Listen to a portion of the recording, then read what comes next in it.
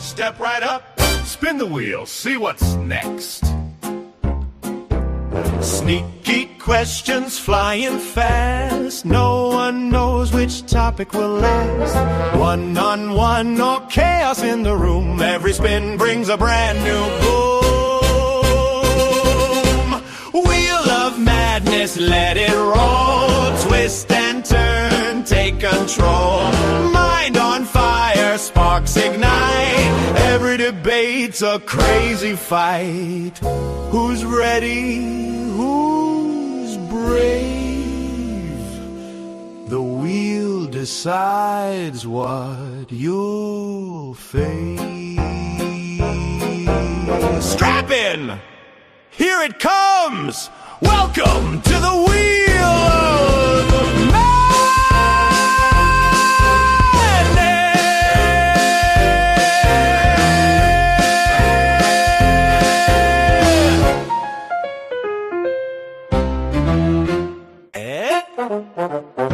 Step right up, spin the wheel, see what's next. Sneaky questions flying fast. No one knows which topic will last. One-on-one or chaos in the room. Every spin brings a brand new boom. Wheel of madness, let it roll. Twist and turn, take control. Mind on fire, sparks ignite. Every debate's a crazy fight. Who's ready? Who's brave? The wheel decides what you'll face. Strap in! Here it comes! Welcome to the Wheel of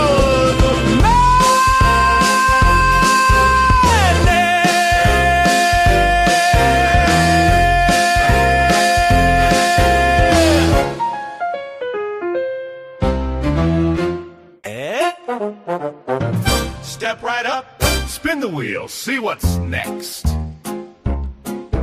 Sneaky questions flying fast. No one knows which topic will last. One-on-one or chaos in the room. Every spin brings a brand new boom. Wheel of madness, let it roll. Twist and turn, take control. Mind on fire, sparks ignite. Every debate's a crazy fight. Who's ready? Who's brave? The wheel decides what you'll face. Strap in! Here it comes! Welcome to the Wheel of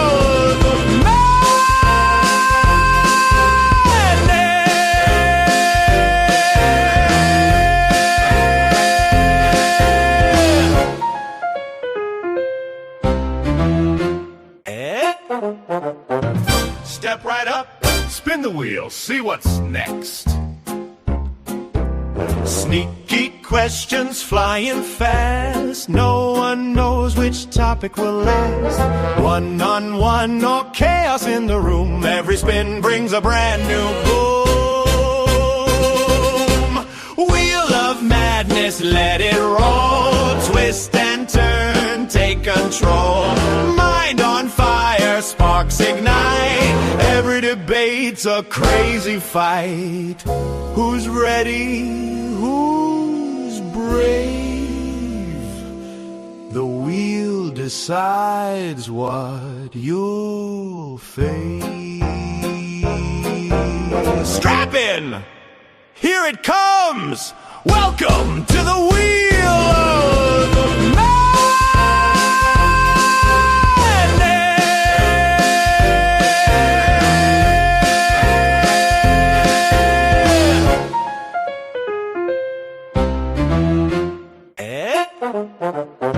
Step right up, spin the wheel, see what's next.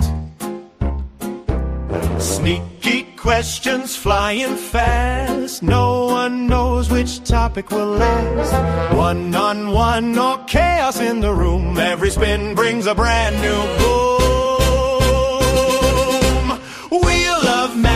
just let it roll. Twist and turn, take control. Mind on fire, sparks ignite. Every debate's a crazy fight. Who's ready? Who's brave? The wheel decides what you'll face. Strap in! Here it comes! Welcome to the Wheel of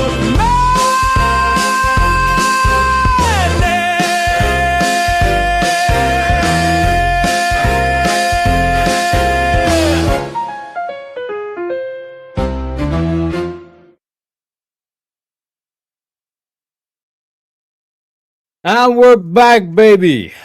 Back. What's the crack? It's your boy Terry out back for another Wheel of Madness, baby. First of all, we got to shout out Easy for the raid. Thank you very kindly, sir. Let me play the clip.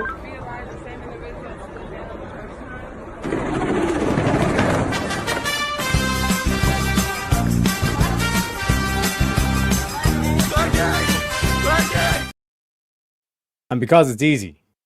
You know what I'm saying? We gotta make sure we stay logical. Well, hang on, stop. Let's start with this. What are the 3 laws of logic? What are they? No, don't look them up. What are the 3 laws of logic? Do you think this is an inconclusive What are the mathematical 3 statement? laws of logic? There's 3. What are they? I don't fucking know. You don't know the fucking laws of logic, dude. All right. No, all right, dude. I don't know where. You don't even know the 3 laws of logic. This is fucking crazy. You're fucking crazy, bro. Do you want to ask Speakeasy if he knows? Yeah, it's the law of identity, the law of non-contradiction, and the law of the excluded middle. His name is John C. Anything else, shit? My motherfucking man, and we got the boys in the back. Let me play the clip. I think it's safe to say that our luck has officially turned around, guys. We are back, baby. We are fucking back. We're back. Yeah. Classic. We are back. We are back. Welcome to the show, Jungle, Pseudo, and Nate. Also, shout out to Jungle for the donations. Let me play the shredding clip, ladies and gentlemen.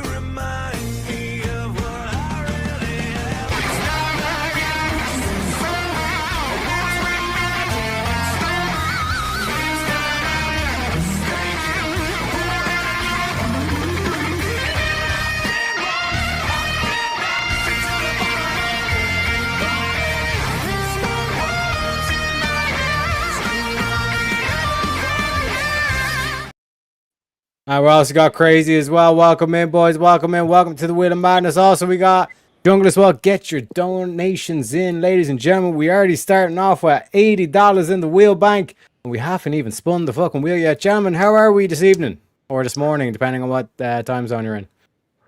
Good. Not bad, Jerry. Good win. I'm on fumes, bro. It's 5:30.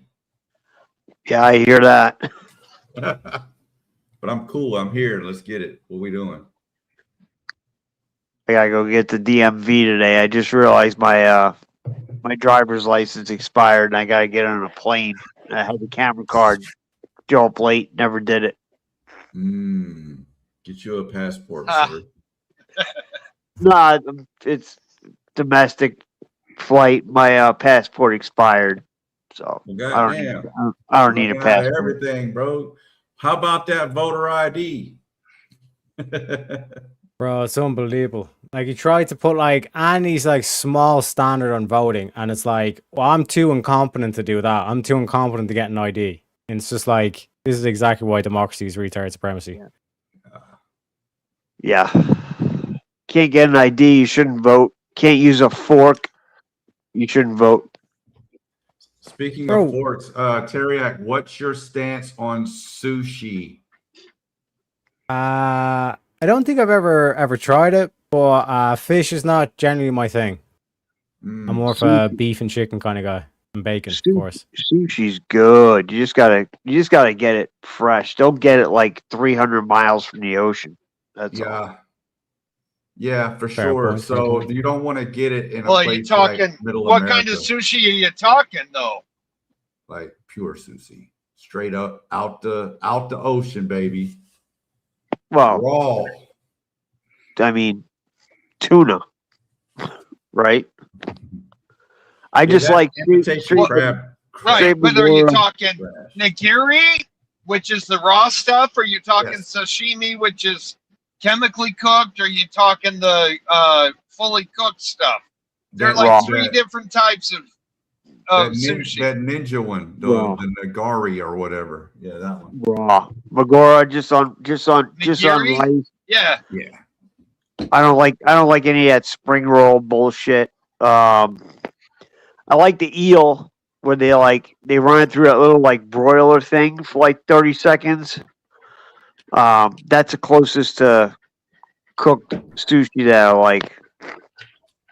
I haven't had sushi though, like good sushi since I right. lived in New York City. And ladies and gentlemen, we got a guest backstage. Let me introduce him. We bring in the studio this morning one of the gay rights activists, Mr. Should I call you Mr.? Mr. Darth, welcome to the show. What up? What up? Not much, not much. Congrats About on the win. sushi. That was badass. hey, Thank you very kindly, sir. I don't fuck with the ocean. I don't eat ocean or water creatures. Freshwater fish is better, unless it's like Chilean sea bass. As far as like cooked fish, I'm like the pickiest eater ever. I don't eat anything that came out of the water. dude, panfish like crappie, perch out of like a clean natural lake that's got snails in it. If you see snails in the lake, you know it's clean. Oh my god, Honor- so good. And speaking of which, we got a gay rights activist yeah. backstage. Tell us all about the fish. We bring in the studio this morning one of the gay rights activists, Mr. Should I call you Mr.? Mr. Hugh Cullen Scholes, welcome to the show. Howdy, gentlemen. Too much sushi talk. Let's get back to the Pepto-Bismol. Let's spin that wheel.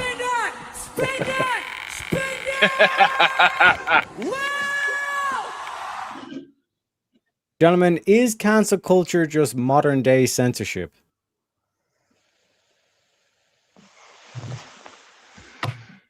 yes.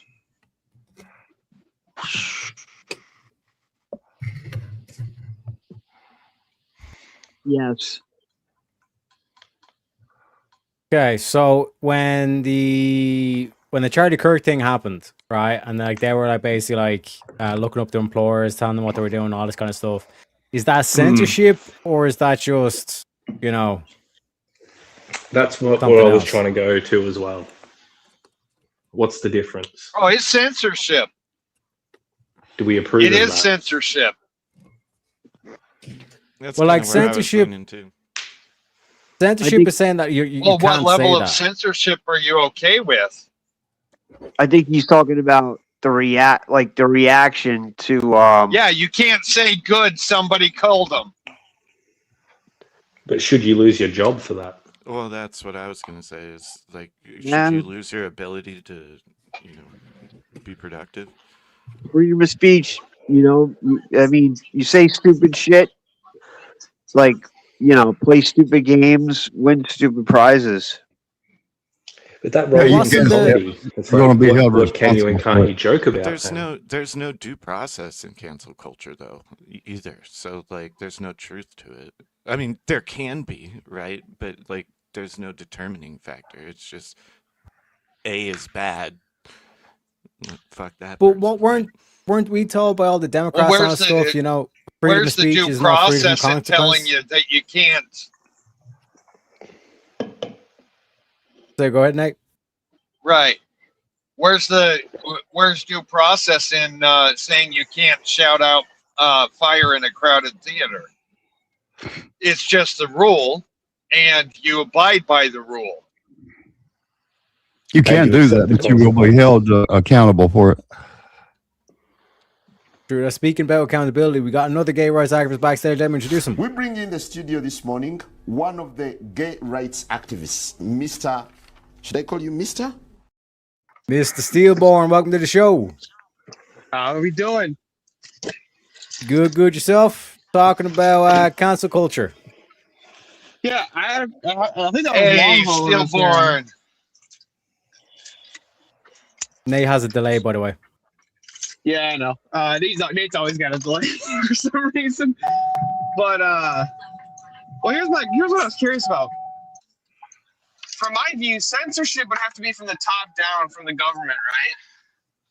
You could have like societal censorship, but like, you know, if all the Christians don't like the gay pride parades, is that censorship? Well, I wouldn't say so. I'd say it's a societal push. It's a boycott. Yeah, it's not the same idea, right? Nobody was getting arrested by the government for celebrating the assassination of Charlie Kirk. People were literally just sending those videos to people's employers and saying like, look at the people you got working for you. Right. Yeah. Make no mistake, the left wants us arrested because, you know, we're not the left of fucking destiny. Yeah, I kind of see it the same way. It's like it's two different things. Like people on the right, we don't we want these to have the right to say the dumb shit that they say. So we can come at. So those that are saying it is censorship would be pro all free speech, correct? Like everything's on the table and it's fine. I would think so. Say that again. Well, if you're saying that cancel culture is modern day censorship, then you have to be for all free speech. Yes. That's kind of what I was thinking. I just hadn't quite got there. Yeah, I think you're right. I don't even see how that's an entailment. Except for like the crowded movie theater thing, or going on an airplane and saying, "Hey, I got a bomb," like that you're saying something that can obviously cause. Yeah. So yeah, I'd absolutely. There's a consequence, but you still have to be like, well, yeah, he still has the right and the ability to be able to do that. You couldn't argue that he can't actually say it. You're confusing political rights with physical capacity, right? Nobody's saying you don't have the physical capability of saying right or saying fire in a crowd. But the difference is that if you do that, you're going to get arrested for it. That speech won't be protected in court. That's the most correct. idea. So then it's like, well, who gets to define what the threshold is? In the United States Supreme Court, basically. Well, I thought the Constitution did. Constitution. So you'll essentially get censored by a court. I mean, the court is there to interpret it, but the Constitution is. Well, really not. Really, it comes down to force. Enforcing it. Who enforces it? Well, can't you say that censorship is simply the limit of speech, and cancel culture? By the government. Yeah, the cancel culture involves many other aspects of your freedom, such as your ability to earn, finances, your speech, all of those things. So cancel culture is more than just censorship. Yeah. Because cancel culture kind of implies that there's action as well as just like speech, right? Yeah, well, like when you got canceled, quote unquote, by the left, right? You got depersoned, right? You got debanked. You were literally, all of you was removed from working with banks. You were kicked off of every platform whatsoever. You weren't allowed to talk to anybody. You were essentially ostracized from society. Now, we used to do this with the town whore by kicking her out of the fucking town. All right, so my question is, was it wrong then?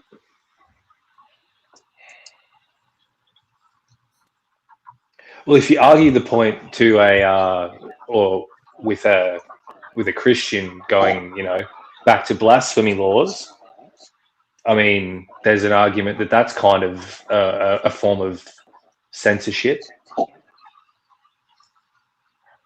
But not cancel culture, though. Well, yeah, but, well, did you get stoned and exiled? Yes. In the United States, That's- no, you were never stoned in the streets in the United States. No. I'm talking thousands of years ago. No, Christians didn't stone people to death for blasphemy laws. You'd be excommunicated. So the blasphemy laws were basically for the church structure. If you were a blasphemer and you continued to blaspheme after correction by your priest, You got would cancelled. be excommunicated from the church. No, you'd be You excommunicated got from the cancelled. church. And you got Sure, cancelled. come Exiled, cancelled. Anybody else here on TV? Yeah. It's Yeah, I driving me nuts. It's usually me, but it's not this time. What's the question? I think it might be stillborn then. I think it's like background noise. If your mic, 1 second, let me check the settings.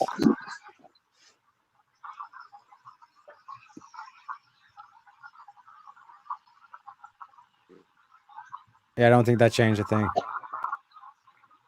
Just mute when you're not speaking, stillborn, if you can. But I think like the distinction between like cancel culture and censorship is like there's going to be like some sort of like legal case or legal action taken against you, or like legal punishment, whereas like cancel culture is what you guys were kind of saying there, where it's like either excommunication or like you're kicked out of the village or something like that. Well, if you're kicked out, you're legally being removed. It goes hand in hand almost. I'm sorry. Can a town of people chase somebody out of their town without getting the law involved at all? Actually, yeah, they can. If it's absolutely. If it's like a gated community, they can. Correct. Yes. I have a retarded question because my mom took Tylenol. Ooh. Isn't this kind of an Your mom was Tylenol maxing too? Yeah, extra strength. Yeah. But isn't this A cannot be B? Am I like overthinking or oversimplifying this?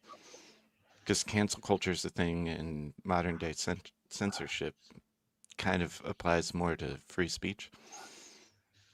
This is the second time a prompt like this came up, and my immediate reaction was yes. And then as soon as I started thinking about it, I'm like, well, no, they're two different things. Very much the same. Well, they're using their freedom of speech to just erase you, more or less, try to take your job or your ability to make a living. Yeah. And silence the words they don't like, using their free speech. See, now I'm back the other way because then doesn't There you go. canceled, right? It becomes almost, the question is almost circular. Like once you start properly thinking, it becomes like A is B, but B becomes A, and then That's a Well, are you crazy? Well, I have a question for Are You Crazy? When Okay. people were when people were making videos mocking the death of Charlie Kirk, right?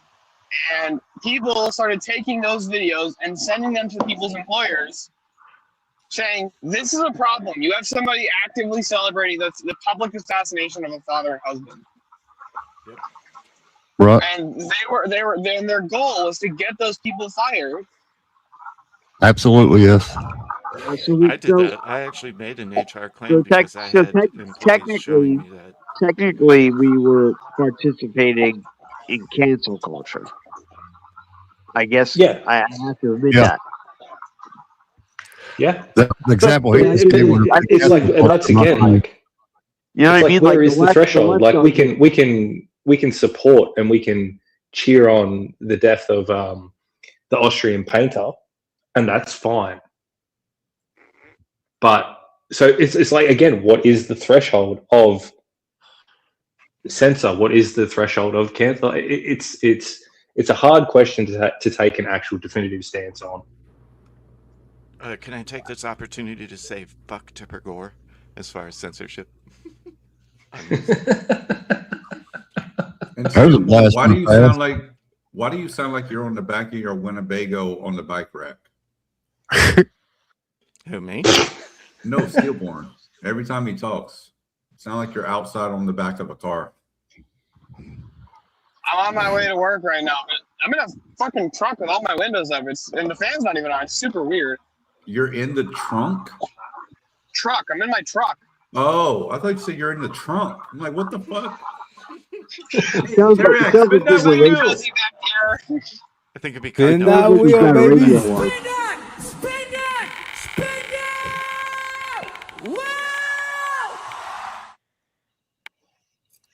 Going to be related. Is free speech dying because of big tech censorship? Elon brought it back for a bit, but Why do you think Rumble exists? Yeah, no, I'd say no, it's not. Free speech is dying because progressives don't like their feelings hurt. Mm-hmm. Yeah, I think it's kind of like a chicken. Which came first, the chicken or the egg? So I think it's because of the people that tend to be involved, the higher ups in these big tech companies. It's not big tech itself. what about Blue Sky though, right? Like, if you want to talk the progressive side, like Blue Sky exists for them to have their free speech. So, is it dying? No. Have they moved their speech in terms of social media aspects? Yeah, they've moved it, but it's probably not dead. Well, I'm not even sure free speech is dying. I think it's actually kind of having a resurgence. It's just shifted, if anything. AI is taking a lot of that over. It really is. It's doing the audits, and I don't even know how they check it. Yeah, if free speech was dying, I don't think we would have President Donald Trump right now. Especially since he won the popular vote. Also. I don't think we'd be playing Wheel of Madness either if it was dying. Right? Good point.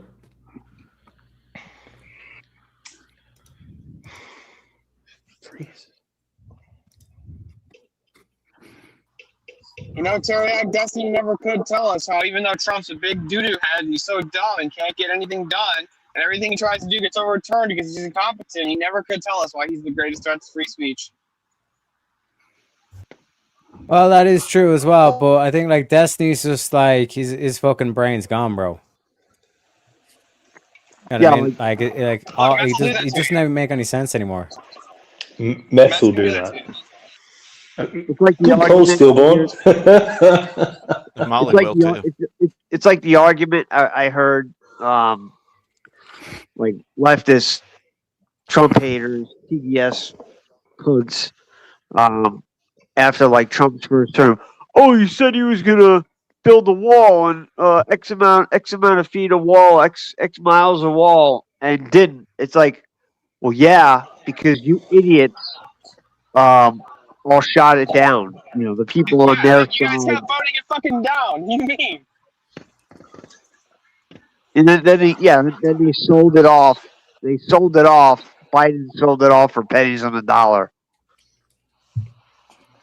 Well, like a key thing that like I keep trying to point out to people, especially like the black pillars and all this kind of stuff, is that like we've come a long way than like 10 years ago and all this kind of stuff. Here's a clip off Jesse Lee Peterson when he was on Piers Morgan, back when he was on Good Morning Britain, right? So just listen carefully to what like quote unquote the outrageous thing that Jesse Lee Peterson says. It's an evil organization, just like Black Lives Matter. Black Lives Matter is a far-left, liberal, radical, agitative organization founded by a bunch of black lesbians and homosexuals and Mr. Peterson, radical I social suggest justice you give... warriors. Okay, wait a minute. Mr. Peterson, you're now descending into extremely unpleasant and frankly vile rhetoric. And I don't know why.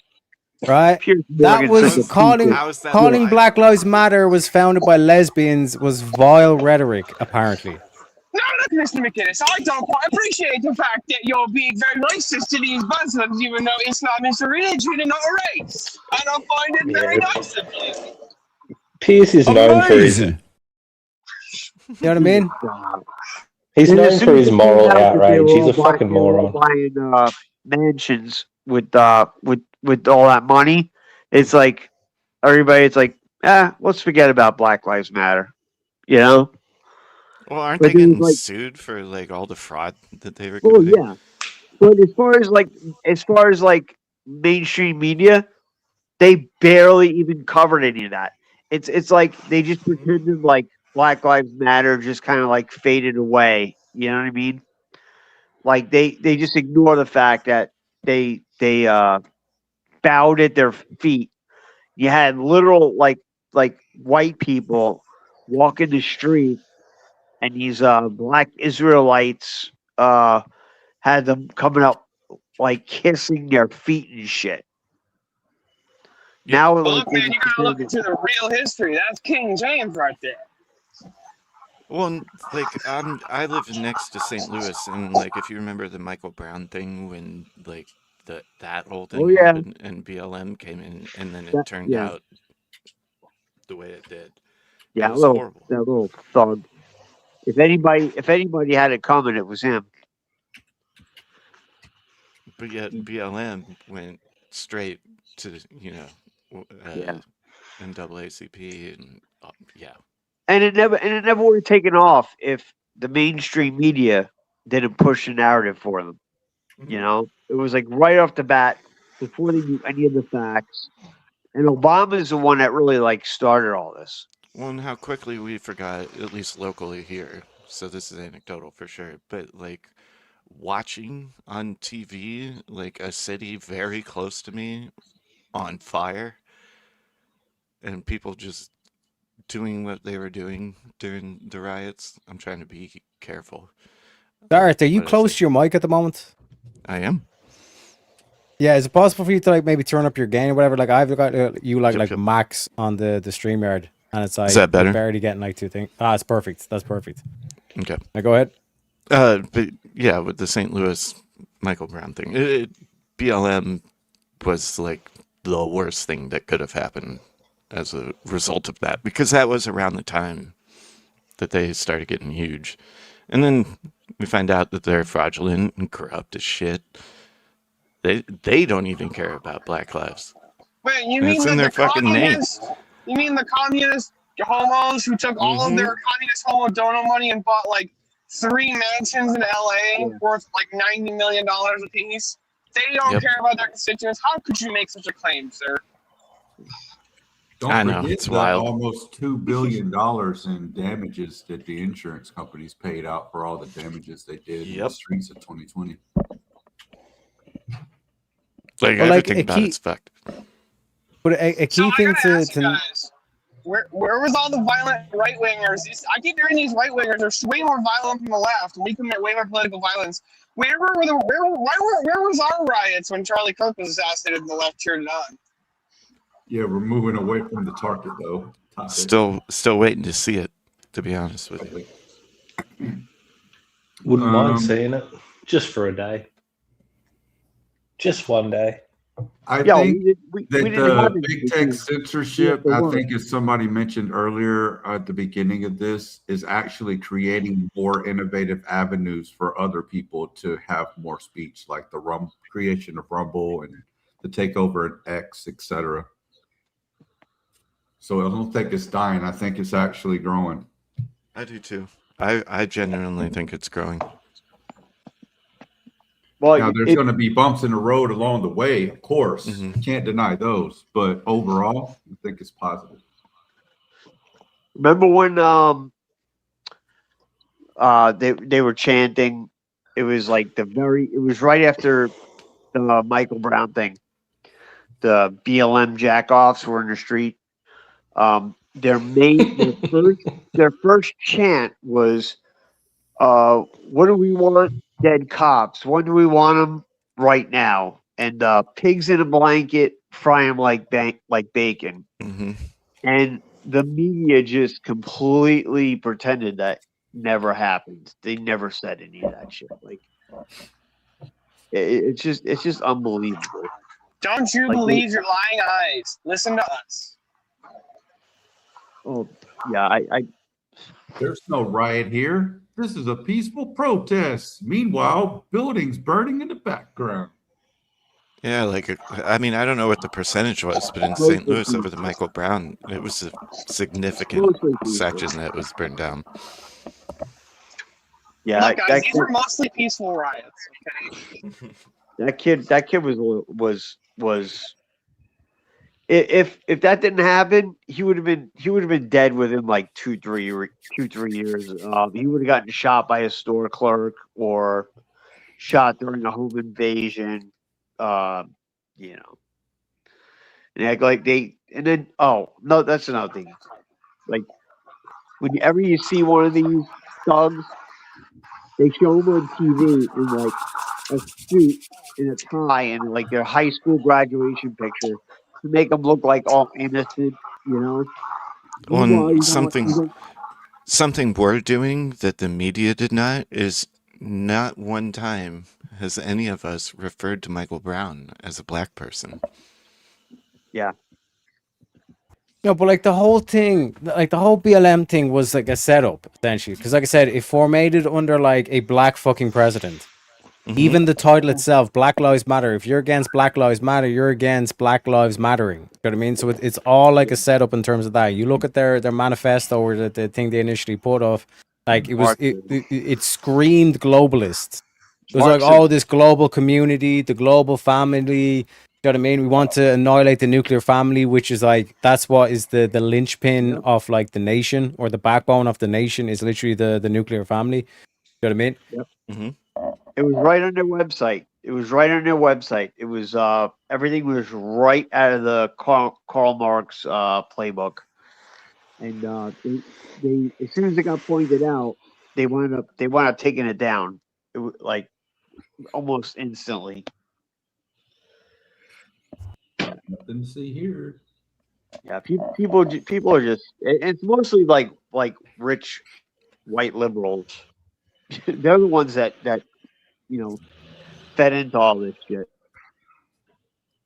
You know, there are people that still have Black Lives Matter signs, like those little flags, and it's like it has like all the virtue signaling talking points, like Black Lives Matter, love is love, no humans illegal, science is real. Like, get the fuck out of here. To answer the prompt, I kind of think we've come to the same conclusion that actually big tech censorship is helping free speech. 100% it is. Blue Sky exists for that reason. Now, we don't like it, we don't go on it, but it's there. Mm-hmm. Yeah, I mean, people are still making do on YouTube, getting around the you know, yeah, they can try and demonetize people, but we're finding ways around it. People are finding ways around it. Rumble, 100%. Fuentes found Rumble and made a killing. Should we spin the wheel, Terry? Spin the wheel, yeah. Let's spin that wheel, boys. Spin it! Spin it! Wow! Should we cut all foreign aid and focus only on America first? Yes. Yes.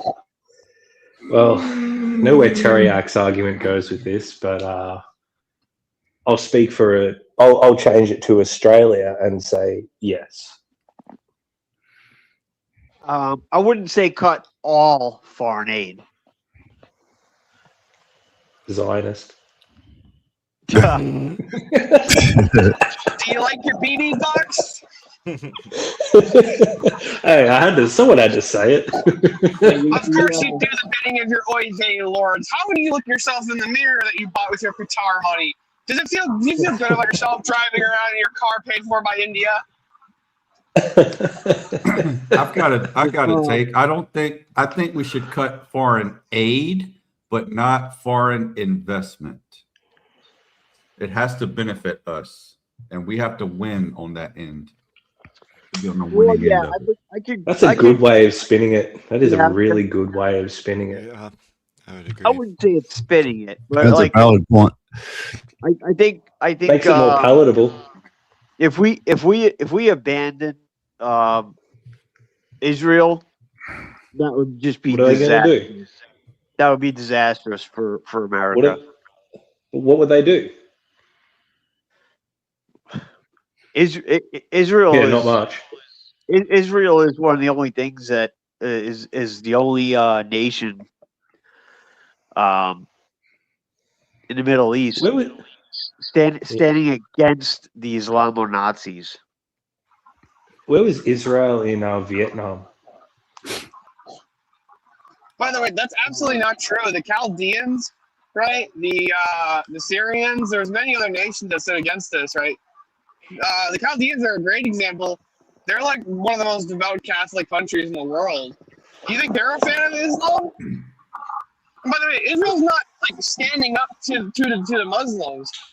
They're just blowing them up. Okay, let's be realistic here. Like they're not like standing up to stop Islamic oppression on Muslims. They don't care. Israel doesn't care if Muslims oppress Muslims. They don't give a shit. Nope. They're just like, fuck it. Carpet, We want the let land. them carpet bomb each other for 20 years. Just let them go.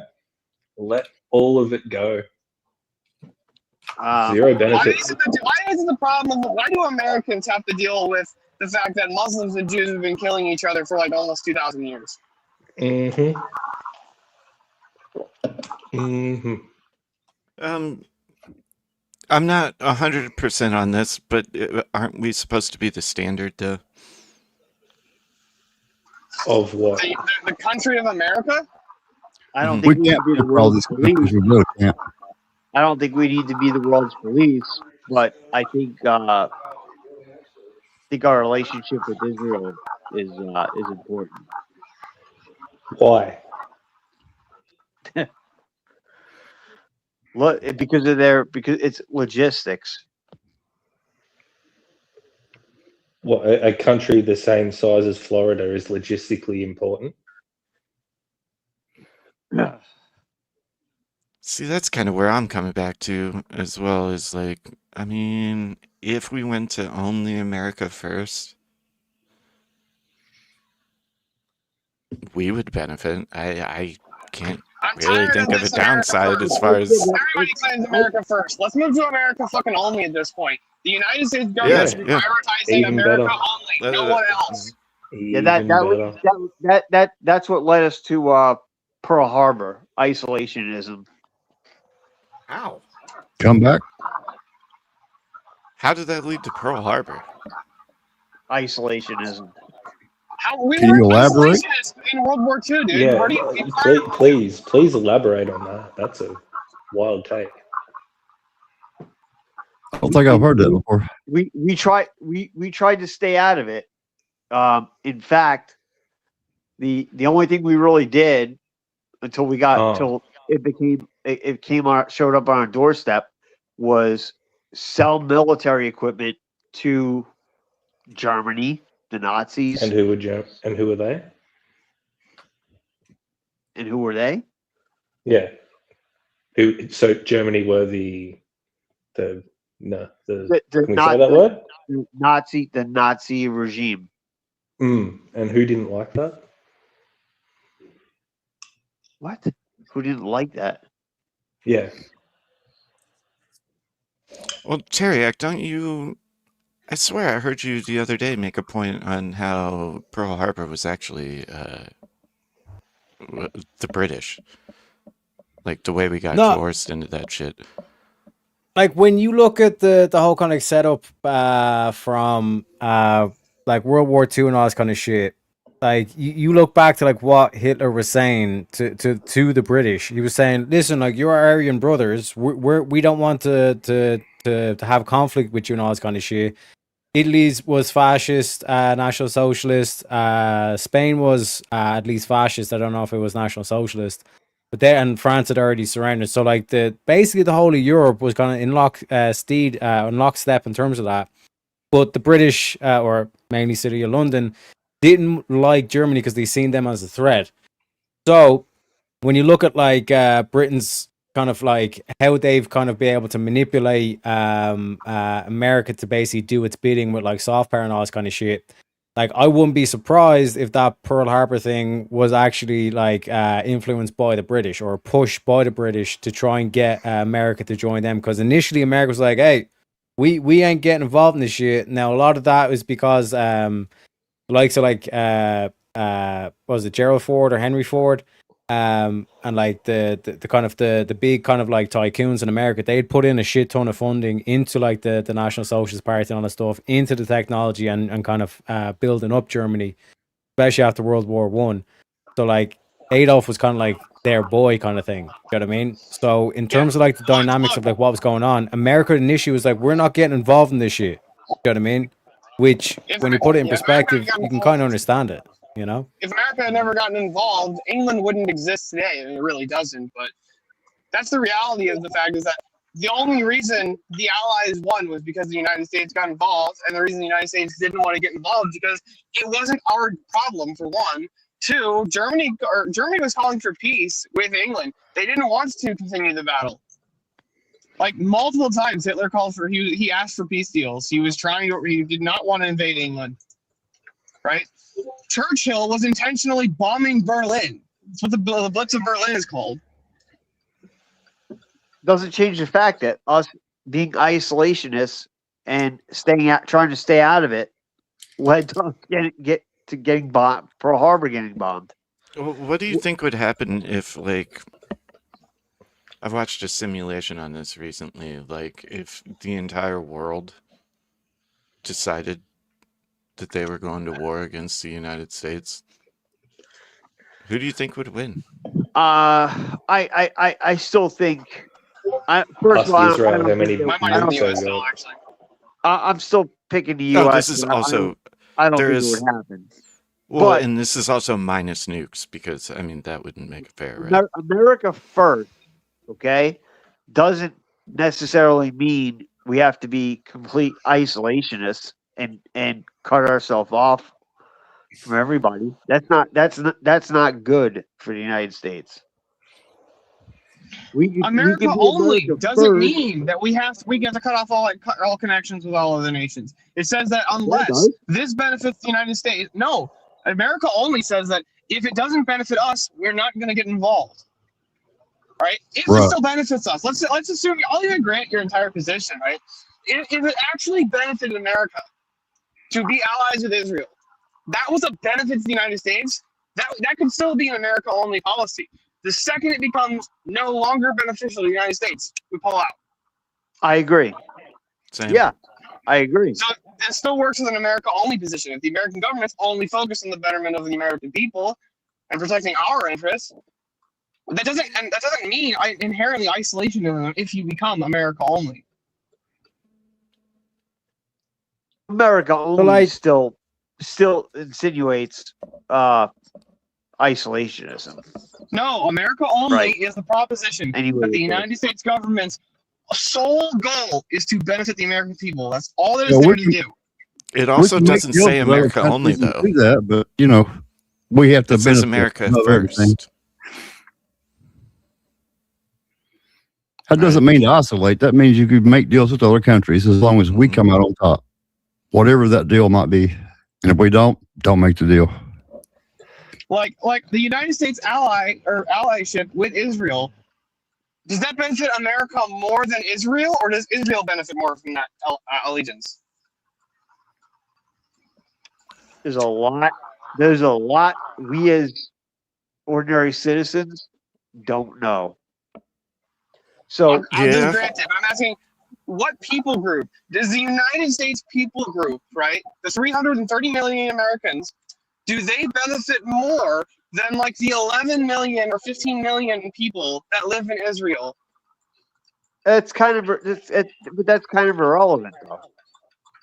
No, it's not. That's the whole concept of America first. I think it is. It just because it benefits them more doesn't mean it also can't benefit us. I literally said, I granted that, though. I literally said, let's just grant it that the United States benefits from its allying with Israel.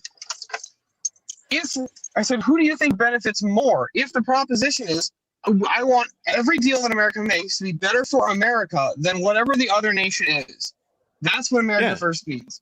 Yeah, that's Then if yeah. it benefits Israel more than America and we're getting the short end of the deal, fuck that. It's irrelevant.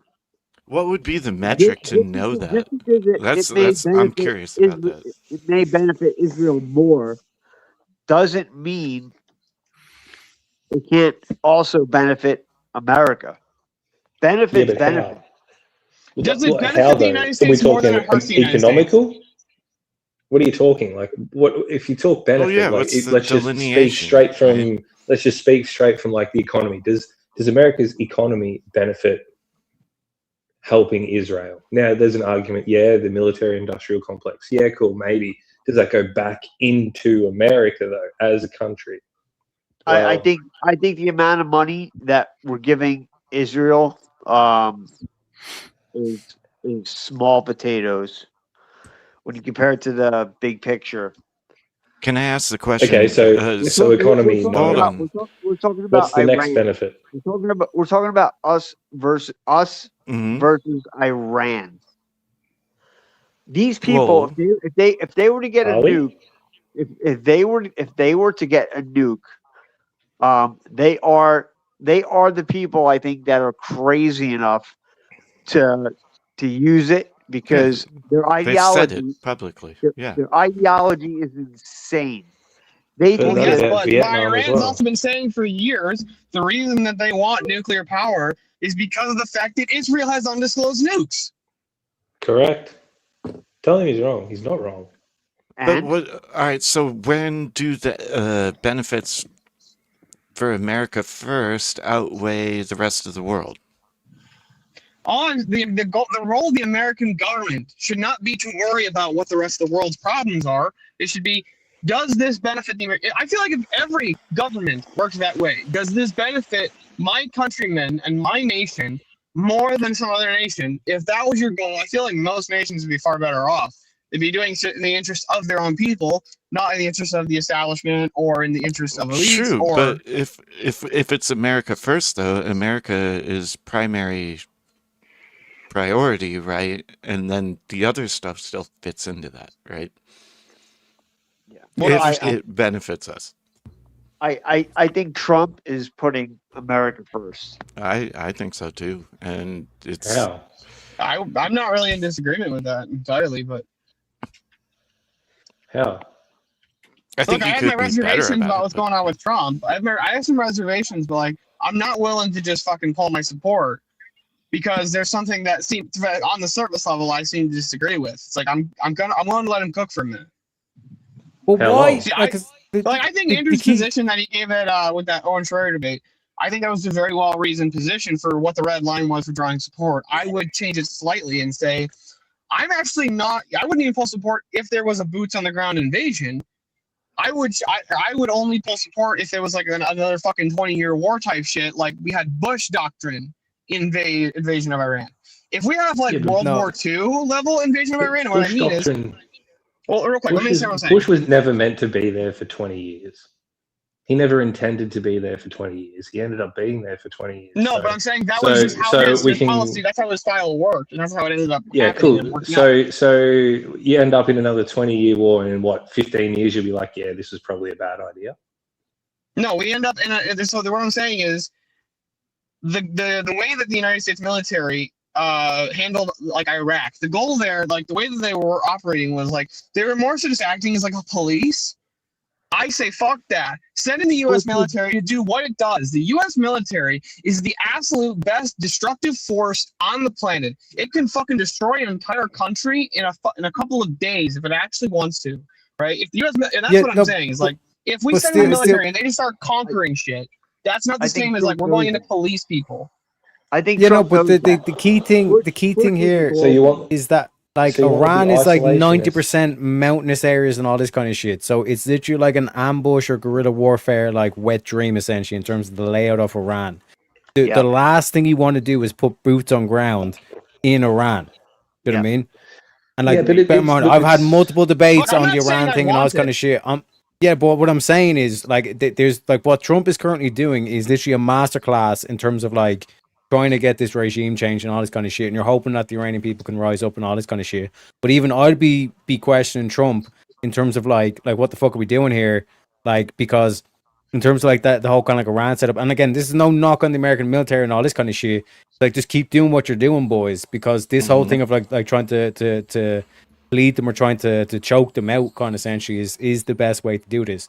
But to get back to the question in terms of like the foreign aid, the key phrasing is foreign aid in this. I don't think you should be giving foreign aid to anybody. Fuck these developing countries. If they can't stand on their 2 feet, they should fucking fall. You know what I mean? Start working on trade deals and all this kind of shit and saying, okay, you got natural resources, we'll do business with you in terms of this and all this kind of shit. And then tariff the fuck out of any country that's trying to undermine your manufacturing and industrial base. Yeah, like Terry, I'm sure Terry would agree with me here. Like, most of Europe and like all the Europeans are like, look, we have our free healthcare and all that. It's because we're fucking paying for their military, essentially, right? Yes. It's like, why is that our obligation? Why do we have to pay for your military? Fuck you. Pay for your own fucking military. You'll learn real quick how quickly that socialized healthcare goes away. Yeah, and I agree. I think in general, NATO is a disaster. It's a shit Blow deal it up. for us.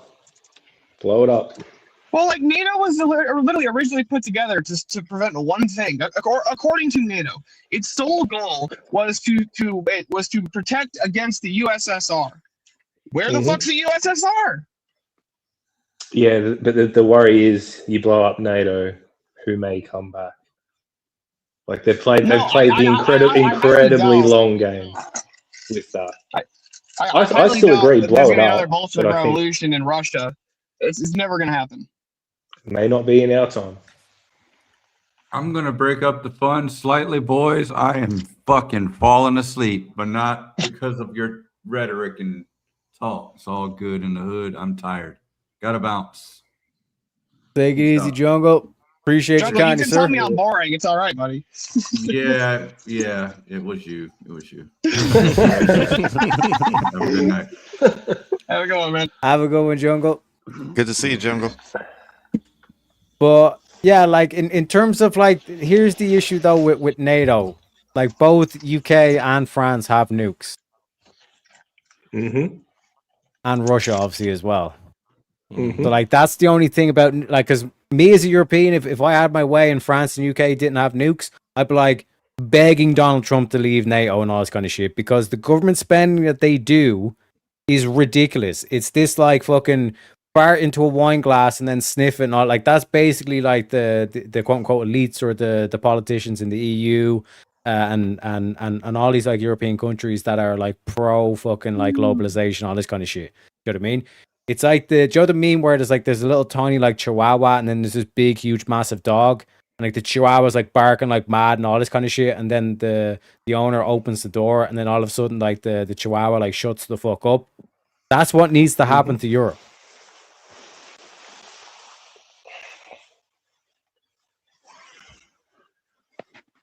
I think we should. I've been saying this since the late '80s. We should just level the fucking Middle East. Besides, Absolutely, you can't and let them rebuild, by themselves. Turn it all to glass. Well, because it sets a precedence, though, right? Yeah, don't fuck with What, it. like World War II? When we absolutely destroyed Germany? We destroyed their economy? Or Japan? Right? We literally blew up their two biggest Christian cities. It's a fair point because they are really good cities now. No, they were before. They were before we blew them up. Hiroshima and Nagasaki were devout Catholics. So you're for it or against it? Look, my position used to be like, or my position is kind of, it was like, I understood the first one, but the second one I didn't until I used a microwave. Right? And I pulled it out and I'm like, why is Hop not surrendering? So then I had to nuke it again. That's very good.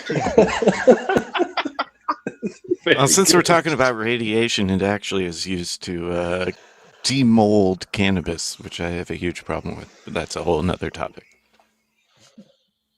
Yeah, well, think about this. Think about this.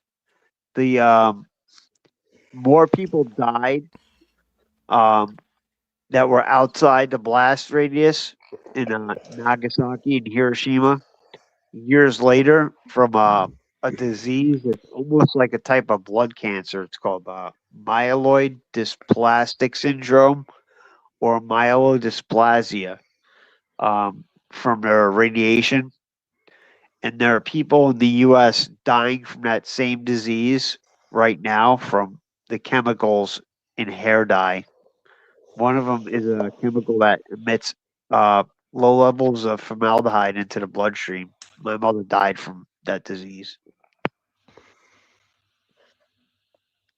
I want to say spin the wheel. Spin the wheel?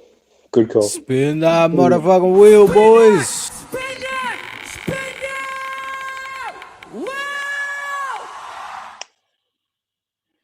Gentlemen, is inflation still the biggest threat to the average family in a modern day?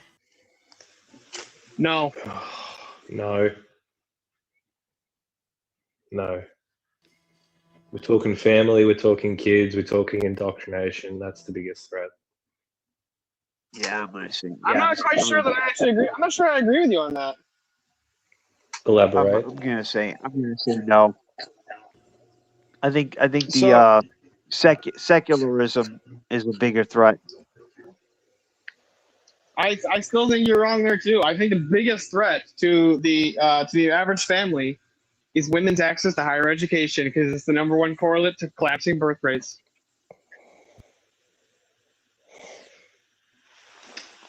Correlation doesn't necessarily prove causation. Doesn't causation, yeah. It's, I agree with you that it doesn't necessarily prove causation, but when it happens consistently and universally, meaning it doesn't matter the nation, doesn't matter the religion, women's yeah, access it's to not higher universal. education. It's not universal in the Muslim. So it's not universal. The Muslim nation, the Muslim women don't have access to higher education. What led to feminism? Iran is Muslim. fair- and they definitely have. Basically secularism, occultism. Like, to be fair though, in the Muslim nations, they get married when they're like fucking 14 or something crazy like that, so they're able to pop out a couple of It's kids at Iran. least before they get to that age. Oh yeah, And most Muslim women in those nations don't have access to higher education. Some do. Yeah, but the majority don't actually. You know, And the with majority that- don't, but the ones that do, there isn't like as severe of a knock on that. But like, I think that the main thing that Steelborn's pointing to is that, like, especially in the West, when you look at like this big push to get women into higher level education, they're like the years where they're like most fertile, like that. I think it's like 16 to 24 or something, or 22 or something like that. Is like that, like that's when like It's 18. a woman has her most eggs, or 18 to 24 or whatever it is. Like that's when she has her most eggs and all the stuff, and that's typically when the woman's going to college. She's spending all her time in and- college rather than Yep. you know. Yeah, and all of that starts from the indoctrination at the younger level. That's what I was getting at. Like, you indoctrinate at a younger level to be like, well, no, you don't have to be, you don't have to have a family. You don't have to do this. You can go and it all starts from the indoctrination at the primary school age. Well, yeah, but who are most of those teachers? Post-indoctrinationists. College-educated women? Secularists. Yeah, not all. They're not all secularists. There is an argument for secularism. It's a good thing.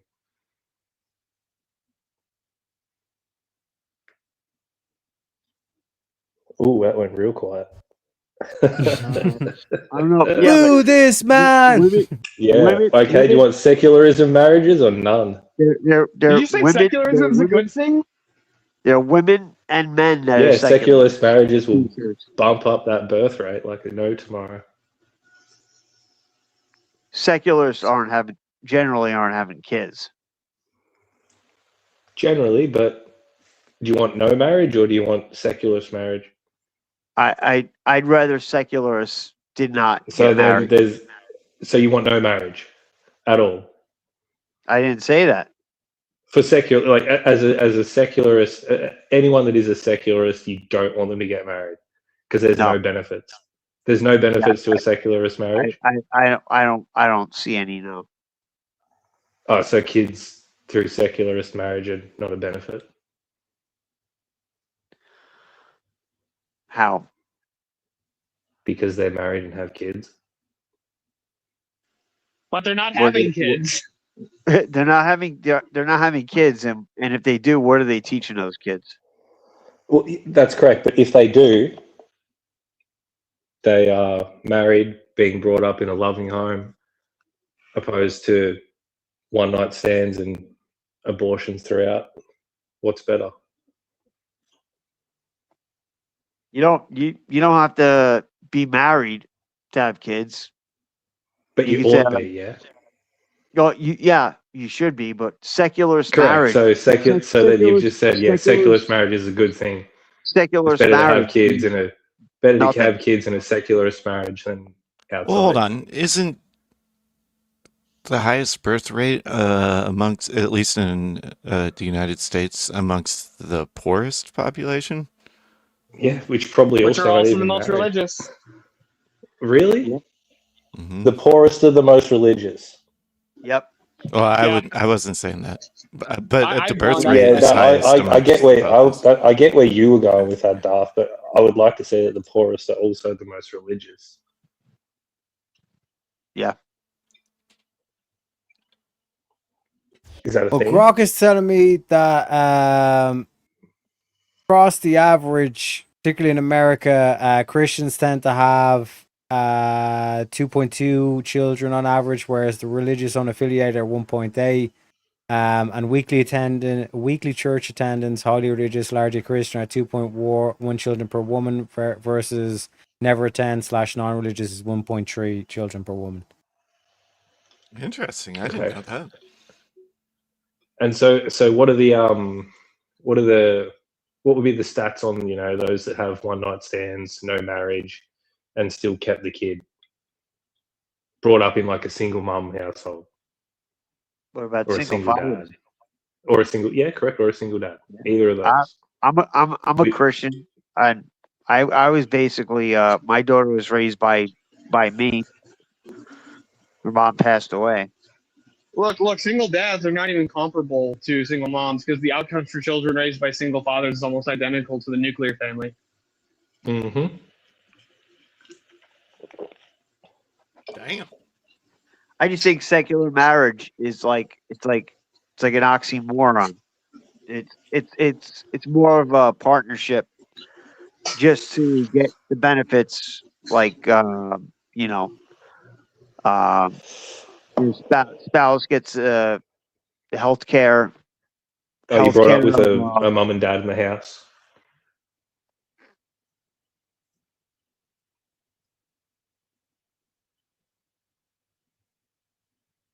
Well, they could have a mom and dad in the house and not just not be Best married. outcomes for kids come from having a mum and dad in the house. Yeah, but why not make it official?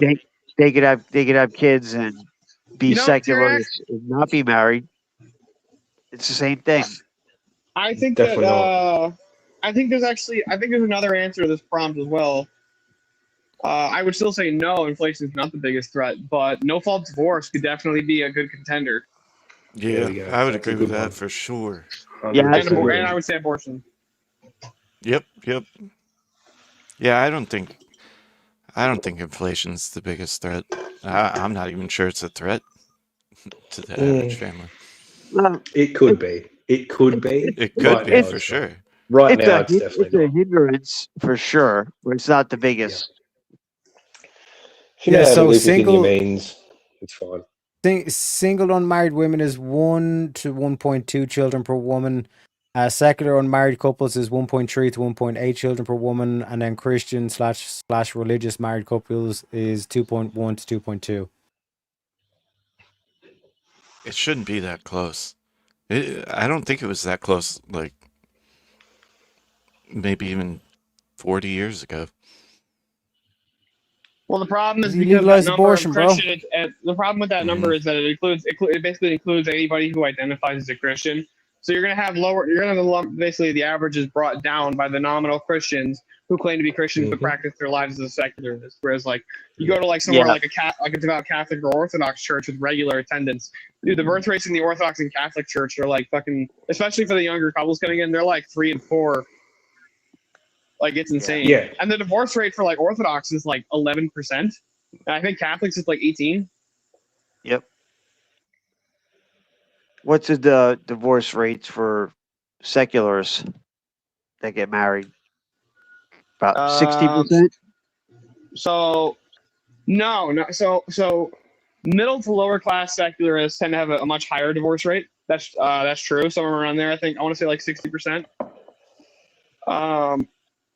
But college educated secularists tend actually not to. But the distinction is when it's a college educated secular couple, the woman initiates the divorce 90% of the time. Yeah. So if you do away with no fault divorce, secularist marriage is. I mean, I don't see the argument. Dude, if you get rid of no fault divorce, secularists aren't going to get married. How? Because if you get rid of no fault divorce, it's going to turn marriage back into an actual lifelong commitment, which the secularist has no justification for doing so aside from they just prefer that they do.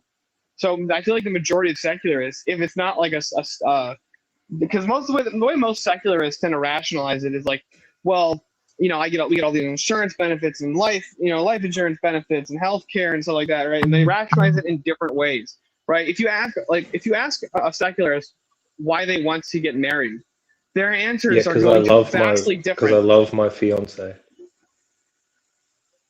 Yeah, that's not the same, nowhere near the same justification as like if you were to ask like a devout Catholic or Orthodox or even a devout Muslim. Like they're gonna have totally different answers. What would be a devout Catholic's answer? To fulfill my obligations to God, because from my view, it's either become a monastic or become married. Yeah, so what? I can't have all of those justifications absent God. Become a monastic. Yeah, the divorce rates for secular, non-religious are anywhere between 35 to 42%. Christians overall is 32 to 35%. But if you're practicing and an active Christian, that goes down to about 20 to 28%. And then Eastern Orthodox is 9%. But it's saying like Greek Orthodox is like 14%. So it's much lower if you're Orthodox. Absolutely Orthodox. I don't think I couldn't even come up with an argument against that. But the seculars compared to the Catholic, it's chalk and cheese. There's not a lot there. Spin that wheel. I was about to say that too. Thank you, Susan. Man didn't want to get wrecked by the seculars.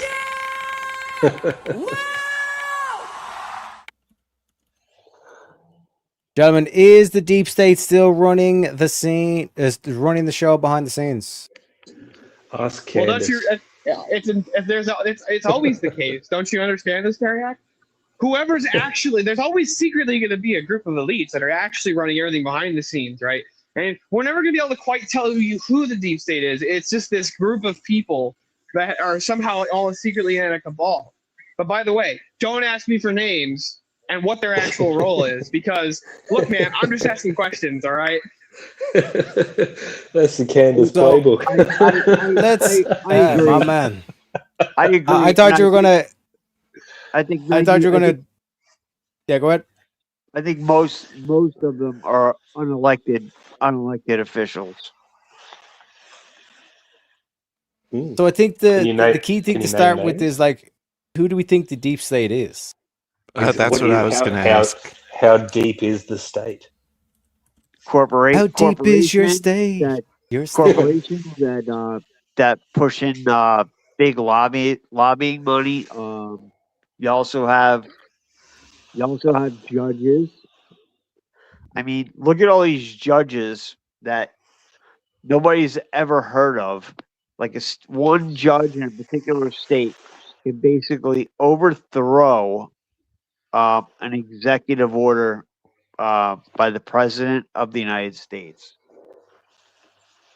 I mean, then you also have your people in the CIA, the FBI. I mean, maybe not to the same extent now, but do we really know that? I mean, but I think there's always always a deep state running the show. Is it now?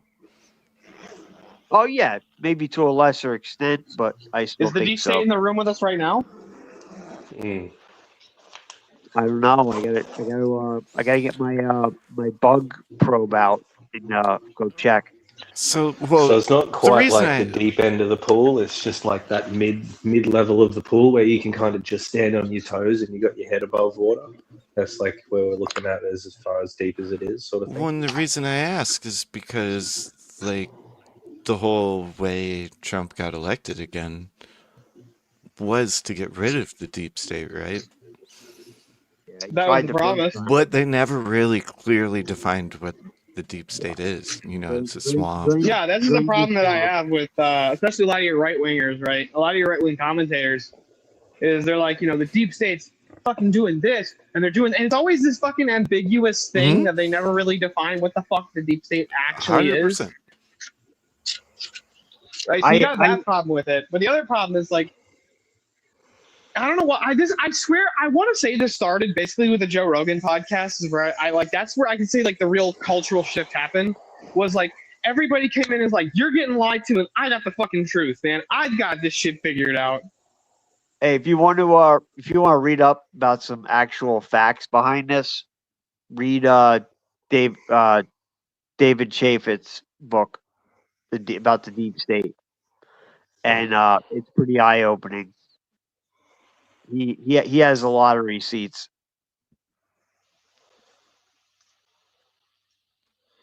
There isn't like a full-on like definition of what the deep state is, though. That's the thing, and like the fact that it's being published, is it really? How does he like, define? Does it have How does he that- define those the sort deep of state? receipts? Like really? How does he define it? David Chaffetz. Yeah. It's basically like all of the above. He goes into even as far Do you back see as the problem with how ambiguous that can be? you got to read the book. Like look, just trust me. Just read the book. And you got. Well, I feel like a lot of do- people, when they say the deep state, they're referring to unelected people, right? That are like running parts of the government. Now, I can see that at some point, but you gotta remember, these people, based on the way our system works, it's true that they weren't elected, but the person who appointed them usually was, right?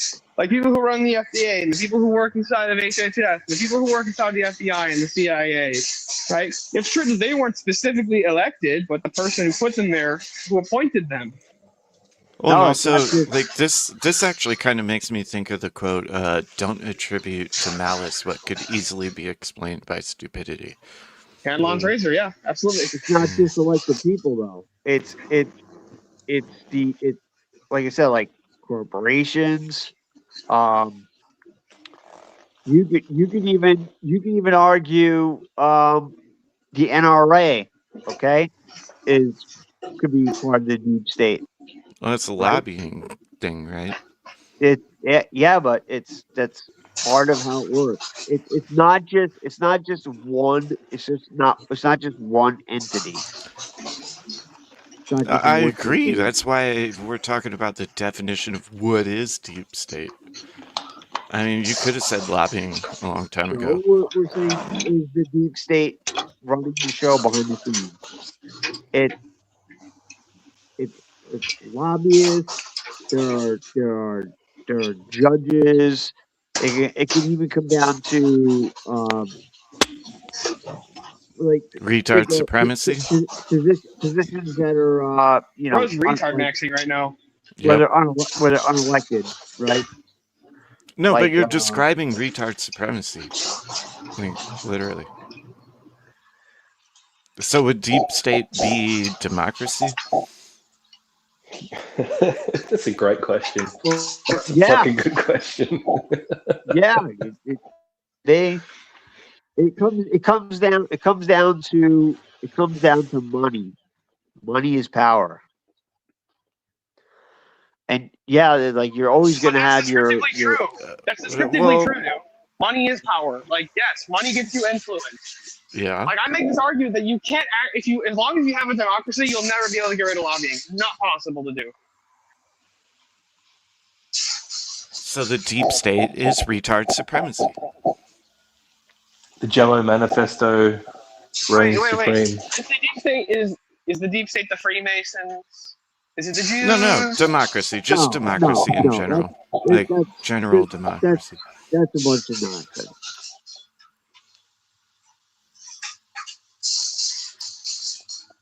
Is the leprechaun even still here? Did he fall asleep? Okay. I would say like Bilderberg Group, BlackRock. They are definitely part of. That's a huge lobbying thing, right? Like a huge corporate slash lobbying. BlackRock is a real estate company essentially. Yeah. Right. So On this paper. this private company. Now look, if you wanna like you and me team up to like say fucking break up BlackRock, it's a fucking monopoly. I'm all with you there. But to claim that they're like BlackRock secretly pulling the strings behind the scenes, it's not just one. It's just not. I'm giving you an example. It's not just one entity. It's not just one corporation. It's not just corporations. It's an organization. Well, then it wouldn't be the deep state, right? Because that's what the deep state is. no, but that's global. And Then you have people like Charles Brennan. He's part of the deep state. People in the CIA like him. is Elon Musk part of the deep state? What's that? Is Elon Musk a part of the deep state? Yeah, so deep state is a term generally used to describe a purported covert network of entrenched, non-elected government officials, intelligence agents, and military personnel who are alleged to work independently of elected political leadership to influence or undermine government policy. So yeah, you can consider also known as Elon lobbying. Musk. That's why I'm You asking if can lobbying consider is. Elon Also, Musk shout out part of to the deep state. Jiraiya. One sec, my man.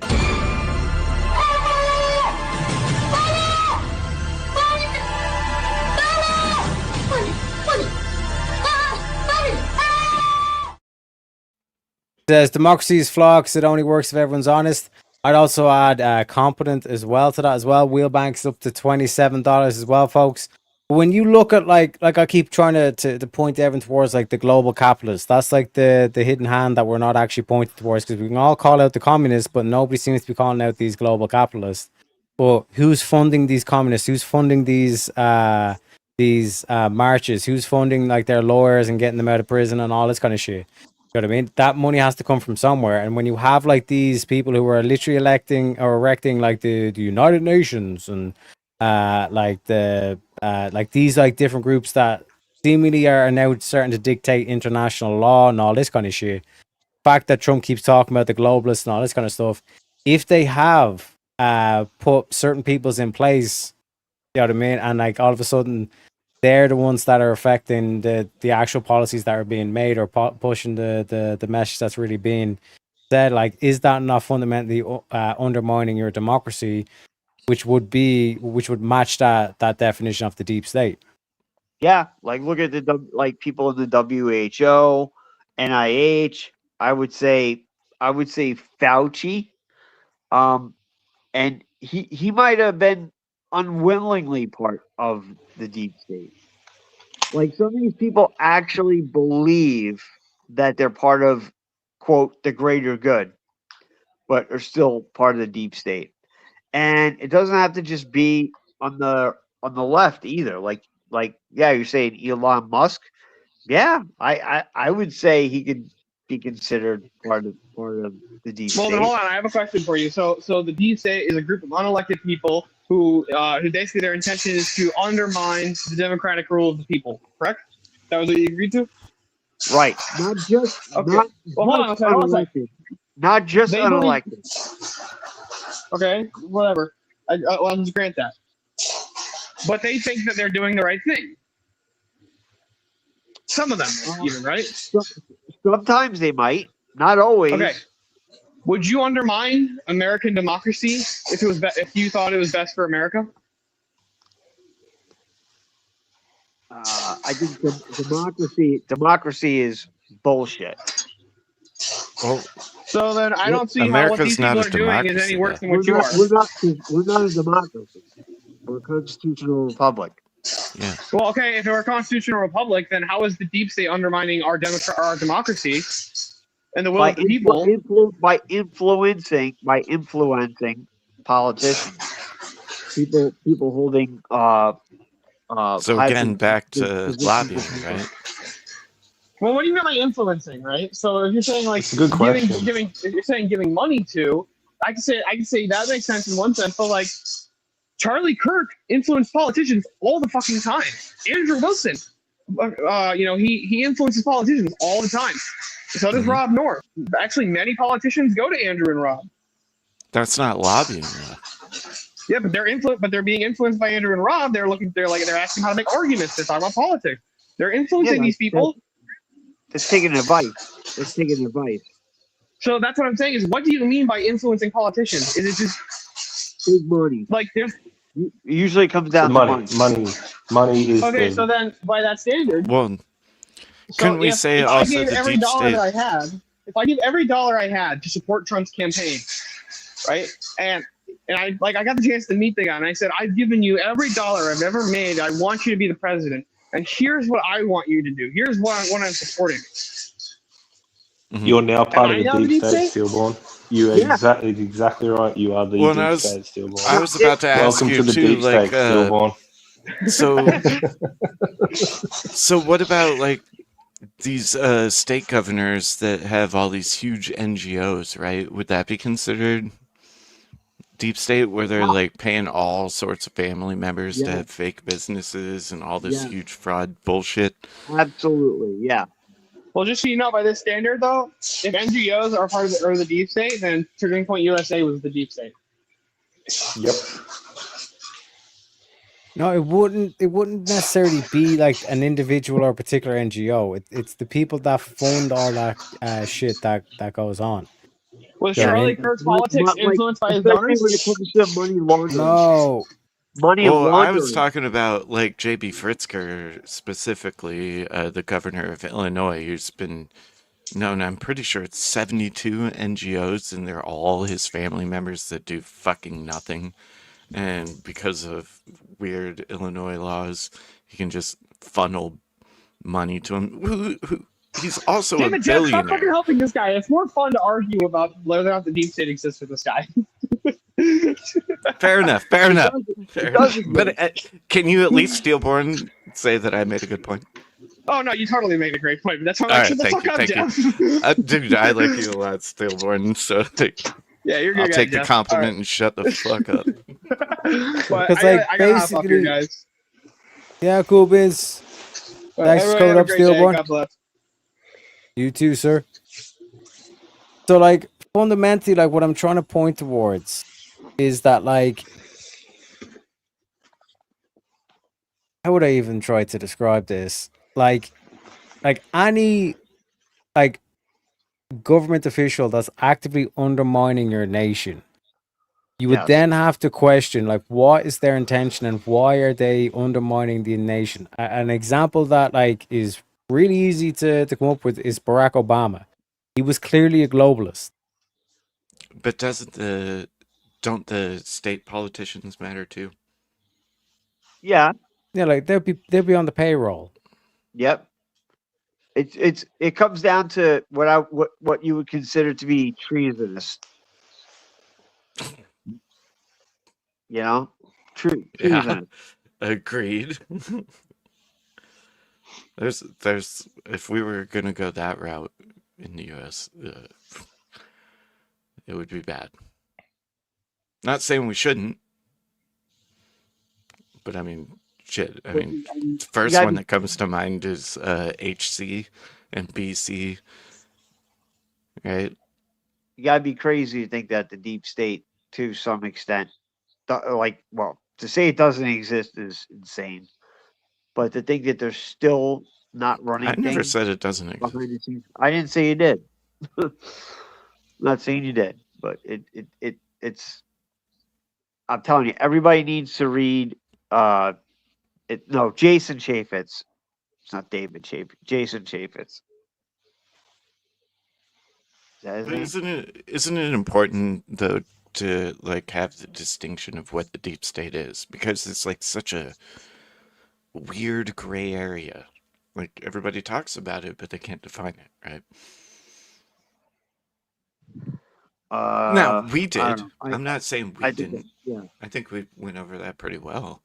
I'm just saying, like, No, as I far don't as think like, Trump. I don't think. Honestly, I don't think Trump does a real good job of I agree. explaining it. I agree. to be honest with you, and I also think one of Trump's biggest weaknesses is trusting the wrong people, appointing the It's wrong wanting to be people. liked. Mhm. It's his biggest flaw is wanting to be liked by everybody. Yeah. But Well, I would make the Which he argument ran on the that exact that opposite is of. totally okay because of all the other pluses, right? I'm okay with But him like, wanting to be like, if he Yeah, wants to fix shit. wanted to be liked by Putin so bad. He made fun of the little fella in North Korea, which was great. I think the world needed that. And it made him look great. It made him look massive, and then kind of flipped on a dime and just wanted to be loved by Putin. It was just such a I don't think he wants to be loved by Putin at all. I think it's part of his negotiating tactics.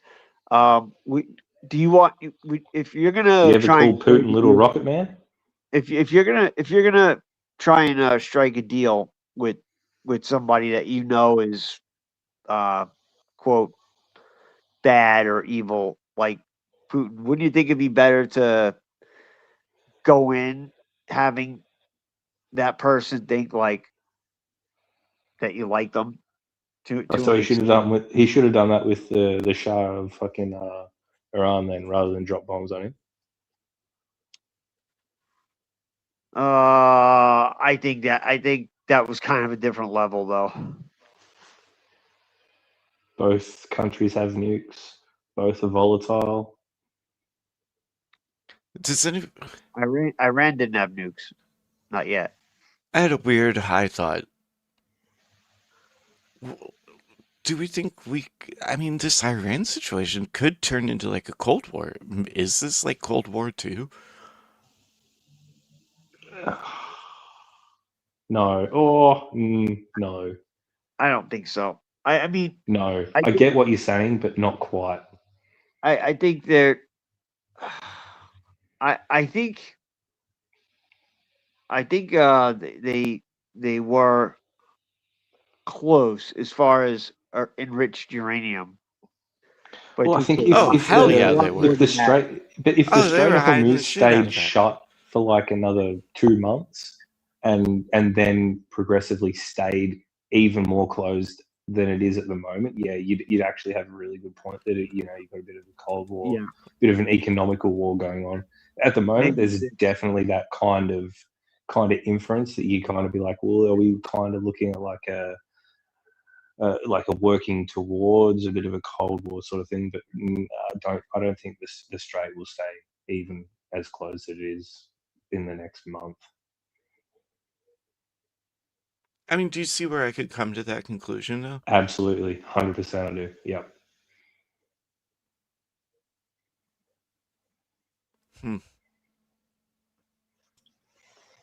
so a key thing for me is, right, it's something that I often kind of like I go back to and all this kind of shit, because if you're going to be philosophical, you have to be able to question every single belief in your head, right, and provide justification on all this kind of shit, right? If the 2020 election was actually rigged, which there is plenty of evidence to indicate that it was, How did Trump get back into office?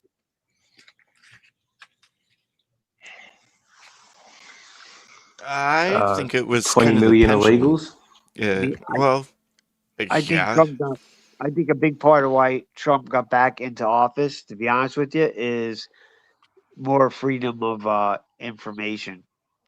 I honestly, I Oh, think he ran on it, but he didn't really give it. No, and I actually No. did a whole tinfoil hat stream where I went over all the fucking videos from I need what led up to it. the If UFA Elon, or if whatever the if fuck we Elon call it Musk, now. if you what I mean by that is like if Elon Musk hadn't purchased Twitter, that might have been enough to make the difference. Because like Oh, for sure. He saved freedom of speech by doing that. it was a landslide. Because he won, quote landslide, because he won the popular and electoral. But that crazy bitch did still get what, almost 60 million votes. Yeah, Yeah. because of 20 million fucking illegals in the country. It was the border. The border was the biggest problem. Are you by saying far. are you saying that the illegals voted for Trump? No. When he spoke about Kamala still getting a lot of votes. I don't know if I would say I if I had actually to think guess, they voted mostly for Trump. if I had to guess, I would say let's say there was 20 million illegals. I would say maybe 3 million actually voted. Yeah, 3 Still a million lot. maybe voted 2 or 3 times. That's the thing. Like you got illegals that are in the country. They can vote, go to a different election, vote again, go somewhere else, vote again. Like they're all illegal. I think it was mostly besides like I think it was more of a freedom of information, and people starting to realize they can't trust CNN. It was lower trust in the mainstream media. People using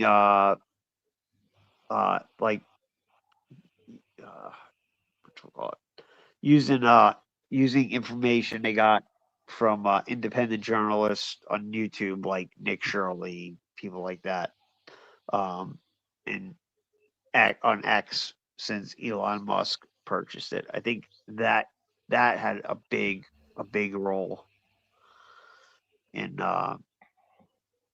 him. Yeah, you're right. I think a lot of speaking from the outside in, me personally being able to see all the shit that would pop off in those ICE dominated states, being actually able to see what Antifa actually do, as opposed to how it was portrayed on mainstream news. Oh yeah, that was how they're not talking about incredibly eye-opening for me. and Being notice so how they're far not away, talking about Chicago, where people are You don't getting hear murdered at super high rates, not related to ICE, but they only show the ICE videos. They don't show the statistics, South Chicago specifically. And what's their fucking governor doing about that? You know what I'm getting at is, right, like Trump, the 2020 election gets rigged, as in like these people like actively like all the way down from like the counters to the people getting elected, all this kind of shit. They were all in on it, right? And then they had the office for 4 years. And then they somehow managed, after being able to rig the 2020 election, after Trump doing all this wonderful shit and all this kind of stuff, somehow managed to lose the election in 2024. I think a big part of that was it wasn't just the fraud in 2020. I think a big part of it was people that were brainwashed into thinking combination of fraud and people being brainwashed into thinking that somehow COVID was mishandled by Trump, or that it was his fault. I think it was the border. Genuinely, I think it's the border. You hear 20 to 30 million people illegally have entered your country. It's just a big no. You can't have that. And he ran on it, and he also ran on the Epstein files, which everyone objectively fell into that. Now, whether you've got what you wanted from that or not. Yeah, maybe. Like, there's an argument. Yes, you got half the files. You're still waiting on half, but you still got more than what Biden ever said he was, or Kamala even made any acknowledgement to releasing. That's two pretty big things. People want to know about pedos in the country, and they want the fucking border shut. Like, that's how can you not vote for someone that's going to promise you those two things? And he delivers on, you'd say, probably one and a half of those two things. Well, I think also, just real quick, shout out to Jack Blaze for the gifted one membership. You got EOD, my motherfucking man. Appreciate you, Connie Jack. We're up to $30 in the spin bank. But go ahead, Darth. Well, I was just gonna say, I don't think Trump gets enough credit for being like, the outro video you played where he was like a staunch Democrat, and versus now. I think that speaks to people in a way where I can change my mind based on evidence and truth. He didn't want to run. He didn't need this. Like, so much money that, he lost money by becoming president, by running for president. Everybody loved him. He lost his reputation to an extent, But I think in 2020, part of it was Republicans didn't take advantage of the mail-in ballots, and I think that was on principle. In 2024, they learned a lesson. Like, all right, we need to get on this game because Democrats are going to do it. It's a thing, so we need to play the game too. But in 2020, you had a lot of people frustrated. They were suffering under because of all the lockdown bullshit, and people that probably wouldn't even voted had these Democratic representatives showing up at their door with ballots, talking them into, here, just fill it out, we'll take it. It was that easy. So you had probably 20 million people that normally wouldn't even vote. And they did because somebody showed up, put a ballot in their face, said, sign it. We'll give you a bag of chocolates, a handbag, which is basically buying votes. Then you had the ballot harvesting going into like nursing homes and people that can't even clean up the drool off their face. Basically filling out ballots for them, which was disgusting. But I don't think Trump winning in 2024 is evidence that there's still no deep state.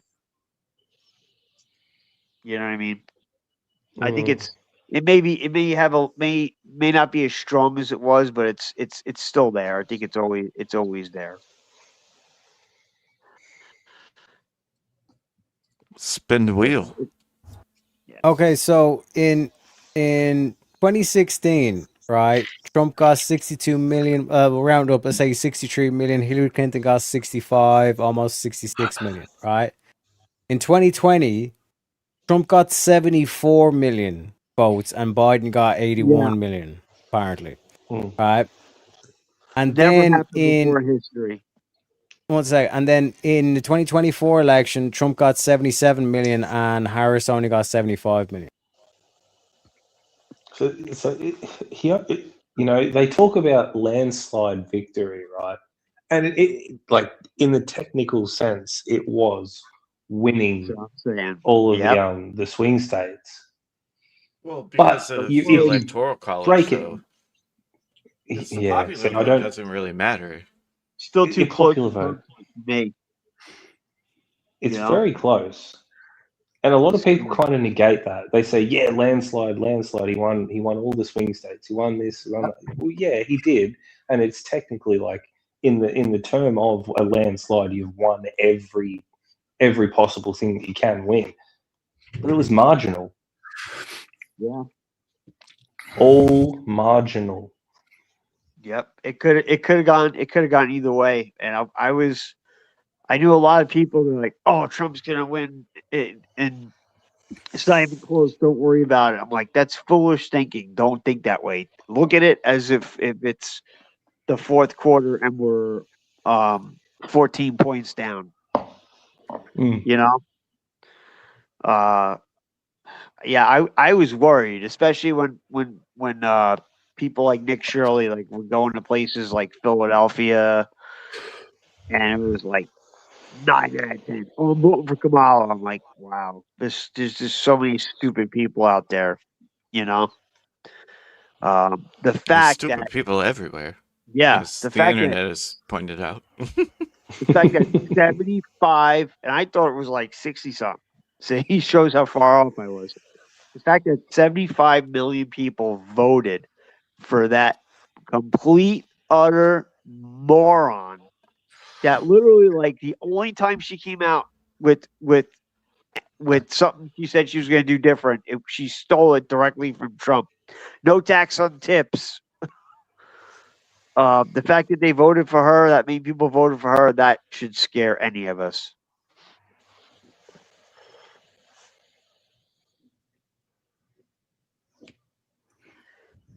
But that being said,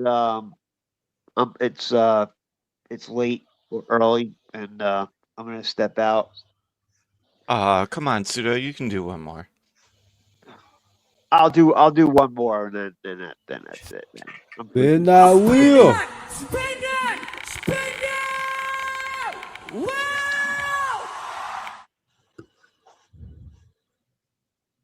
Gentlemen, should non-citizens be allowed to vote in any local elections? No, fuck no, hell no. No, not I don't now, know not ever. how many ways I can say it.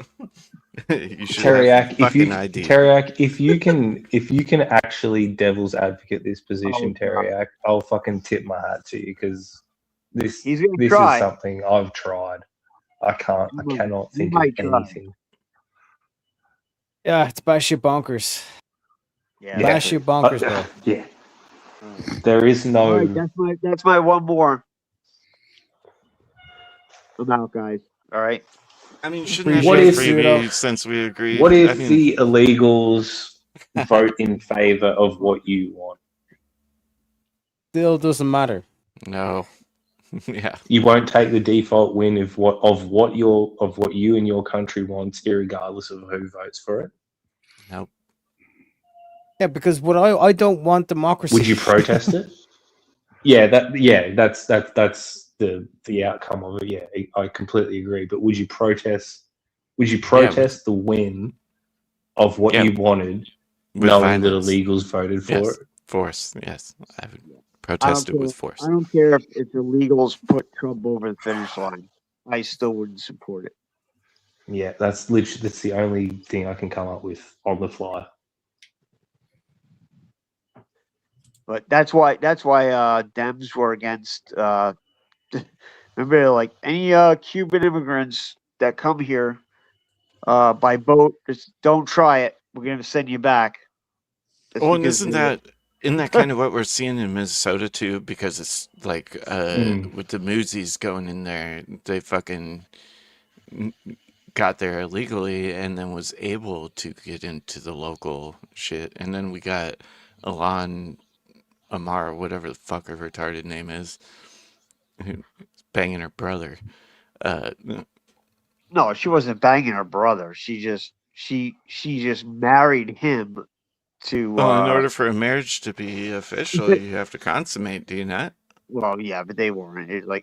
She just married him, so they, I forget. So was he here first, or No, did she she was. not- And her parents are actually like the dictatorship that Somalia fucking overturned, which created a huge anarchy there.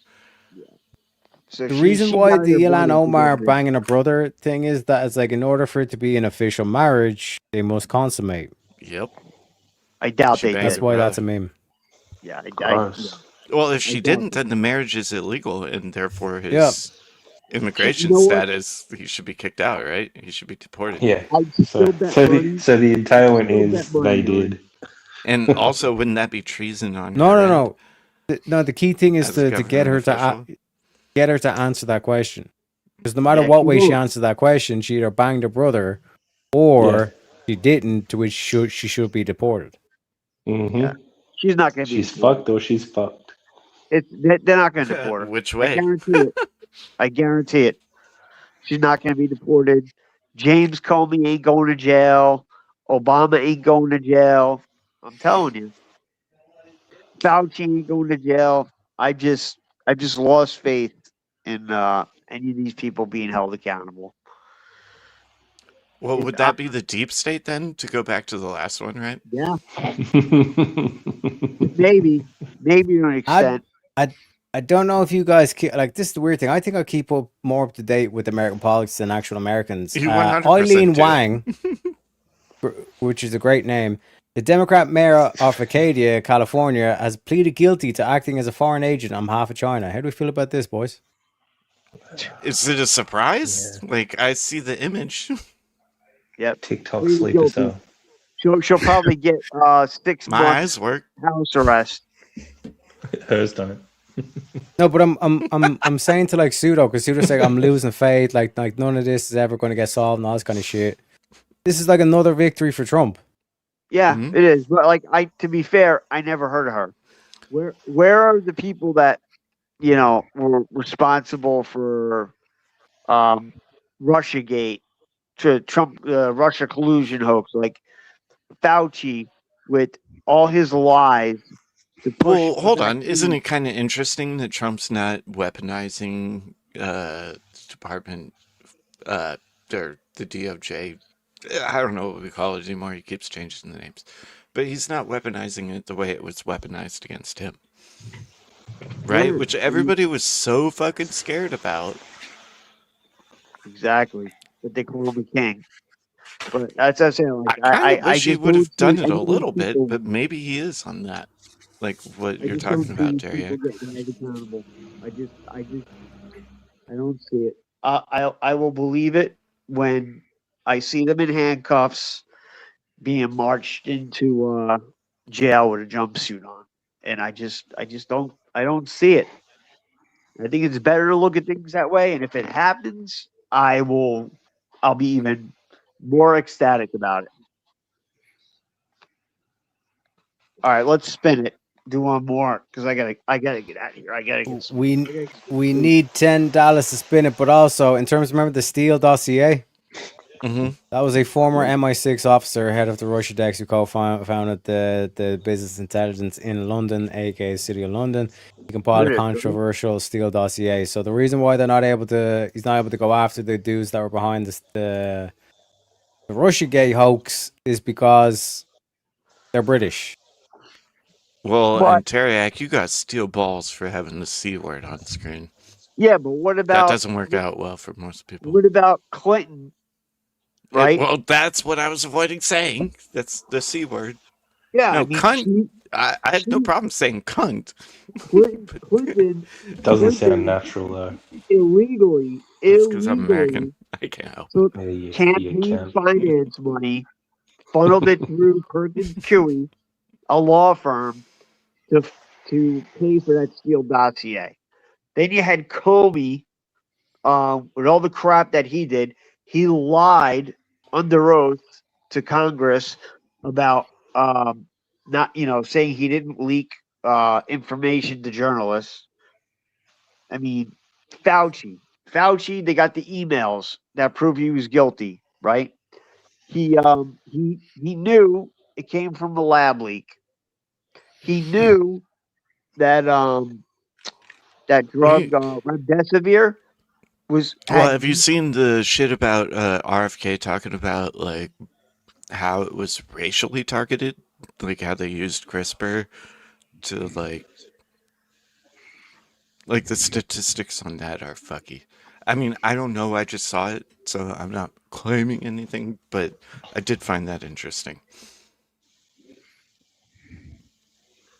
Like it was the beginnings of genetically modified like viruses. Yeah, And of course, there's no proof to that because that would fall into the deep state, right? But what they could prove is that Fauci had But emails RFK is from talking about it. his own associates, emails from his own associates that said, "Hey, we know this started from a lab leak. Hey, we know drugs like hydroxychloroquine, Ivermectin. what was the other one? Mm. The ivermectin. We know that these Yeah, are yeah. successful treatment. He shot it all down, right? So they could get a vaccine because the only way to use the emergency use authorization And that was act. genetically modified too, using CRISPR. Like,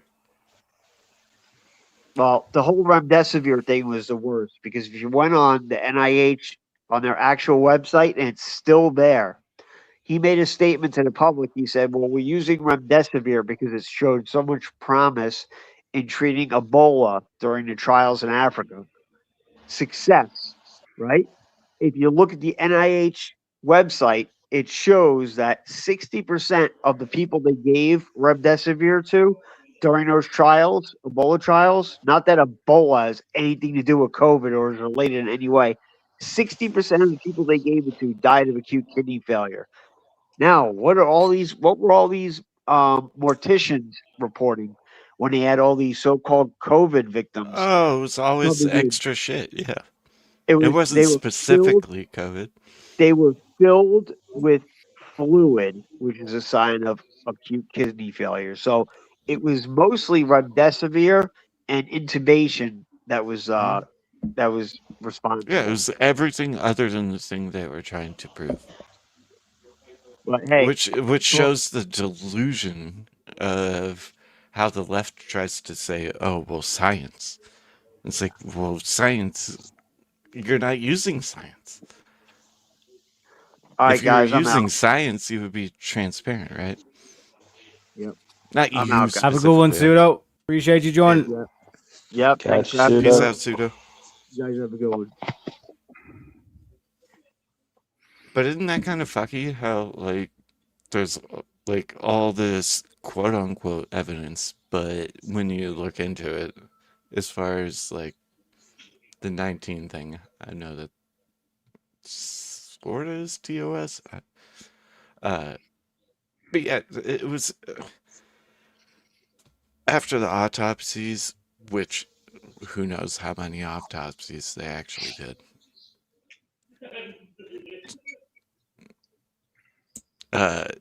Ended up being pretty fucky.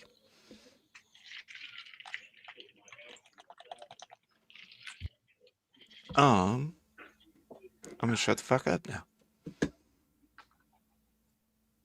Yeah, so like I was saying, in terms of the whole like Steele dossier and all this kind of shit, then you had the whole COVID thing and all this kind of shit. Like, to think that like the elections are free and fair and all this kind of shit, to me is naive. So what are you saying, Terry? I think it's a rigged system. I think it's been 'Cause, like, proven that it's a rigged system. I agree with you, Terry. But then when we go back to it, if it is a rigged system, how the fuck did Donald Trump get back in office? Exactly. So 20 it can't be million rigged, right? That's been the difference. He I took see the nothing popular vote else. too. Not necessarily, actually. And like what I was saying before, like in the terms of like a slaughter in terms of winning, yes, it was across the board, but it was marginal slaughter. Like all of those votes could have gone either way. He could have lost every single one of the, well, not every single, but he could have lost, one swing state and still won. Doesn't and they that come still back? would've- Yeah, I was just thinking that. Doesn't that come back to the deep state, though? Oh, I don't know. What is the deep state? That's the thing. Like, I don't even know what that is. But doesn't it kind of beg the question? No, maybe, but I've never put thought into the deep state because Like, how can you No, I logically prove understand. the deep It's state? fucking That's the thing complicated. that I'm not confuses me. making a claim. I'm just asking questions. Oh, okay, Candace. Sorry, man. I mean, I don't know. What is that? That's the thing. Like, I mean, yeah, that's very good. It's good. I just, for 10 years, I've tried to get my head around the deep state, and I still can't get past trying to define what it even is, who it could even be. Like, what, BlackRock? What does that make? Why? Because they did this thing once that George Bush had to do with at one point. Like, what that make? I don't get it. No, that doesn't make them the deep state. No. Is it deeper than that? Or is it not as deep as I'm trying to make it out to think that it is as deep that's as? exactly what It's just why a it needs to conundrum, be dude. defined, right? Yeah, exactly. Because, like, if there was election interference, and also, like, I noticed, this is just my opinion, but most Americans don't pay attention to their local elections and shit, and then they give a fuck about, like, this huge federal shit. But really, as Americans, you should care about your local elections. 100%. Right? The shit that affects Same you. goes anywhere. Same goes anywhere. You need to care. Your local should be your, like, it's the same with me as well. My local election to me is much more important than any federal or state election. Look, federal probably has a little bit more for me. But absolutely, your local elections are the most important. They are your constituent. Wasn't it one of the founding fathers of America that they, like, kind of described federal government versus state government, and they're like, well, federal government shouldn't affect your daily life. It's for the defense of the country, and Pretty just much, like yeah. an overseer, sort of, kind of. But yet everybody fucking stopped voting in local elections, and so there's not, like, people who vote for their town mayors, at least not where I am. I mean, there are people, right? But not as many people that give a shit about talking about Orange Man is bad. It's easier to talk about Orange Man bad. Mm-hmm. It's just easier to do that, or Kamala Harris bad, or anything, because just, your insert local name, constituents aren't on TV. You actually have to go and listen to them. You have to take time out of your day, more than 30 seconds on a reel on Instagram or something like that. Which I think Joe Rogan kind of gets a bad ad for having all the candidates on, but it's like, no, we want to hear them talk for 3 hours. He opened it up to everybody. Mm-hmm. It wasn't just the conservative side. He opened it all up, and none of them wanted it.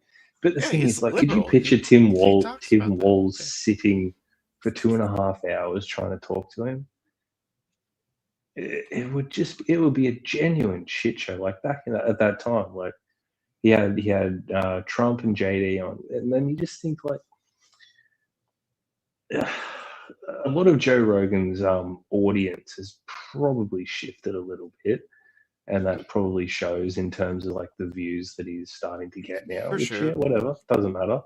But could you just try and picture him sitting there trying to talk? I don't even like, just. I would go with as far Tim to say. Walz.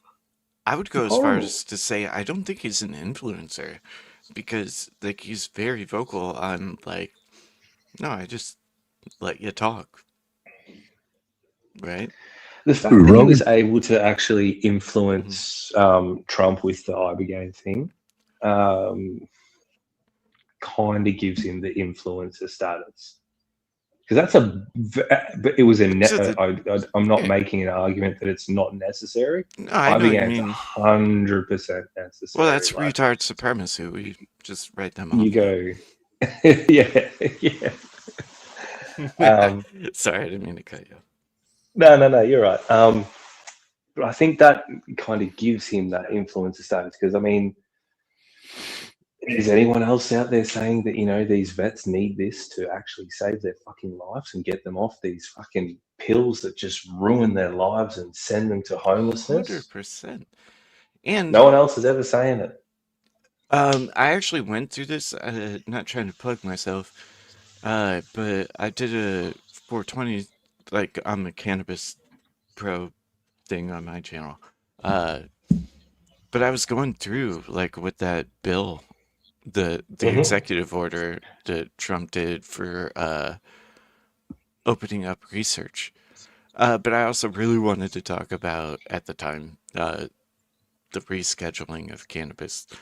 But Trump actually fucking closed the loophole on cannabis that he really fucked up. And I don't think that's getting enough credit because these huge fucking corporations are fucking up the cannabis industry. But again, that's what I talk about on my shit. Well, how are they fucking it up? This is what I'm trying to say.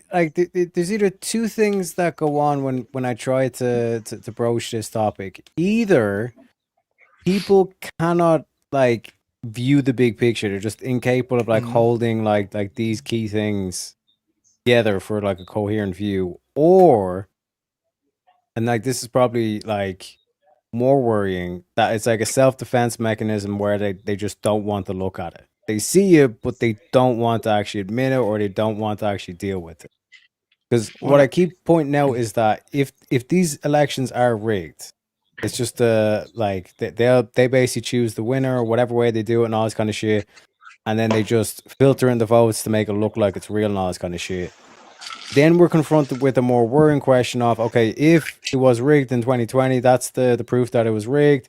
Because again, there's plenty of stuff like the whole COVID thing, bullshit, complete bullshit. The Russiagate thing, complete bullshit. All the stuff that they've been feeding us, complete bullshit, right? But then how did Trump get back into office if it actually is rigged? Now, that's one thing to try and like confront and all this kind of stuff. Another thing isn't to go back to the whole deep state thing. And again, I put out the videos and everything. Right, but this, if you want to understand like what the actual deep state is, you need to go back to 1945. Something that was kind of weird to me, man. I'm not gonna lie. And then you guys both kind of contradicted your statements after this. So I'll get into that after I ask this question. So you said that the United States has been a police state for 70 years. Can you please demonstrate how that? National. I just want to be clear. I am not a Nazi. I think we covered it. Socialist. So 1945, after the war, Operation Paperclip, they basically the Soviets and America split the scientists. So all the Nazi technology, not just the physicists, but like the behavioral scientists and all this kind of shit. So when you look at like all the shit that went on in America, basically MK Ultra, all the shit, they just continued on the research that they were doing in the concentration camps, and even worse, they done it on kids. And in MK Ultra specifically, it was unwilling, unconsensual testing that like they were giving them like fucking LSD shit and all the stuff. That's why you're seeing the whole radicalized shit that went down in Hollywood, Charlie Manson.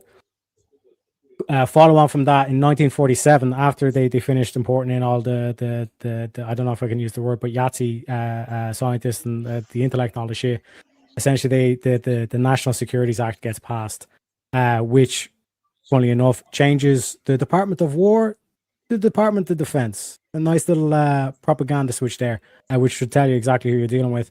And then, like I said, in terms of the National Security Agency, CIA, the whole basically mechanism for the deep, what Alex Jones has highlighted as the deep state, that basically gets formulated in 1947. And since then, you've basically been ruled by a national socialist policy, because even as a modern day national socialist, if I was a Yahtzee, America's the perfect government, because all I have to do is, as soon as it gets down to the two final candidates, I buy them both off. And I have my nationalist policies if I want the Republican in, and I have my socialist policies if I want my Democrat in. This looks a lot like Nazi shit, and we really should find out where the Horton brothers are. Now, you will go, oh, but Teriak, like, why would the Americans, import in all the Nazis and then let them develop your whole, like, was a secret ops or whatever the fuck, like the whole CIA and all this kind of shit gets formulated in 1947 after they've imported in all these Nazis. No Americans agreed to the Operation Paperclip. No Americans agreed to this whole CIA deep state shit. No Americans agreed to MK Ultra and all this stuff that was going on, right? Anybody saying, but Teriak, like, why would America do this and all this kind of stuff? Look into these UFO files, right? Attach 7 copies of a translation of this German material prepared in cryptanalyst translation section. I'm still going through this, by the way, but it's a reference letter from Cincinnati office dated submitting an anonymous letter in German concerning so-called flying saucers. So the German clearly had superior technology. So you're kind of saying maybe they cracked the deal where the intelligentsia or the higher ups in the Nazi regime were like, okay, Hitler's lost his fucking mind. He's cracked out on meth all the time. We're basically going to abandon ship and go into America and try to start the Fourth Reich from that aspect. And then we get to this key question here. Now, here's the problem. If we got our uranium from them, and by the way, he also makes the argument that the engineering of the plutonium bomb was completed with Nazi assistance. Okay. So if we got our, uranium and additional technical expertise for completing our nuclear weapons from the Nazis, and if there are 2 reports of Nazi successful nuclear tests in 44 into 45, why weren't these weapons used by the Nazis? It's a great question. Why? But there are a couple of different answers, and they're both really disturbing. Okay. Let me start. I don't know which one is more disturbing. Okay, okay. So if Ronald Richter is working on fusion in Argentina in 1950, is it possible? And the Nazis had, let's say, they've developed this bell that involves electromagnetic torsion of thorium and some kind of a plasma fusion that takes place inside of this device. Is it possible the Nazis figured out some other kind of nuclear reaction, weaponizable nuclear reaction, besides fission? And is that related to why Ronald Richter was promising fusion bombs to Juan Perón, which he never delivered? Interesting. I didn't know he was promising fusion bombs. Yeah, he was promising nuclear weapons to, and this is why the IAEA went down there. Fusion bombs. No. Well, okay, he's working on fusion, and he's promising nuclear bombs to Perón. So we may assume from those 2 data points that he's promising fusion bombs. Now, we only developed fusion bombs. And hydrogen bombs are fusion bombs. Exactly. But here's the interesting thing, is that we developed hydrogen fusion bombs in the 50s. And this is 1950. Ronald Richter's down there. So it's relatively the same ballpark time frame. Yeah, okay? Edward Teller and Ulam, that design was 52. Yeah, but here's the thing. Our hydrogen bombs use a fission trigger to create a fusion reaction. What if the Nazis figured out how to create a fusion reaction without a fission trigger? It would be extremely useful because the radioactivity of a nuclear explosion comes from the fission trigger. The neutron bombardment that, well, first of all, immediately disrupts like a whole, our whole organism, and then also irradiates all the fallout that comes down on people. That neutron bombardment is from the fission reaction, not from the fusion. So if you could create a fusion reaction without a fission trigger, you'd have a clean nuclear bomb. An extremely high explosive force, but no radioactivity. So your troops could move into that area and occupy it immediately. Really? There'd be no radioactivity. No radioactivity. It's the opposite of a neutron bomb. So a neutron bomb is engineered to maximize neutron bombardment.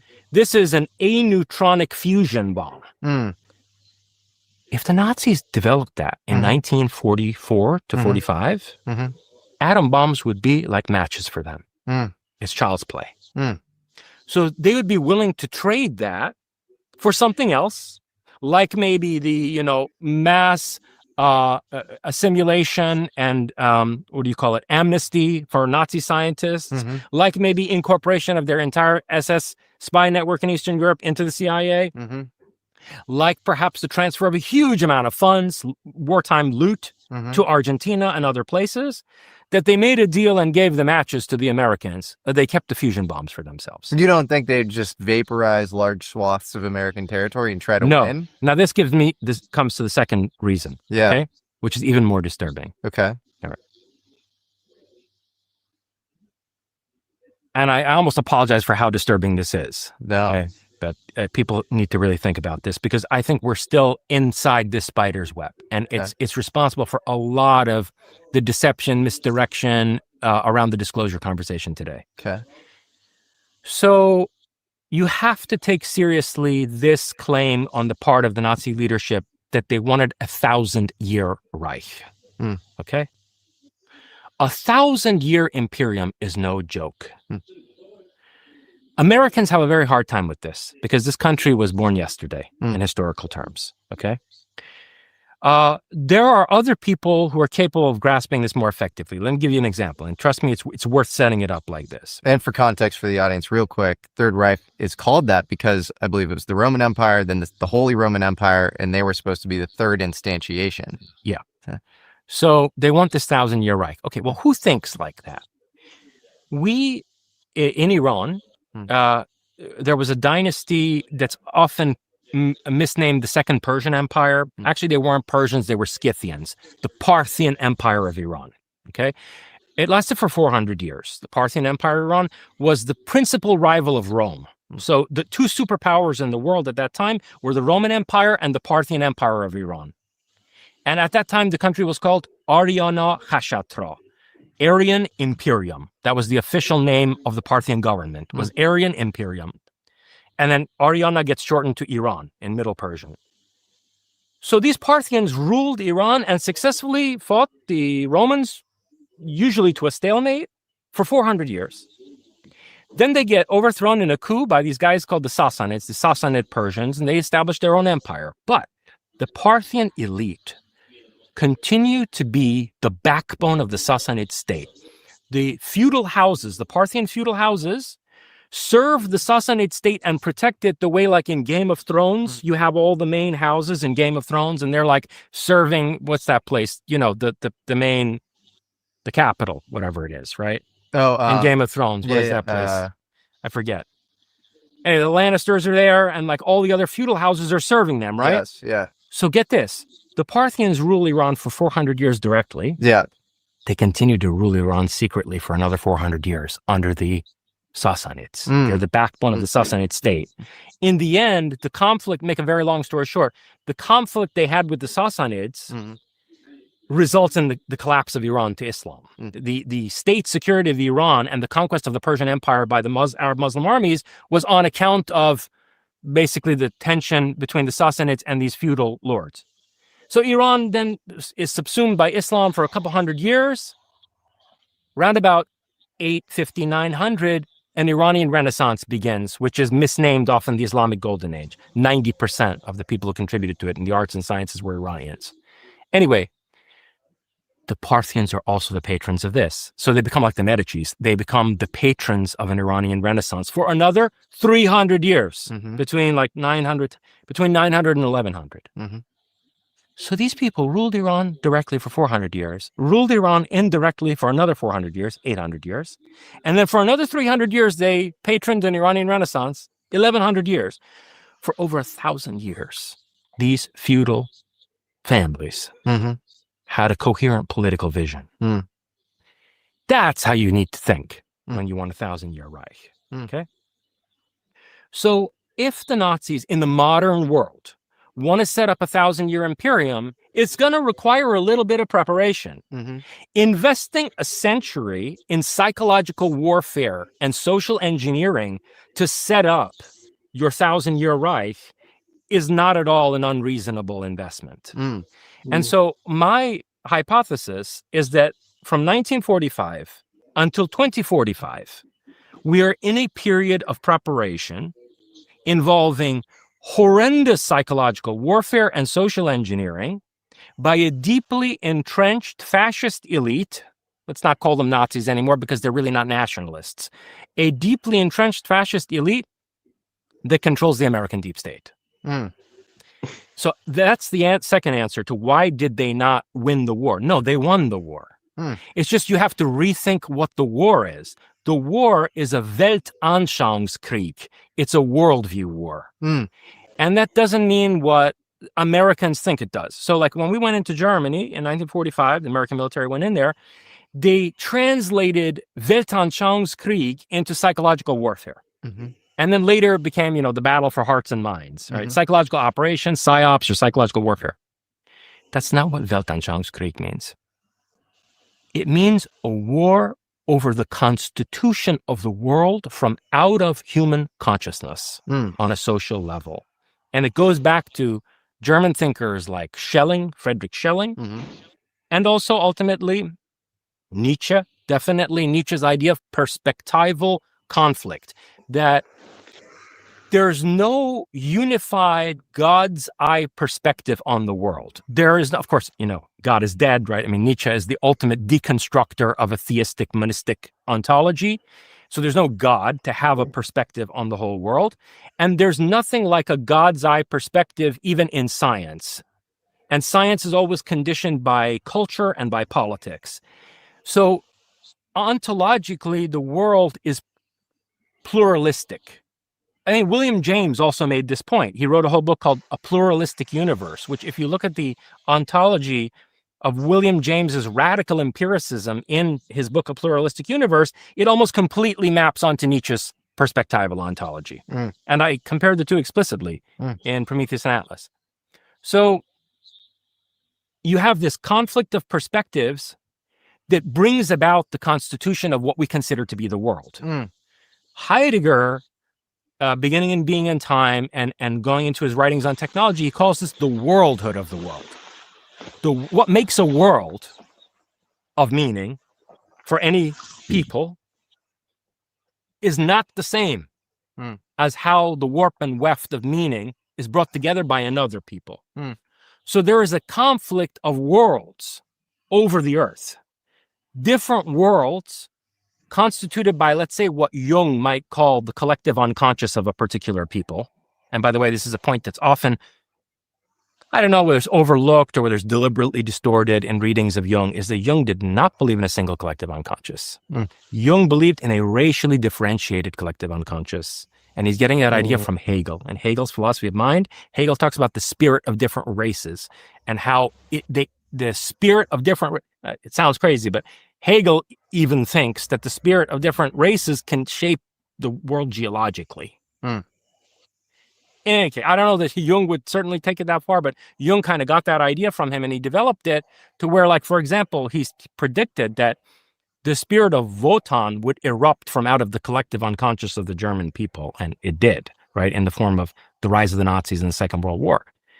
So Heidegger is saying that there's a war, and very much lines up again with Nietzsche, there's a war of different worlds over the earth. So World War II is not what we think it is. First of all the deep Nazi thinkers did not see any difference between World War I and World War II. If you read, for example, Carl Schmitt, you see this. You read Heidegger, you see this. They say it's just the World War. And the World War, the Great War, never ended for us. The Treaty of Versailles was imposed on them. They considered themselves to be like in a perpetual state of war for the world. And so you have to understand the term World War in a different way. It's a Weltanschauungskrieg. It's a war over the way that the world is going to show itself, is going to come into presence, is going to manifest. It's a certain understanding of what I've called in my writings phenomenal authorization, where I've drawn a connection between three different ideas: authorship, authority, and authorization, and tried to explain how phenomena are authored and authorized in how they can take shape, and that's the most fundamental form of sovereignty, that real authority is not like the authority of a civilian government that's elected or some bureaucracy. It's who has the authority to shape phenomena into a meaningful world at a fundamental level. And the people who developed what Otto Skorzeny was the master of in Germany, namely Weltanschauungskrieg, They understood this. So it's not bizarre for these people to engage in a century of social engineering to set up then what they expect would be a 1,000-year imperium. If they had dropped whatever few nuclear weapons they had in 1944 on American cities, I can tell you exactly what the result would have been. Total war against the German people on the part of America. At the same time as they're still fighting the Soviet Union, right, who actually was the principal enemy of Nazi Germany, or responsible for most of the deaths in Europe, the Soviets are really the ones who defeated the Germans, to be honest, okay? And so they've got Stalin coming at them from one direction. Now they're dropping nukes on their fellow Germanic, fellow European Americans. Now they're going to get the Americans, interested in total war to annihilate them. Americans who are also developing nuclear weapons. Best case scenario, I guarantee you, Jesse, they would not have ruled the world for more than 2 generations. Even if they had succeeded in militarily defeating America, there would have been a massive insurgency against them, the amount of arms that Americans possess personally, right? And then the amount of communist revolutionary fervor in Europe being backed by the Soviet Union, they would have faced a massive insurgency. But is the implication that there's some sort of Nazi sleeper cell undergirding American politics today, or fascist is a better way to put it? Fascist, because again, and now here's another point. The neo-Nazis hate this. Mm-hmm. These people aren't nationalists. So Nazi is a misnomer. Martin Bormann is not a nationalist. Otto Skorzeny is not a nationalist. These people first of all, to begin with, they weren't nationalists. They were looking for a kind of global imperium. Okay, they used nationalism and they used crass populism to create a power base for themselves. But you can see from how they're operating, especially after the war, from 45 onward, that they're very much internationalists. They have a global vision. So this is the whole globalist that Trump's fighting against, all this kind of shit, which brings us to the one and only Mr. Charlie Kirk when he gave this speech. And this is why he was shot. Because you are part of something bigger than yourself. You know that you are part of the most exciting, diverse, powerful movement in the history of this country. And this movement is not about Republican or Democrat. This movement is not about conservative or liberal. And I think you're going to see that on display in a little bit. Just maybe. This movement is about the citizens versus the oligarchs. This movement is about we the people versus the ruling class. This movement is about America versus the globalists. This movement is about all of us against them.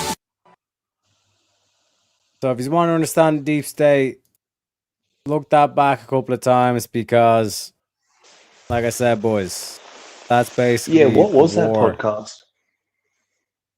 That was Jason Rezorjani on, what's the thing called? Jesse Michaels.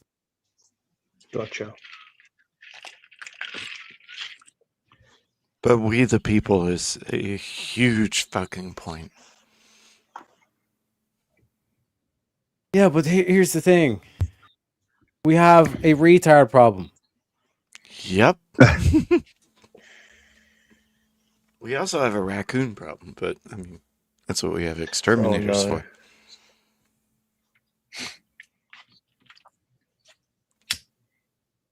You know what I mean? So it's like you're going against people who will literally infiltrate nationalists and all this kind of stuff just to try and subvert it. This is why, for example, you have Nick Fuentes all of a sudden saying, you know what, I'm not happy with Trump.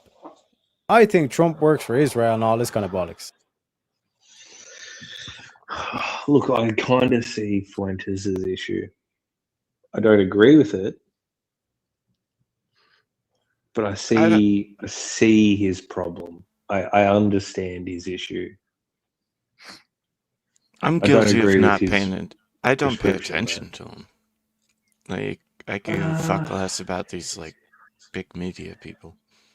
Well, he's not big media. That's the thing. That's why I do pay a little bit of attention to him. I pay a little as well, but not enough. He had a really good interview with Stephen Crowder actually just the other day. It was really, really good. That's definitely one worth watching. Crowder pushes back on quite a few points, particularly going. Fuentes says things, and obviously he's incredibly influential with a lot of the stuff he says. And right now, it seems like he really is increasing accelerationism, which is it's an incredibly scary thing. Like in terms of where the US has just got to in terms of going back to like the free speech stuff we were talking about earlier. That can, especially with what Fuentes is saying, punish the Republicans in the short term in hope of a long-term gain. Like, how much hope? It's putting so much hope into such a massive thing that can also just flip on a dime, and you've got possible 12 years of democratic rule. Like, we've seen what 4 years of Biden did to the country, and to try and punish Republicans for voting the way they did and Trump going the way he has. He's too influential to be saying those sorts of things. It was a really good interview with Crowder. It's definitely one that I took a lot from. And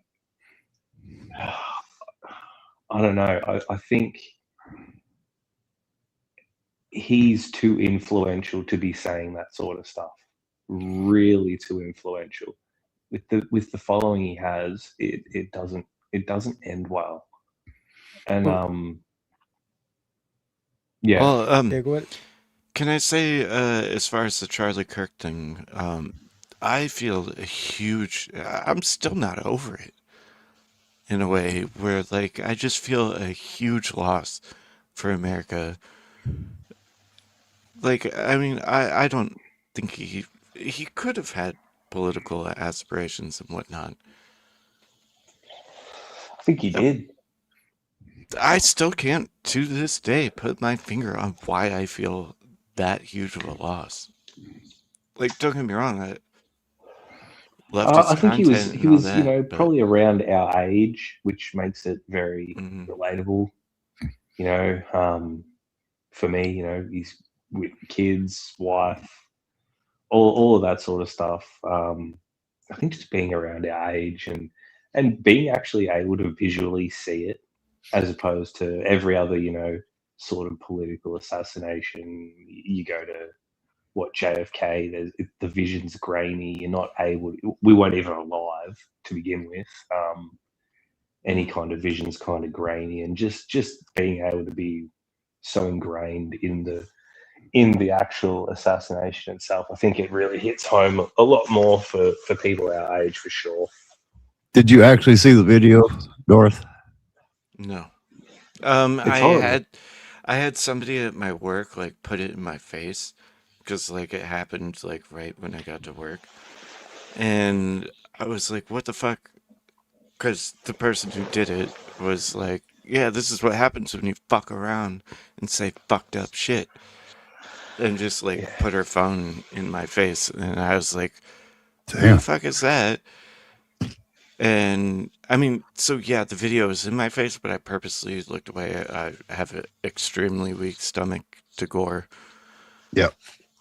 Like real life gore. I'm a huge horror movie fan, but yeah, real life. Yeah. Yeah. So I knew to look away. Like I had context clues. Yeah, I was actually more enthralled with it, actually. And as weird as that sounds, but but later on, if I see it come up on like a reel or something, I scroll straight past it. I've seen it enough times. Same. Now that I don't need to keep seeing it. I don't Well, want that can have a bad effect on someone too. I guess is my point. 100%. Yeah. But I will say though, I did shield myself from the actual footage because like instantly there was horrific footage, right? And then it kind of got scrubbed. My first thought was, were his kids there? Yeah. Yeah. Missing the point again, gentlemen. Again, Bono. yeah. Bono. This is why I keep saying. You know what I mean? Like I keep trying to point you to like the problem, but I don't know if it's a self-defense mechanism that goes on. We also got another guest backstage. Let me introduce. We bring in the studio this morning one of the gay rights activists, Mr. Should I call you Mr.? Mr. Vintage, welcome to the show. What's happening, guys? Well, I don't know if it's what I like actually had to Johnny look. was talking Give me a about. second, Terry. I actually looked the deep state term up. It originated in Turkey. I wonder why. I know what you're saying. I'm not putting up a self-defense. I don't want to accept it. But anyway, I'll shut up. No, but what I'm talking about, I don't know if it's like the actual like psychological warfare or like that, like the social engineering kind of like aspect to it. But with the Charlie Kirk thing, my point of like bringing that up is like, what was Charlie talking about in that speech? It's us versus the globalists. What was Giorgiani talking about in the thing? Like, these are fascist globalists that will operate over like the span of thousands or like hundreds of years. Yeah. He got too big and he was going to be a real threat. And they had to do something about it. They would have got him into office. Somebody would have talked him into it. Charlie, that is. I honestly believe if he wasn't assassinated, that at some time in the future, I don't know how long it would have taken, but one day he would have been in the White House. Yep, I think so. I have no doubt of that at all. Even though he said he wouldn't, he had no aspirations for political office. That's why he's the best candidate. So I think the American people could have convinced him otherwise. You know what? Is Tucker the next best? Fuck no. Who? Tucker Carlson? Who? Really? No. Yeah. The traitor? No. What, is he going to be president of like Saudi Arabia or something? That's about the only political office he'll get. Why would you say that? Isn't he over there? Was it Saudi Arabia or UAE? One of those. He's like, there was a thing about it. Apparently, he was getting paid, and he's flipped and gone fucking mental from what I've seen. Like, I just don't understand. He's kind of like Candace Owens in a well, not that's not a 1-to-1, but he's kind of drifting off, and he's losing a lot of support. Tucker had the spotlight for a long time. For some reason, he's losing it. I mean, he had the spotlight. If he said it was gospel. Yeah, he's whether it's true or not, and I don't know 100%, of course, but you know, the popular theory and the I guess public belief is that he's gone turncoat. That he doesn't actually, he's no longer gives a crap about America, and he's just like a puppet. Yeah, I quit watching him. I was like watching him religious there for a while. I have literally quit watching him. Yeah, I saw a channel a while ago. They did like it was like a Tekken style thing. It was like it was like you can't cuck the tuck, and it was basically him like when he was on Fox and he had his own show and he was like just smashing people, and there was like a health bar. It was like a video game style, and just the people that he would talk to are just like absolutely beyond the pale insane. And he got popular because it's like you're actually bringing these people on and exposing what's happening. Now he seems to be somewhat defending things that just seem really off the pale, and he's gone a bit conspiracy theorist. I think that's what's getting him a little bit, the conspiracy stuff. Yeah, but would you say Fuentes is the same in that style? No, I actually think I have a bit of a strange theory on Fuentes, and I haven't heard anyone else say it. So I'll throw it out there. is that I think because I saw a video recently where he was like, oh, you either shouldn't vote, and if you're going to vote, then vote for the Democrats. And I was like, whoa, okay. So I have this theory that he's thinking, let's just flip the chessboard. Like, if you really want anarchy, let's go. Yes. And then, let's just accelerate the pain. We know it's coming. People aren't obviously learning, and they'll vote in the Democrats. They'll win the midterms. Whether or not they win in 2028, I still don't know. I think it's a bit of a coin flip at this stage. But he's just like, you know what? Rather than try and fight out this long-winded battle, just give them the power, and then they'll expose themselves, and there'll just be a revolt and maybe even a civil war. And Fuentes seems, whether he actually genuinely believes that or not, that seems to be the tact he's going down. What does that get you? Views. It gets your name talked about. It gets you mentioned. Well, I don't even think it's that. I mean, well, that's a byproduct, and it's a convenient. It's a convenient positive thing for him. But I actually genuinely think he wants to just let the whole thing burn down, because I think he's come to the conclusion that this system can't be fixed. So rather than trying to get people to see the light and pull their head in and think logically, he's just like, you know what, you're not going to logic these people out of an illogical position, so just let them go. Well, our friend Teriak here has come up with a pretty good possible update, maybe. Put it that way. What did you call it? Impossible crazy. No matter how many times I tried to say it, I tried to point it off, it just evolves, or it's like, you're a whack job and all this kind of shit. Do you know what I mean? Yeah. Yeah. Like, if you give someone a label enough times, they'll start believing it. It's like people calling Donald Trump a fascist. How many times have been called a fascist? What, at least like 400,000 times? Now you have people all over the world, not just in the United States, when you hear the word Donald Trump, they go, oh, that fascist. And they know nothing about Trump. They could be in freaking the UK, they could be in New Zealand, they could be wherever.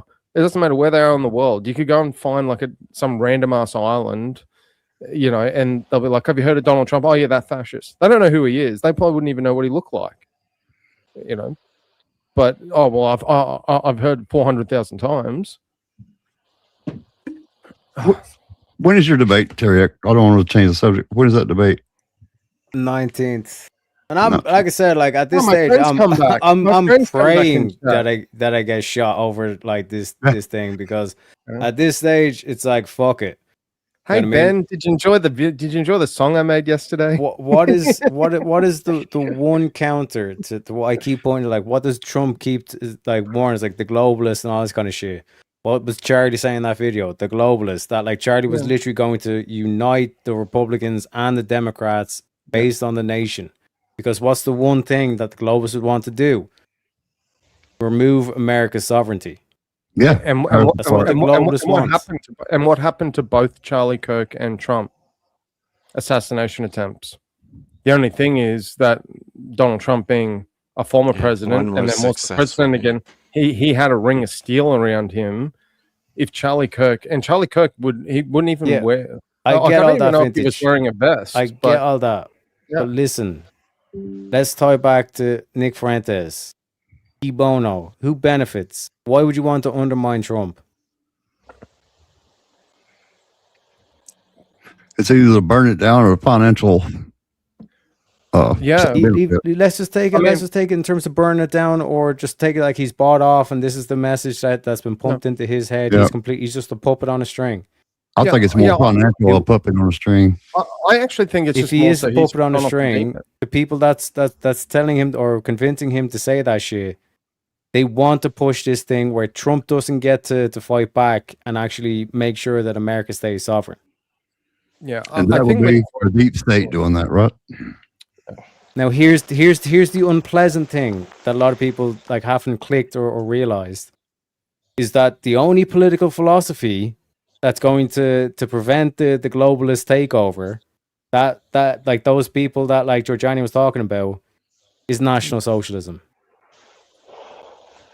Yeah, protect us first, take care of us first, above all. Which is what Fuentes lives by. Yeah, he lives by Nazism. He lives by fascist National Socialism. No, And as Giorgiani described in the really? video, those people are fascists. They're fascists. You think They don't mind if it's Fuentes one lives sec. by- Let me explain this.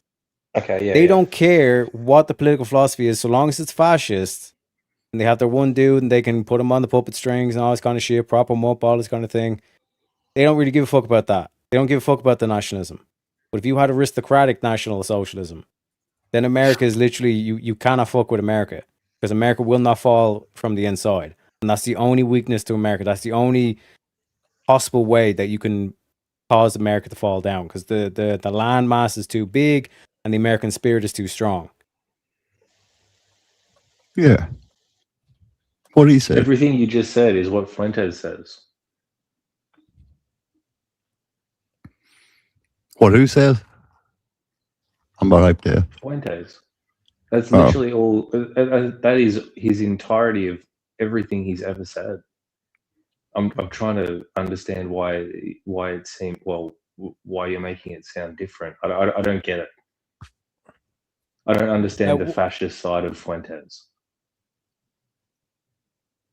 Like, you look at like any leader that like all the leaders that Fuentes like talks big about and all this kind of shit, they're all fascist, right? Including So is Trump. Trump. He's talked about Trump. Yeah, exactly. So and so has Trump. So I'm confused. Yes, but I'm talking about aristocratic. Yeah.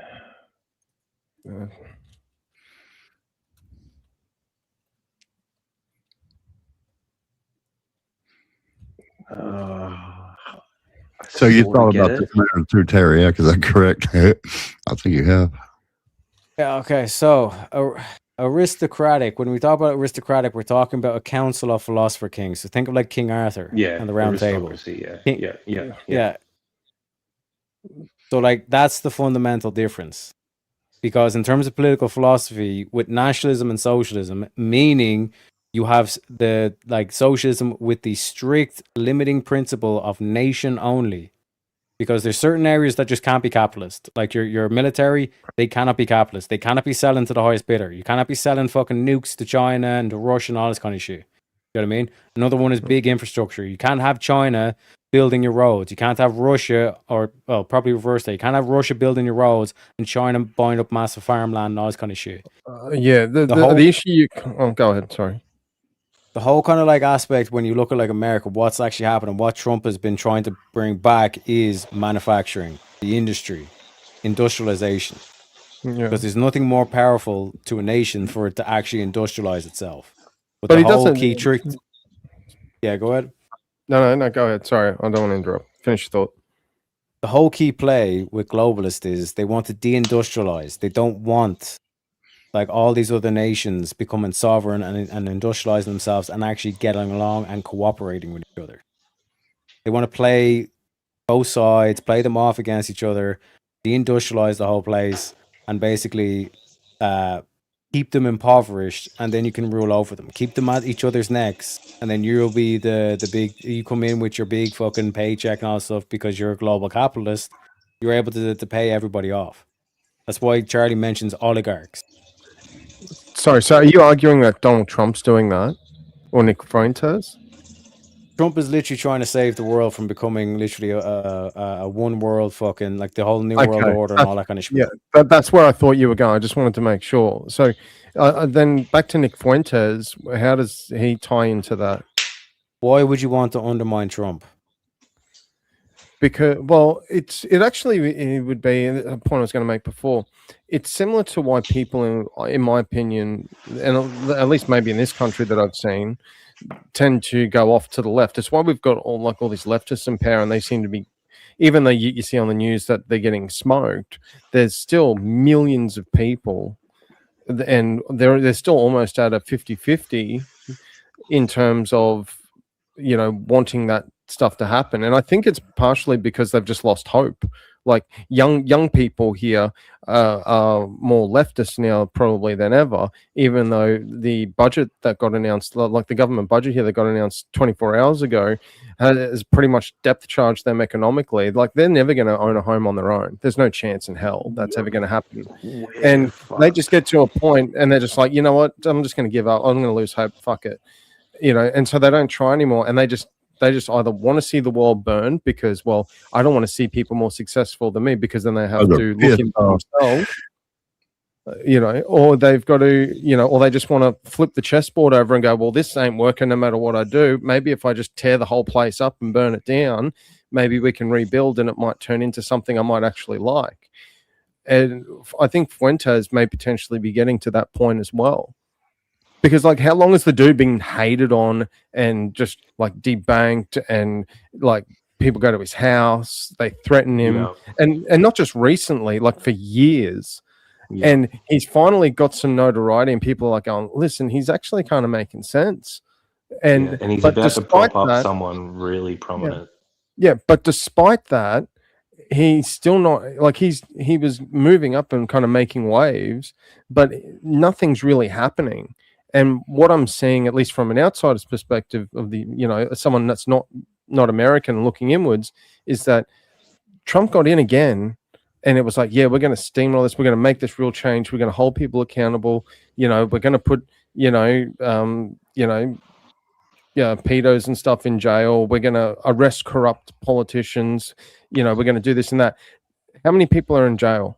How many people have been prosecuted? Apart from immigration, which I'll give him that credit for. What about all the other things that he's done? Has he done any of what he said? Well, they think, oh, you know, we're going to start prosecuting someone. Great. Now people are at the point of, great. Oh, you're prosecuting someone. What's that, like the 50th person? How many of them are in jail? Fucking none.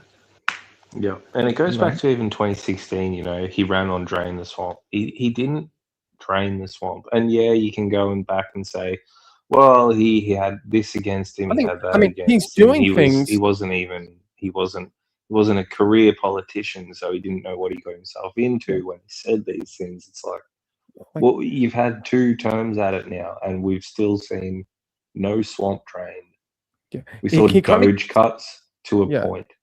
Yeah, like he gets to the edge. He's like he starts something. Yes. So like with Doge and even like the prosecutions, he gets one. Okay, we've started a prosecution. We've opened Doge. They got right to the precipice of actually going, yes, we're actually going to make change and we're going to follow through right to the end of this process, and then they stop. Yep. And everyone's left wondering what the hell's going on here. Like, why are these people not actually facing real consequence? You know, like Tim Walz. Like he had how much fraud in Minnesota, and they just let him resign. Oh, he didn't even resign. He's just like, I'm just not going to go back for re-election. He's still there as governor. Why? Well, I just don't understand that.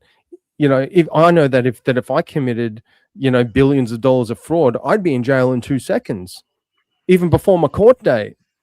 Mm-hmm. You know, what's he doing? He's still chilling out as governor.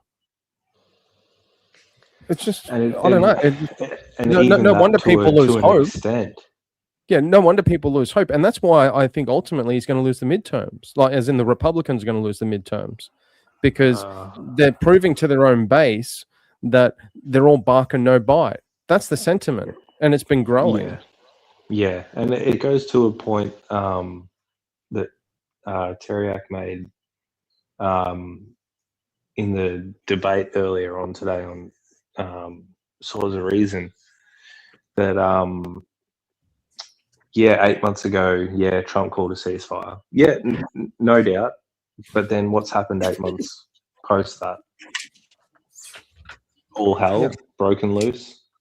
Yeah. So, like, was the ceasefire just a facade, or did he just get to the edge, and that was the edge? The ceasefire at that point was the edge, and then falls back again. Yeah, I think like with the Iran situation, for example, you know, if he had come out and gone, listen, you know, we've just like bombed the crap out of their navy, we're hitting all their military facilities, we're just absolutely crushing them in every way we can, and we're doing it so we can come in and get the oil because we're going to make America strong and we're going to get the resources. I think his voter base and even other Americans that aren't necessarily aligned with him currently would go, you know what? I actually respect the honesty, and he actually gives a crap about our country and he wants it to be stronger. Yep. Yeah. It's You the know? honesty part. If that's actually the case, just say it. Yep. You know, I don't know if that's 100% the case. I'm not there. I'm not in the White House. I don't speak to people in the Pentagon. But if that is what's going on, just fucking say it, because people think that's what it is anyway. So, you know, and so you've either got people that disagree with it and just think it is anyway, or you've got people that are really confused. But if you told them that, they'd probably actually be like, yeah, okay, he's actually being honest about it. You know, he's gathering resources for his country, and he's also eliminating a geopolitical threat or a military and diplomatic threat. But that's offensive, Vintage. You can't I don't say give a that. shit. I don't give a shit. Like, It's not the like same free thing- speech is a thing in America. Yeah, it's the same thing with Minnesota and the ICE protests. If he had sent in the National Guard and just rounded all those idiots up and put them in cages, his supporters would have celebrated and gone, finally, we're getting rid of these idiots that are just going out and trashing our streets and burning our city to the ground. And at the same time, we're getting rid of all the crazy, you know, criminal immigrants. And at the same time, he's doing, you know, he's putting out AOE damage and getting some of the non-threatening illegal immigrants, because his mandate was get rid of the illegal immigrants. You know, just say it. Be honest about what you're doing. You know, there's no action any politician takes, regardless of what side of the aisle they're on, where you're going to get 100% unified agreement in a country. There is going to be a base, or even up to 50% of people that disagree with at least one action that you take when you're in political office. Yes, 100%, which is why democracy is retard supremacy. Yeah, but he had a mandate as well. Yeah. He won on a mandate, and you still won't act? If you're not going to act when you have a mandate and you win a popular vote and you sweep all the states, when are you going to act? But let's I don't say like question. Trump- Isn't that the actual most important question? Because like that's something I think about a lot. It's like, when is America to actually do something about their own shit, right? Yeah. Well, they won't. I always call it like a 90-day news cycle. I'm actually at this point, I'm actually going to roll it back to 60 probably, at the way things are going in the world. Mhm. Is they put up a story and it sparks a lot of controversy and it fires people up, and all the eyeballs are on that. And then, okay, this is not really working out, or, you know, it's going to get us in hot water if this continues. Oh, look over here, there's something else going on. You know, and so everyone starts looking at that for the next 60 days. Meanwhile, what was happening over here gets forgotten about. Like, how many people are talking about what's happening in Minnesota? How many people are talking about the childcare fraud that Nick Shirley exposed? Like, that's not Can you name plastered the all two over. people that got killed by the ICE agents? Probably not. Like, yeah. Yeah. How many people are talking about how Renee many Good? people- what was Yeah. the number again? You know, people was like, and like, take YouTube as well, just as an example, because it's the same thing. Is, you know, when Renee Good got unalived, there was like every YouTuber and their dog and everyone in the mainstream media was talking about it. They would dedicate like 4 hours a day to going over this. How many people are doing this review and looking into it still? Just No, one, because they Brian don't care. Shapiro. They only care about like the immediate, right? Well, they just look at what's in So- front of them, and then they get easily distracted to something else. So let's say Trump does what you're saying. He locks up Tim Walz. He locks up Ilhan Omar. Starts like just locking up all this. Starts locking Mhm. up all his political opponents. Like, Oh, do you think I know. One sec, do you think it's going to be more violent or less violent than what we've seen with like the whole BLM riots Oh, and all hell this will kind of break shit? loose. It's civil Yeah, war. That's gonna happen one way or another. Is it It's civil just- war or is it revolution? Yeah, civil war. It's just and how long are globalism. you going to draw it out? How long are you going to draw It's a that good out? one, actually. Is it a revolution? Or does it encourage a revolution? I think it's a revolution. I don't think there's anything civil about this. I at don't this point. care. I actually wouldn't care, to be honest, because you're either going to draw this out and nothing's going to get done pretty much in perpetuity, Mhm. or you're going to just have to bite the bullet, metaphorically speaking, and go, listen, this is going to be painful for me. Like if I was Trump, for example, I said, this is going to hurt me politically. I'm going to get a lot of pushback on this. I'm probably going to get lawsuits, but I got to clean this shit up and just get rid of it all. We need to restore order, and you don't restore order by just doing shit in a 60-day news cycle and then moving on to something else and leaving the job you were doing incomplete. Yep. Because it's like a weed. You can if you cut the top of the weed, it grows back. If you dig that shit out of the Do you remember ground. what I was talking about with the globalists? Was I here for that?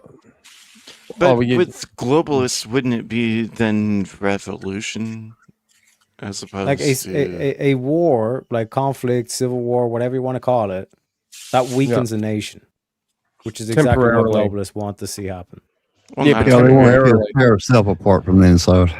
Not if you're And the the greatest, whole baby. American spirit, and like you basically decimate your own population, and now you're like struggling to try and like reform a fucking government. Well, I didn't And, like, the advocate. amount I didn't advocate for One sec. anyone being unalived. I'll let you talk, Vintage. Oh, let that- me return. Go ahead. It goes into the Civil War. You have complete sound distrust. The American spirit is now shattered. You have to then pick up the pieces, whatever. And in the meantime, you have these global capitalists come in, and they'll basically either continue to fund the war in some way, shape, or fashion. Just look through the American history, how this has been So done. Okay, then. So, what's your solution for solving the problem? What Trump is doing right now, But he's what about to Charlie lose. tried to do by uniting Democrats and Republicans. Okay, you think there How can are be the unity? Republicans and Democrats united right now? Yeah, you literally have Democrats that go online and advocate and encourage You've got them, gays for encourage Gaza. their people to go and unalive people because of political differences. Case in point, Destiny. No, you have queers for Palestine, not gays for Gaza. It's specifically queers for Palestine. And if you look into queer theory, that's just basically a philosophy to try and legalize PDFs. This is why they're for Palestine, because when you look at Islamic law, you can like marry fucking 12-year-olds. So that's why they're partnered up with the Islamists. It's still dividing the country, though. Yeah, one way or another, there's going to be division. You can't escape that. It's an unfortunate reality. I wish it wasn't that way. It sucks, but you can't negotiate with someone that has no intention of negotiating with you, and on top of that, calls for for you to be deleted off planet Earth. And that's what he's saying would happen. If we started rounding up people, this and that, it would definitely happen in the United States. Well, Yeah. that's Things kind of would why I get asked. very damn ugly, very fast. That's Okay, kind of why I asked. and then what's the delineation. aftermath? What's the aftermath after that, though? Crazy. Do what? The Let's say- aftermath? You're now owned Yeah. by the globalists. You no longer have sovereignty. Yeah, they got their wish. They get their wish. They tear us But then apart from the inside. We tear ourselves apart. We can't But have America, well, the remainder of so it's kind of like within a civil war, for example. And again, I'm not calling for like as in pick Oh, up a that's what weapon would or happen. anything. But okay, well, let's say that does happen for Yeah. argument's sake. Would at the end of that you not have a one united America? Because that. No, you the have victor- millions of people dead. Is what you have. and the rest that are not, would they all be on a united front because they won the war? No. What? We've been One through sec. that. What happened? One sec, Vintage. What happened to Abraham Lincoln after the Civil War? Yeah. Well, he was. He got deleted. He got whacked. Yeah. Precisely. And then the So this whole country thing came of like together? we'll all be united after the Civil War. That's not what happens. That would not happen. I don't believe. Had he not been whacked, do you think there would have been any more conflict? Still would have been out there to try and undermine all this kind of shit as well. But like this whole like national unity, That's why they killed Charlie, because Charlie was going to unify. He was converting Democrats. Oh, he was. Yeah, no, I agree with that. He was like the one big hope of actually uniting this peacefully. Trump is the and hope. then they killed him. He's the great white hope. And then they killed him. How do you respond to that? You see the trend. I mean, even JFK, he was trying to do away with or try to anti-war things.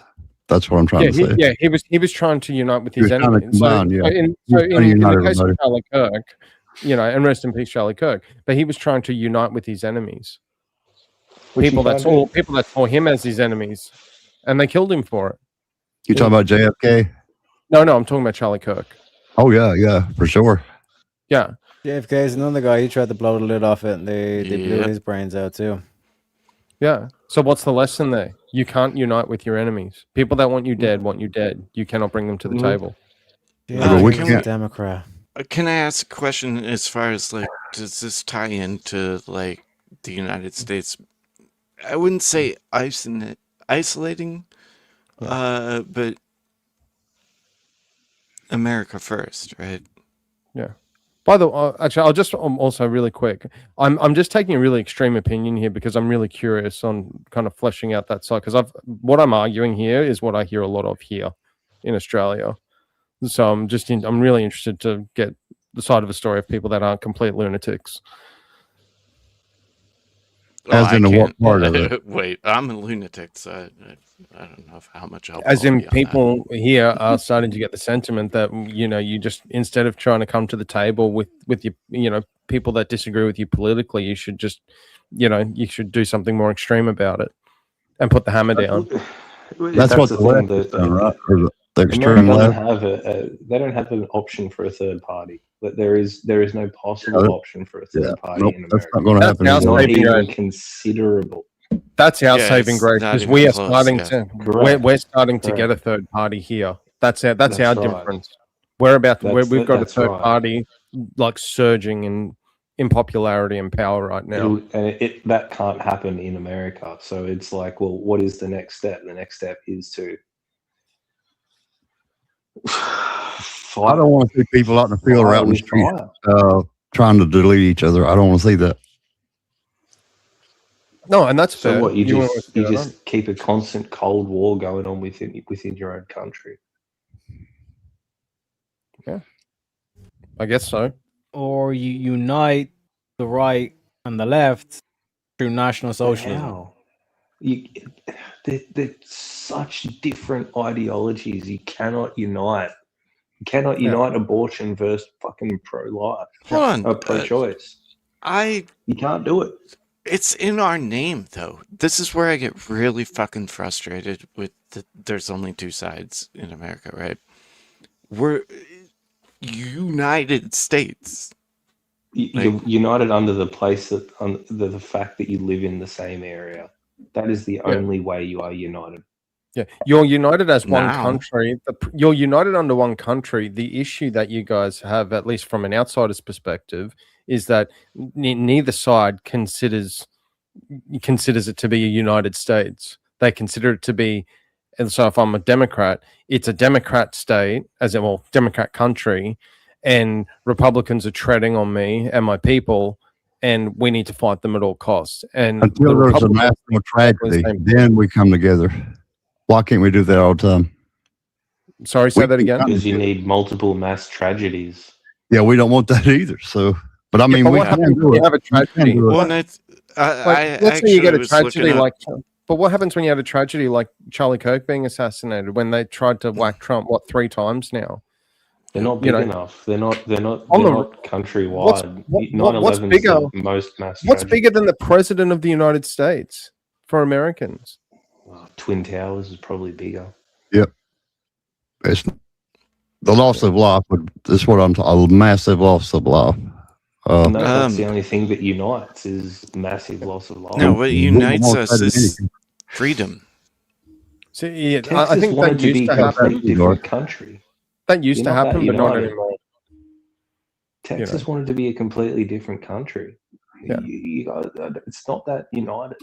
Yeah, I agree that with when the Twin Towers were hit, America did unite. For about 30 minutes. Yeah, but now we're in For about 30 2026. minutes, That yeah. doesn't happen, and I think within for multiple reasons, and this is very unfortunate, but mass loss of life doesn't trigger people like that anymore to go, listen, maybe we should wake up. How many times does a school get shot up in the United States? How many murders are there in the United States? This is why I asked and it's like nothing. question. It's like water off duck's back. It's like talking about the weather. That's why I asked where it would be considered a civil conflict versus revolution, right? Revolution, yeah. Because revolution's going to be way more violent. Yeah. Not that it would ever happen, but I think if you want to talk about something on a major scale where America might unite, Democrat and Republican, you guys would need to have some sort of ground invasion or some sort of like severe military action taken against you on your own soil. Yeah, that's and that's not going to happen. War. And that's not going to happen because your military is way too strong. You know what would happen after that? Shit, We would go right back where we are right now. Like, You think what so? Do Yeah. what do you think? I was just trying to think of like what the most extreme option, the extreme circumstance would be, For and sure. whether or not that would be We would enough. And that handle was the that. most extreme thing I could think of, and you'd still say you still wouldn't unite under that Oh, circumstance. we would unite. We would take care of the threat, and then hell we yeah, go we right would. back in a couple of years to being what we are now. That's where it's Right. always been. Yeah. It's kind of set up like that. So I think then the crux of the conversation, I guess what we're trying to figure out is, okay, if you get to a point of uniting, how do you keep the glue together? Or is the answer that it's impossible? That's pretty much the answer. That it's impossible. I kind of think it. So then how do you? So then someone needs to win this. One side needs to win outright. Then. Well, if you reduce No. it right, it comes down to force. I agree. Yeah, who's got the bigger stick? Yeah. Inside against each other. That just can't happen again. You know what the big thing though is, and you tell me if you disagree, and I'd be interested in your thought. Is that right now the Republicans have the biggest stick? They will not use it. To their credit, do you think Democrats have that sort of restraint? No. It's proven that they don't. No. They You're about to definitely find- don't. It's been Well, proven. you're about to find out then, because when they get back in, what's going to happen? They're Well, going to undo everything we've done. Yes, 100%. Just And I like we get don't back like in, the we'll fact undo that. everything they've done. Yep. Yeah, and the Democrats are going to start doing the Democrats when they win the midterms. You're going to find out, and then what are you going to do? Are you just going to let it go? Well, listen, okay, we're just going to get our ass beat with the stick that we refused to use initially, and we're just going to keep copying it and taking it and hope that we can vote ourselves back in, or is something else going to happen? Do you That's think all we have though- Trump in front. Do you think that Try to believe it. there's? But you have him Uh, until 2028. What happens after that? I don't know. Well, that's what I'm curious about because Exactly. we've been. Well, you got fucking- Giuliani. You Any place got sorry, 2028, I don't know. Rubio. Yeah, You and got he's old. Vance. They're He's both That's old why- as well. poor. This is kind of why I think it is more revolution,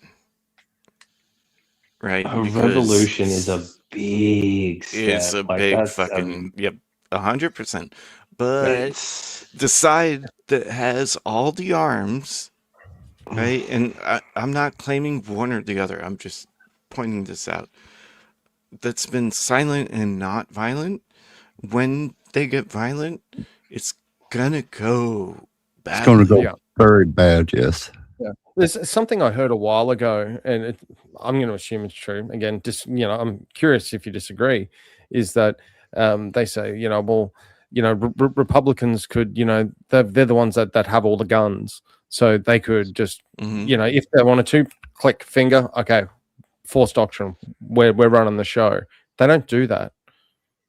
No. Not yet. And they don't get, well, not yet, but they don't get the credit for that. They're like, they get accused of it a lot. Oh, they're all gun wielding nutbags, and Well, yeah, this that's what person gets takes written over now, with the yep. click of a finger, and like that's what that's what the left would say, because what they don't stops have the left, guns. do you think, Vintage? What Well, stops the right left now from they don't. In completely that going nuts? situation, they don't have the guns. Wasn't that kind of why No, we're they know talking better, about actually. it? You know what I mean? Like, Sorry, as Casey, I missed opposed- that. Well, I was just asking, like, isn't that why we're talking about it? And like, we use reason and logic. Yeah. But when that gets thrown out the fucking window, Yeah. you don't want to see the violence that comes from reason and logic. It won't only affect the United States, it will affect the whole planet. Yep. No, I agree. And not in a very good way at all. Yeah. Well, not initially. It might eventually. I was talking about it today. Like again, I'm finance. We just had an Australian budget, government budget announced. People are talking like how our economic pathway is going to go in the next 3 years. Two of the major concerns we have in Australia economically, is the Iran conflict and what's going to happen in the United States when Trump's out of power. Exactly. Out of all the things in Australia, that drive our economy, the two biggest things on the table that is going to determine that, in Australia's opinion, aren't even in our own country. They're half a world away. Right. Right. That's the concern they have. Saying. Well, and Exactly. what happens when Americans, if we were to start a revolution, right? What happens to the rest of the world? That destabilizes everything, right? Yep. Which is why we should be doing these preventable measures. Well, that's why the people in political office at the time are the ones that are going to have to hold it together. If they get supplanted one way or another during that sort of conflict, if it were to happen, they've got to be able to keep all their shit in order and go, listen, we're still running the country and we're going to drive these lunatics out. Which is why I like Trump's waving with his left hand, and then like weeks later we see what his right hand's doing. Sure. But shit, this could go south real fast. Oh, 100%. Yeah. I mean, I don't want to see loss of life. I don't. I really don't. And I don't think anyone here does, and I doubt anyone in the chat does, and anyone with half a brain doesn't want to. But I'm trying to think objectively and take my feelings out of it and go, how do you actually avoid it? And I can't. I'm stuck. I'm like, it's a quandary in my mind. It's like I'm a pinball machine in my head. The ball just keeps bouncing around. I don't know. For sure. I struggle with the same thing because it's like I don't want to see that happen. But if you're going to force our hand, right, then it will happen. So it's more of a then. Would it be more of a you're waiting for the other side to do it so you can claim self-defense to kind of take the moral high ground? Is that what you mean? Or No, not at all. I just okay. It's got to come to a head, right? Yeah, agreed. Which is kind of why I was asking the question whether it would be a civil war or a revolution. I think it would be a revolution. Can you have one without the other?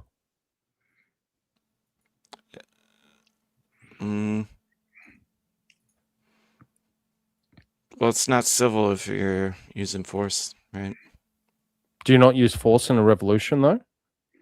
100%. That's why I say they're not the same. Wait a minute. Sorry, maybe I misheard you. So you've got you've got civil war or you got revolution. Which one of these does not include the use of force? Usually using a weapon. I see what you're saying. Yeah, like.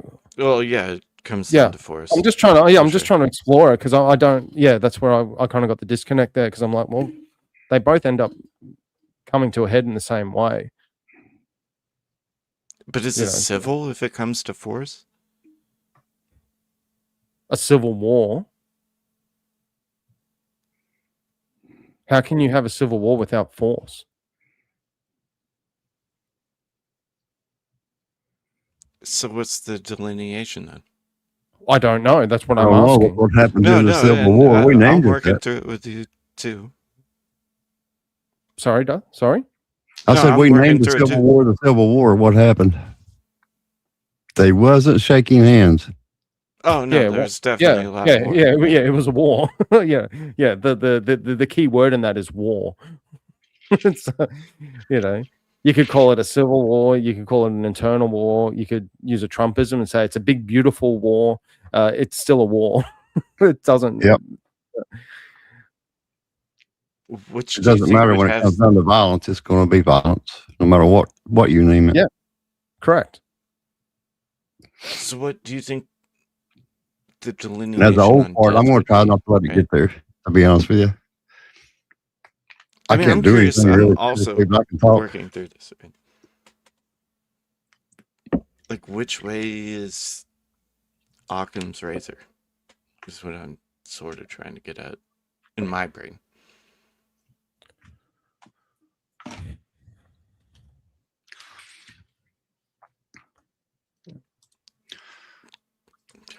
Which would be less violent, or is Okay, it thank just you. the same? Sorry, I'm really tired and I'm massively dehydrated. No, Can't think. you're good. I had to literally Google it. I know Occam's razor, and I'm drawing a blank. I had to Google it. Oh, Sorry. simplest explanation. Yeah, is simplest the easiest. explanation. Yeah. Well, explanation of the explanation between a civil war and a revolution, or you think about simplest outcome.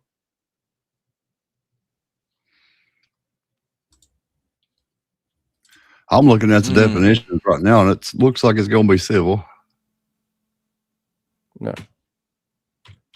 See, I don't see. I just I'm don't. also see a looking this difference. stuff up too. Yeah, I just Right. don't see. Yeah, my issue here is, I guess, and maybe why I'm confused is I don't see a difference between the two. It's the same thing with a different label. Kind of is what I was thinking, although I would say a civil war would be longer. I would think a revolution would be pretty quick and swift.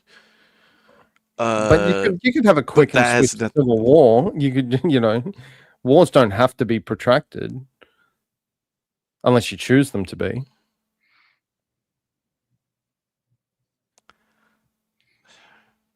They both have some keywords in there. Yeah, for sure. And like Yeah. I'm thinking of Okay. like what Vintage was saying earlier. I want the least amount of loss of life. Oh, well, that's fair. I can agree to that. I think anyone that wants, the most loss of life, or just, that's crazy. If it can be prevented, I just don't know how you prevent it. The way that the trajectory of how this is all going, I don't see how you avoid that one either way. And that's not a fun thing to think about No, or it to isn't. consider even to be a possibility. But it's not I that just broken yet. It could be So tomorrow, but it's not today. Yeah. So I guess does the delineation between civil war and revolution at this point pretty much not matter? Right. If it happens, it happens. We'll name it whatever we want. But it would be going for the same. Yeah. We'd have the same goal either way. If Yeah. that makes sense. That's Yeah, it's the amazing. Call it a civil conclusion I war. came Call to, it call it a civil war, a revolution, a roast dinner. violence. It doesn't Call matter. it violence. Yeah. Yeah, it's violence. Yeah. That'll work. Yeah. I can't imagine it. I really can't. I Going don't to want to address my like- neighbor. I don't want to do that. I don't think anyone wants to. No, fuck no. I'll do it if I have to protect. Exactly. Oh, I yeah, yeah. will You'll if I have defend to. yourself. Yeah, you'll defend yourself. Oh yeah. I guess I'm more of maybe this is my what I call it, like my competitive nature, I guess. Like when this might be a really poor example, but like if I'm gaming or I'm playing a game of chess or a board game, or something that requires strategic thought, my option traditionally is that the best defense is a good offense because it usually gets the job done a lot quicker. You could be Don King looking for a fight to promote too. On the RTS point, though, you got to build your base first, and you got to have Yep. strong walls. Yep. Yeah, turtling is usually one of the most ineffective RTS strategies, though. I mean, but if Turtling, crazy turtling, by the way, it's basically just If you're building playing your base. co-op, though, building your base and stone never walls moving out and of the your other- territory. Yeah, but if you're Yeah. playing co-op, then one stone walls their base and does all the production, and the other one just focuses on unit production. Okay, so in Republican v Democrat, RTS style, you know, the Republicans put up their walls. Who's their co-op mate that's doing the production and sending people into the field to eventually get a victory? Well, we China. kind of got our nuts cut off. Yeah, exactly. We kind of have our nuts cut off right now, Yeah. which Trump's trying to fix. You said that way too quick, Crazy. That No, was well, like he's a right, though. microsecond That's what I was boom. It's driving me crazy. We're not self-sustained anymore. Self-sufficient, whatever you want to call Plus, it. why are none of these media companies talking about how, like, they want to talk about the Strait of Hormuz all the time, but they don't want to fucking talk about how now China and Russia has to buy oil from us, and they are. Yeah, you can't give credit. Come on, you know? You've only got to look at all this shit. You know, that's like dog on a surfboard. That's dog on a surfboard theory. You know, so dog on a surfboard theory. It's basically, you remember back in the day, like go back to like the 90s or late 80s, and you'd turn on like the 6 o'clock news, and they'd talk about, oh, you know, there was this great thing they did with charity, and you know, there was this really good Samaritan, and the local church is really doing well, you know, like all these happy-go-lucky, like positive stories. And then at the end, at least in Australia, I remember seeing it when I was a kid, they always had like some 10 or 20-second video to end that panned and ended the news, and it would be something really wholesome and funny. And I remember when I was a kid, there was literally like a dog on the water standing on a surfboard, and it was gliding over the water. I was like, know that's you're really talking cute. about sports Yeah. papers on Yeah. VHS. Yeah, yes, 100%. stuff like that. But now these days, whenever I put on the news, it's like, okay, we're going to start off the news. You know, there was a shooting. You know, this person's house was, you know, was ransacked. There was this big car crash, and you know, there were, you know, 4 cars got totaled. Thanks very much for tuning into the 6 o'clock news. We're now going to leave you with some footage of a burning building. Good night. Well, yeah, when they used back when they used to use facts, It's just not depressing. opinions. Oh yeah, and that too. Yeah. I was That's why going I to don't imagine how wholesome my programs was. I'm a little bit older than you are. Imagine how wholesome they were. Every night we signed off with the anthem and the flag and all that good stuff. Yeah. I stopped watching 6 o'clock news probably about 3 years ago, and I noticed like within about 3 months I was a lot happier. Okay. Like I wasn't, like I'm seriously, like I was just like, and I didn't even realize that I would done it. I just stopped watching the news because, you know, I was busy. I was doing other stuff. I was out with mates and whatever. And then I'm just like, yeah, things are going really good and stuff. And then I went back and turned on the news one day, and I was just like, this is fucking depressing. Mm-hmm. You know? Yep. So I No, turned I it off feel you again, on and I that. haven't watched it since. I started anymore there, either. and then I got rid of Facebook, Snapchat. Oh, There getting you rid of go. Facebook. All that Getting shit, rid of all the Facebook. social media besides YouTube. Because Well, apparently well, that's I'm I looking for considered. something about. That's what I look at Facebook. Whatever the marketplace. That's about it. That's all. That's the only reason I have it. I Really. use it for the messenger. I only use it for the Yeah. messenger, and I've That got works like too, maybe, yeah. and I've got like, well, and you see people out on Facebook, and it's like, look at, you know, you like pick a random profile on Facebook. Just go to Facebook now and just random profile, and that person's probably got like 600 friends, 1,000 friends, 2,000 friends. I've got like 41. Yeah. And half of them are family members. Yeah, I don't know if I have that many, man.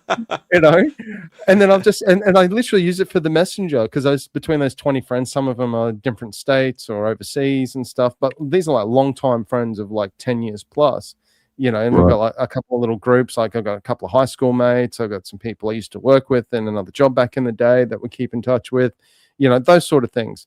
And occasionally, you know, my messenger will ping and I'll be like, oh, hey, what's going on? You know, you'll chat back and forth. But I've not actually been on Facebook itself for so long. Like, it's insane. Like, it's just crazy. I only have the app on my phone because I think I need to keep the app in order to keep the messenger. But I don't open it and I turn off all the notifications. I don't even know. I'd probably have like 3 million notifications, something stupid on there. And I have no interest in clicking on it at all. Yeah, I don't fool with it. No, I've got enough doom and gloom, and yeah, I ain't gonna do that crazy shit. I don't want to see it anymore. I'm done with it. Actually, here's a thought. Talking about bringing people together, let's just do that. Let's like mandate that. You're only allowed to use Facebook for the messenger.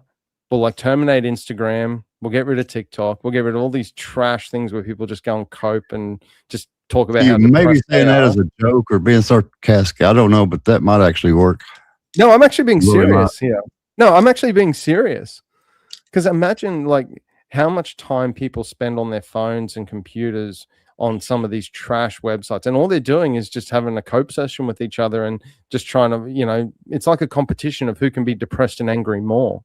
Yeah, and the the next generation of whatever you want to, kids, whatever, when they grow up, this is going to be bad. They're already screwed. Media is going to ruin it for them. Yeah, my niece, I've got. Well, I call her my niece, my goddaughter. She's 14 years old, and going through this sort of shit. Yeah, and it's like, because you don't get bullied at school anymore, you get bullied on your Facebook, and your Messenger, and so they were just like, turn it off, and she turned it off, and she's so much happier. She doesn't even look at it. It's like, just do that to every kid. Get rid of it. If we only could. Yeah, that's up to the parents or shutting the company down. I doubt that'll happen. Well, Australia's taken one step in that. There is a new law was recently passed. I think it was a couple of months ago, maybe a bit more. You cannot actually activate and get an account unless you're 16 years of age. Now, before you say it, I know it can be easily abused, VPNs, all that sort of stuff. Right. That's about the only step in the direction of the current government that I was somewhat happy with, even though it's probably more so for other nefarious means. You know, because I'm like, at least we can try and get some of these, we can save at least some of the kids from having to go through that slop in their youth. Yeah. So I have a question on that though, because of course I have to make everything about weed. Well, of course. But the moment you we'll let you keep Facebook no, hold on. Marketplace. I have an actual You point. can use It's Facebook. just You can make Facebook. Okay, I'm just kidding. Go ahead. 420. If once you legislate something, at least in America, so I'm speaking from here, right? Once you legislate it, and this is what we're seeing with the rescheduling of cannabis, once you put a law on it and it's legislated, it's very hard to change it after the fact. I knew that's where you're going with that, and you are absolutely correct. And that's the only reason. That's why I have some hesitation to it, because I think part of that has actually been a way for them to leapfrog and parlay into like these anti-free speech, like hate law things that we've got now here. So, and it was actually something I thought about because I started my channel, and then all this stuff came in, and then it's like, I kind of joked to myself, and then I thought about it more, and it's like, maybe this could actually for real happen, is that I'll say something on the internet, like, or on my channel, and you know, with, you know, my 94 amazing subscribers, like, I'm like a drop in the bucket. I'm one of them. You know, yeah, no, I'm not downplaying. And you're winning. Yeah, but you get what I mean. Like, I could be like some, like, in the grand scheme, like, I'm not like some million subscriber channel. I don't have any like reach or political pull or anything like that. But I'll say something completely like innocent in terms of, you know, you know, let's say I make a joke about something, it gets taken the wrong way, or I use a certain phrase in my joke, and next thing you know, I got police at my door. Yep. Damn. You know, it's like think of the UK. What happened over there? Like, that's actually happening in the UK. Oh, 100%. There's a whole bunch of people that are getting in the UK for sure. Like yeah, and the legislation here is loosely based off that, and we all knew it too, and people still support it. Is Canada not that way? Canada's tricky, I do believe, on that one. Okay. Didn't know for sure. I think not so much right now, but Speakeasy's talked about this, where it's like there is a weird clause in their government where the British, like, That's what I recall. I actually suspected that because at the start of all of his videos, and I don't know if this is recent, I'm just taking a guess. At the start of all of his lives and videos, he's got like that disclaimer that goes on for like 20 seconds or something. And I'm like, that's probably because of a law in Canada. That's my guess. I heard him explain that once. I can't remember what he said, but it was to avoid all that crazy. stuff. I think we heard the same one where he was explaining, because it also changes, like, if their government's fucking up, the British can be like, or the British ambassador, I think, can be like, hold an election. Really? The British? Like UK? Yeah. Well, there's a tie to the monarchy, and is it? Yeah. That's what he was saying. They have the Queen of England on their money. Well, That's why normally you have the Queen of England on your money, don't you? Yeah, we do. Yeah. Yep. Mm-hmm. But yeah, the United States are the colonizers. Yeah, right.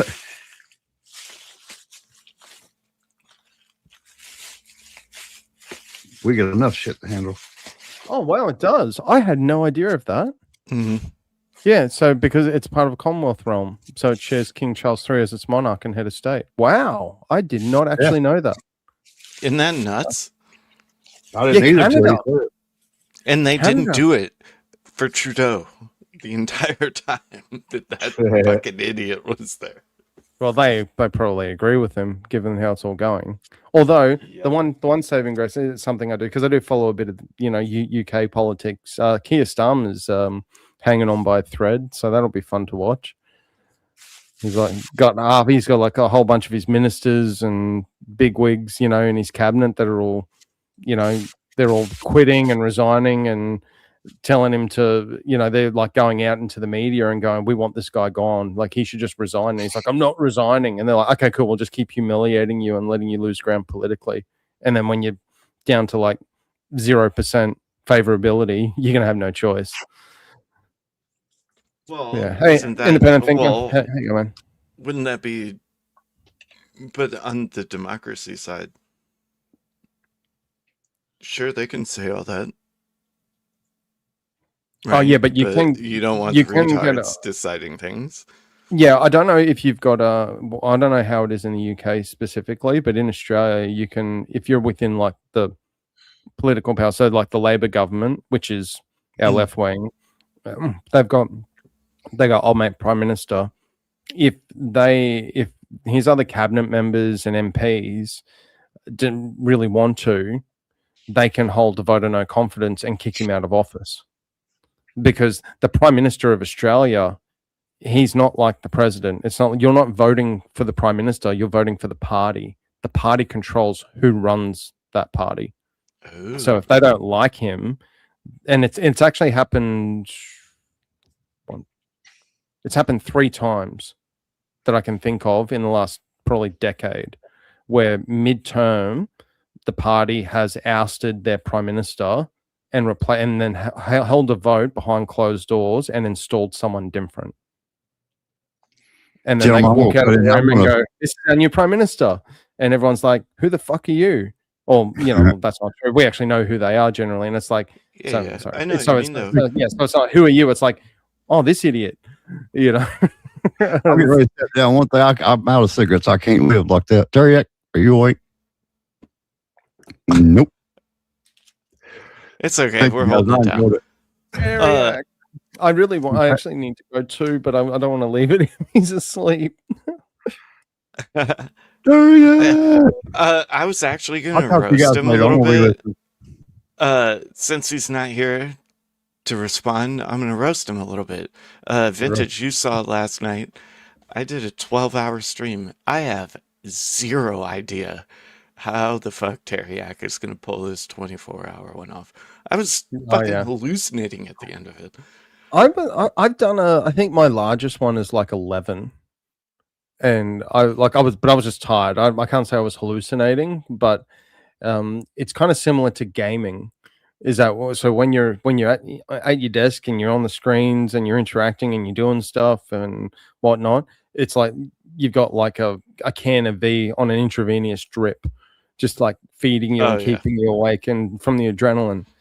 And then it's like, okay, I'm off chat, see you later. And you log off. And then like within 4 minutes, I'm like laying in bed and I am out like a light in 30 seconds.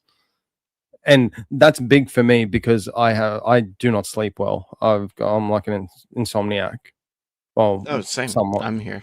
Yeah, like it's so hard. Like I've got something I can take to knock me out if I'm really getting to that point. And I actually might tonight because my mind's racing because I've got a procedure coming up, so I'm like really fucking nervous about it. Yeah, we were talking about that. Yeah. So I'm like, dude, I have every finger that I can crossed. Oh, it's fine. It's not a like an invade. It's not like a serious procedure, So, but it's just I'm also got a very bad phobia of needles. So I don't know if you've been on panel or anything when I've told the story about being chased out of the hospital before. I'm guessing not from the silence. Well, you didn't say it last night, I don't think. No, it wasn't last night. I said it a while ago. I don't know if maybe you're listening or whether you're on panel. It was a while ago. Right on. Yeah, well, you should tell it again. I'll tell it again. All right, for funsies. So, I had a bad car accident, and I needed back surgery. I had a disc that was popping out at the bottom of my spine, and so they needed to work on it and fix it up. And I was on a wait list, and I finally got called in out of nowhere. I was like, yes, I'll take it, because I was literally limping around. It was so painful. And so you go in the day before because it's like last minute, and you've got to see the specialist, you got to talk to the anaesthetist, you got to talk to a GP doctor in there, then you talk to the surgeon. There's like 4 or 5 appointments. So go in the wait room, go to the first appointment, come out, wait an hour, see the next one, wait an hour, see the next one as you go on. And the whole time I'm thinking they're going to ask me for a blood test. And I hate needles. Really, really hate them. I hate being stuck with stuff. I've got a massive phobia of it. Yeah. And I got to, and my mum actually worked in the hospital at the time. She was a pharmacy assistant, like in like the kind of like the dispensary, if you want to call it that. And so it got to like 3 p.m, and she was on her afternoon tea break. So she came in and found me and was like, hey, how you going? I'm like, yeah, I'm good. We were just having a chat while she was on break. And then I got called in by the last appointment guy, which was the random, like the regular doctor. They go through the risks and all that stuff as they do. He's like, okay, no, it looks like you're all good to go. And I'm thinking, that's my last appointment. They haven't asked me for a blood test. Awesome. I literally got 1 foot out the door, and he's like, do you have your blood test yet? I'm like, no. Okay. He's like, just go back in the weight room and we'll call you in a second, get it done. So I walk back out, mum's still there. She's like, is everything all good? And I am white as a ghost. I'm shaking. I'm like having half a panic attack. And I'm like, I need to have a blood test. She's like, oh, don't worry, it'll be all right. It's fine, whatever. And I get called up immediately. And because she works in the hospital. Hold on. Isn't that like the worst thing you can say to somebody that's like in the middle of a panic attack? Oh, like, no, that's I'm paraphrasing. She didn't say that exactly, but she said it in her motherly way. But anyway, she's like, I'm walking in, and she's like, oh, do you want me to come in? We just have a chat. The way I get through it these days is I'm just like, just talk to me. I'm not going to look. I'm going to be like, my arms out. Hey, how you going? How's the weather? What do you do for work? You going on any holiday soon? Whatever. Any conversation. I don't care what it is. And so I'm just talking to mum. How's dad going? What's he been up to? Blah, blah, blah. Talking away. And in front of me, there was the doctor, and he had his back to me. And he's obviously preparing stuff. And turned around, and I saw the point of that needle. And I just stood up, and I'm like, I'm out of here. You ain't putting that shit near me. And I just freaked out. And so I got to a point. Yeah, that's true, trailer trash. I'm just letting it flow, seeing how long. Oh, he's away. He's away. I also forgot to shout out Pseudo. Pseudo done the 5, and I didn't see it. But 1 second, play the clip. I'll play the shredding clip to make up for it as well, because shout out for Pseudo as well.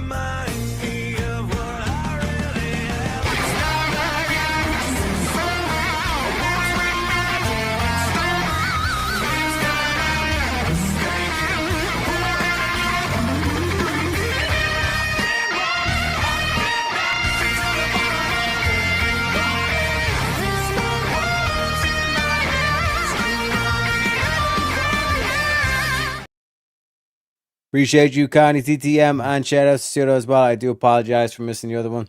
But we're on 105, gentlemen. 105. Nice. Yeah, yeah. You gonna not acknowledge my comment? It was pretty funny. Well, do you know how we got here? Yeah, from VK. Speak easy. No. Like from this point in the conversation to when I spoke last. I don't know when the last time you spoke went on. was. We 'cause just you've went been off on- sleeping for like 3 hours. Well, we were talking back and forth about the topic, and then we thought you were asleep, and then it was like, oh, so what else has been going on? And we're just like, But what was the randomly topic? chatting. What was the last thing I was saying? I was specifically saying to Crazy. Wouldn't that my be a turn. I got, question for Crazy?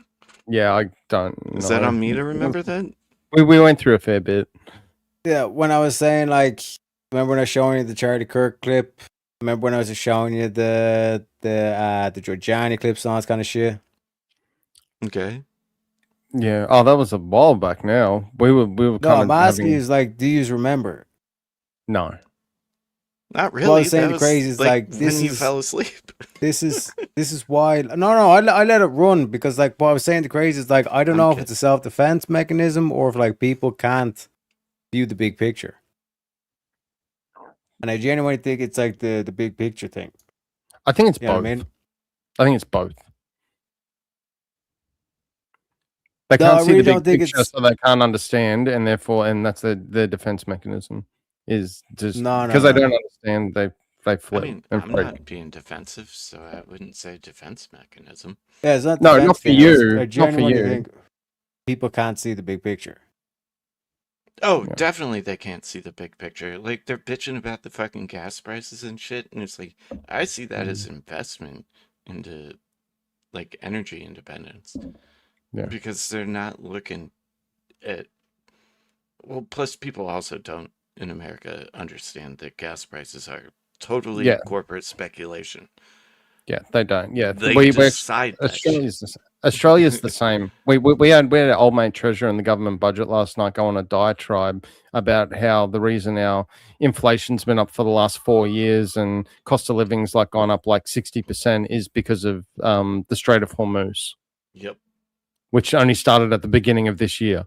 Plus it's But also apparently regulation. but apparently the last 4 years that it's all been going on and things have been in the shit, it's because of the Strait of Hormuz. Like maybe maybe everyone had a crystal ball and knew that was going to happen. But it's like Well, we're insane. supposed to believe that, like, I'm not going to say any of them, but the big oil companies were just supposed to assume that their CEOs who are, like, making a fuck ton of money are going to tell us the truth. But yet it's, like, the whole market is based on their speculation. Yeah, but I don't care. And this is the other thing is that I don't care that they make all that money. It's a business. Oh, That's I what agree. a business I mean, does. I'm pro-capitalism. Yeah, they're I like, am. how dare they make all this money? It's like, well, what else are you there for if it's a Well, business? I think Well- there is an issue with the huge corporatization of, and I don't know how to justify that yet. That's something I'm trying to work on being able to. That's why people generally turn to socialism and communism because they think that'll solve the problem. But I do like Terry. I'm not saying you do, but that's just that's a very common perception or common theory. Teriak, what was the name of it? See, we need to work on the marketing of your idea because it was named something and then it was not received well, and you changed it to what was it? Aristotic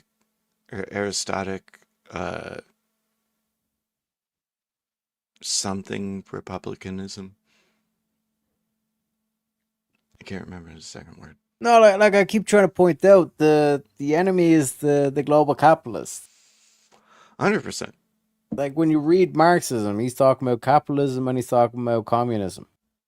Hmm. You know what I mean? And like the stage before communism is socialism. And it actually goes to like what Ryan is like been trying, like he's screaming from the bell tower with the liberals, kind of saying it's like, ye think that you're fucking like all this and all this kind of shit, but you are like, even the liberals are being led down astray. You know what I mean? Because the likes of like Vaush and fucking what's his name, Hassan, all this kind of shit. Like Destiny's just his mind's just gone at this stage. He's just fucking like vibes. Hassan isn't either. I think but like Hassan's Hassan's like more- full blown like communist. Like he's taken the communist bill. There's a guy on he's trying to do like a right wing version of communism, some shit like that. Get what his name is. I think that's the dude that Nick Fuentes is going to endorse and all this kind of shit. But like the liberals are just like, they're being led astray by the communists and all this kind of shit, and they think, oh yeah, like we're liberals and all this kind of shit. But like Ryan's basic point now is like, you guys have no limiting principle to your philosophy whatsoever. You know what I mean? Like to the point where it's like, yous are going to go like so progressive, so liberal. Like you call yourselves a liberal, but what you really are is just like a progressive to the point where you will progress past the Constitution. You know what I mean? So like, what is the limiting principle here? And none of them have an answer. Been on Wick, he's been debating. Well, could say debating or just like having conversations with like the lefties or libertarians, all this kind of shit. And like it's the same kind of situation. You know what I mean? Where it's like I'm trying to warn right wingers about the global capitalists, and it's like this whole thing of like it devolving into civil war. It's like that's exactly what they want to do. These are the same people that done the whole COVID shit. They shut down the whole planet, and they gave everybody a bit of bread and all this kind of shit, and then the whole like slow kind of like restart back into the workforce and all this kind of shit. Like they're more than willing to drop a fucking bioweapon in China just so they can get their way, kind of thing. So like causing a civil war in America, and that was the whole sidetrack as well, where we were saying like, oh, like so like I don't know if we call it a civil war or a revolution. It's like pretty much the same thing. Conflict in the nation. Do you know what I mean? And this is the whole like British imperial system. You look back through history, this is exactly what they done. Caused the country to go into civil war, and then they just robbed them of their resources. Same situation of like all these policies that have been passed for like the past 70 years or so in America have all been pushing us towards deindustrialization, moving your manufacturing over to China. You know what I mean? You got to really think about the fact that it's like everybody like says China, they use slave labor and all this kind of shit. It's like, yeah, no shit. They want to bring slavery back. They want to like restore like the world to the old world. You know what I mean? And like this is what I keep trying to point out, where it's like, it's not just the communists. The communists are the useful idiots. They're the people that are more like, they're the psychopaths or the mentally ill that are more than willing to burn their whole fucking town down. You know what I mean? But it's the global capitalists that you never see.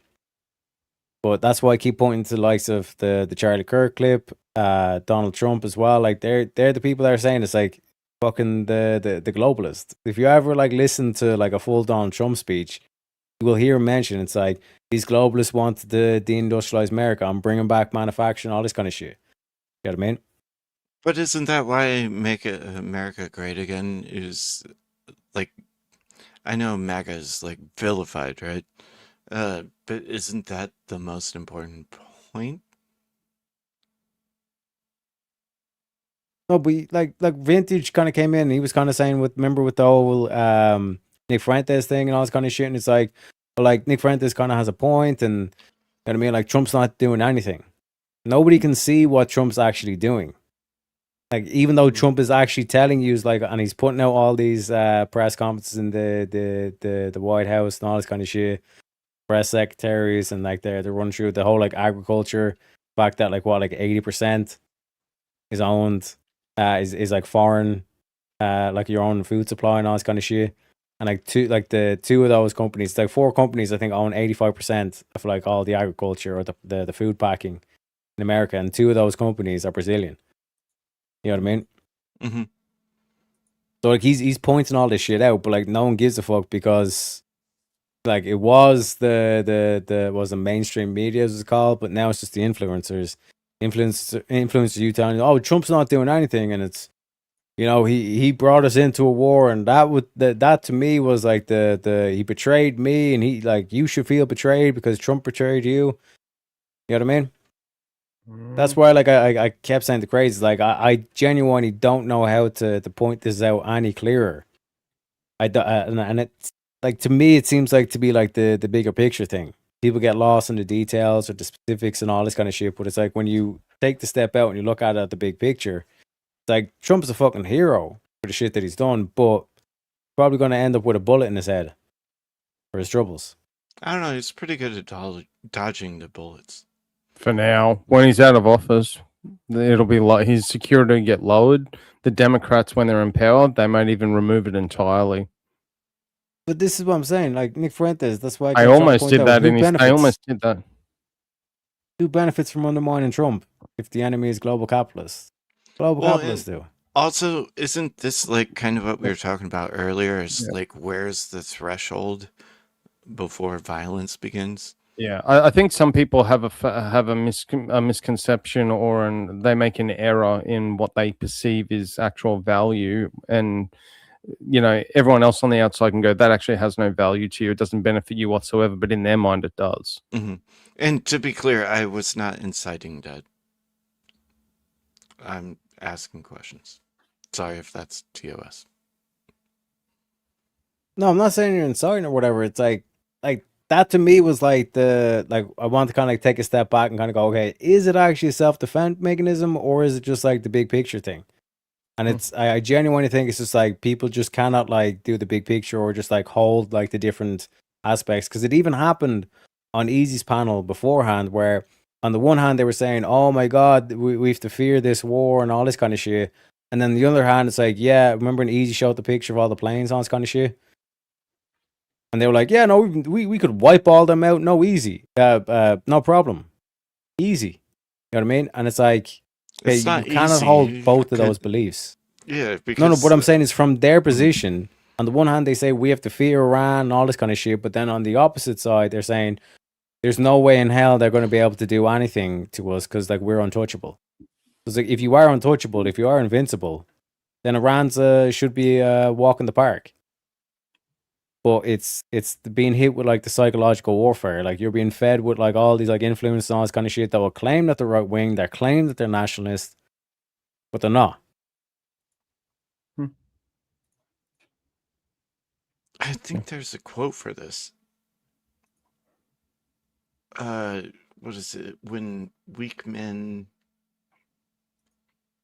fail to take action. Oh yeah, come. Good, evil triumphs when good men do nothing. Yes, yeah. Yeah, that's it. Yeah, thank you. I was, it was something like that. I do think that's where America is right now. But there is a good man, and he's trying. As we were saying to Vintage's point, it's like if Trump was to do the thing where he started locking people up and all this kind of shit, he galvanized the Democrats, or well, the propagandists from the Democrats. Say, see, we told you, he's a fascist. He's locking up his political opponents. He's doing just exactly what Hitler done. Yeah, and I'd just be like, and what? Then you see like BLM times fucking 100. It's just complete, and it devolves into the Civil War. Or revolution, whatever word you want to use. Yeah, I agree. Where's GLM? GLM goats loves, man. Love it. Yeah, I mean they count too. Yeah. No, I'm only pushing that narrative just because I honestly, and I said it before, I don't know how else you get around conflict at this point. And not that I wanted to. I'm like, okay, well, this is the extreme. This is what's going to happen, and I'm hoping, I guess, to some degree, someone's going to come up and go, well, no, actually, we don't. And here's a solution. Right now, all I hear is that's not the way to do it, but there's no solution. That's what I'm fucking terrified of. To be totally honest, like, don't get me wrong, I bleed red, white, and blue. If I have to, I will. But the only conclusion I can come to logically is it's gonna blow up in violence and not blow Well, you up guys in- have forced conscription. You won't get a choice. Yep. I signed up for that shit. Yeah, well, you have to, don't you? Isn't it like a law over there? Yeah. Yeah. Yeah. That's why but they they don't call also- it. That's why they don't call it volunteer work. They call it conscription. They also used to have what was the age for conscription? I think it was 35, but they recently changed it to 42, and I'm fucking 41 years old. Conscription's only at 42. Wow, I would have thought they would have made it like 20. I mean, that would make more sense, right? Like just if you need to call your banners, call everyone. I am physically fit though, so it does affect me in the sense that if it turns into that, I can't get away from like reducing it. It's gonna end in violence, which I don't want. Yeah, but look, why should you be killing a fellow American when it's global capitalism? I don't know. I can't justify that. Yeah, I have no idea. I should be able to.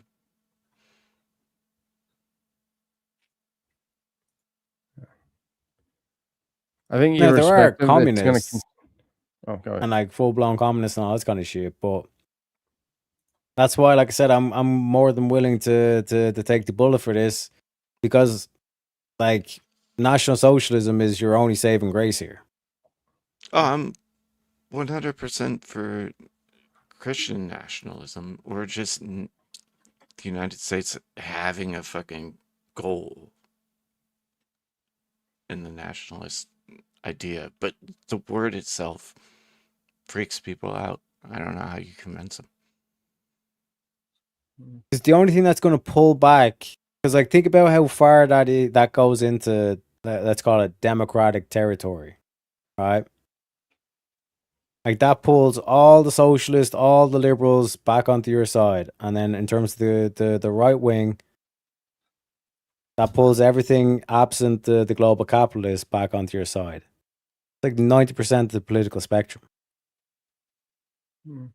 You have like the 5% on either end, the communists, mentally ill communists, and all this kind of shit, and then the other 5% on the opposite end of the global capitalists.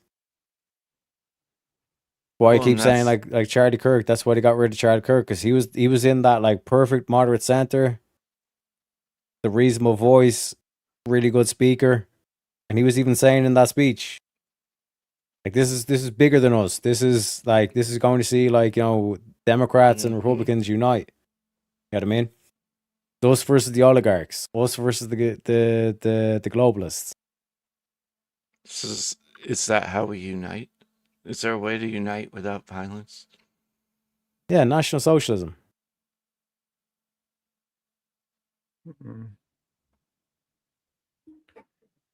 It's interesting.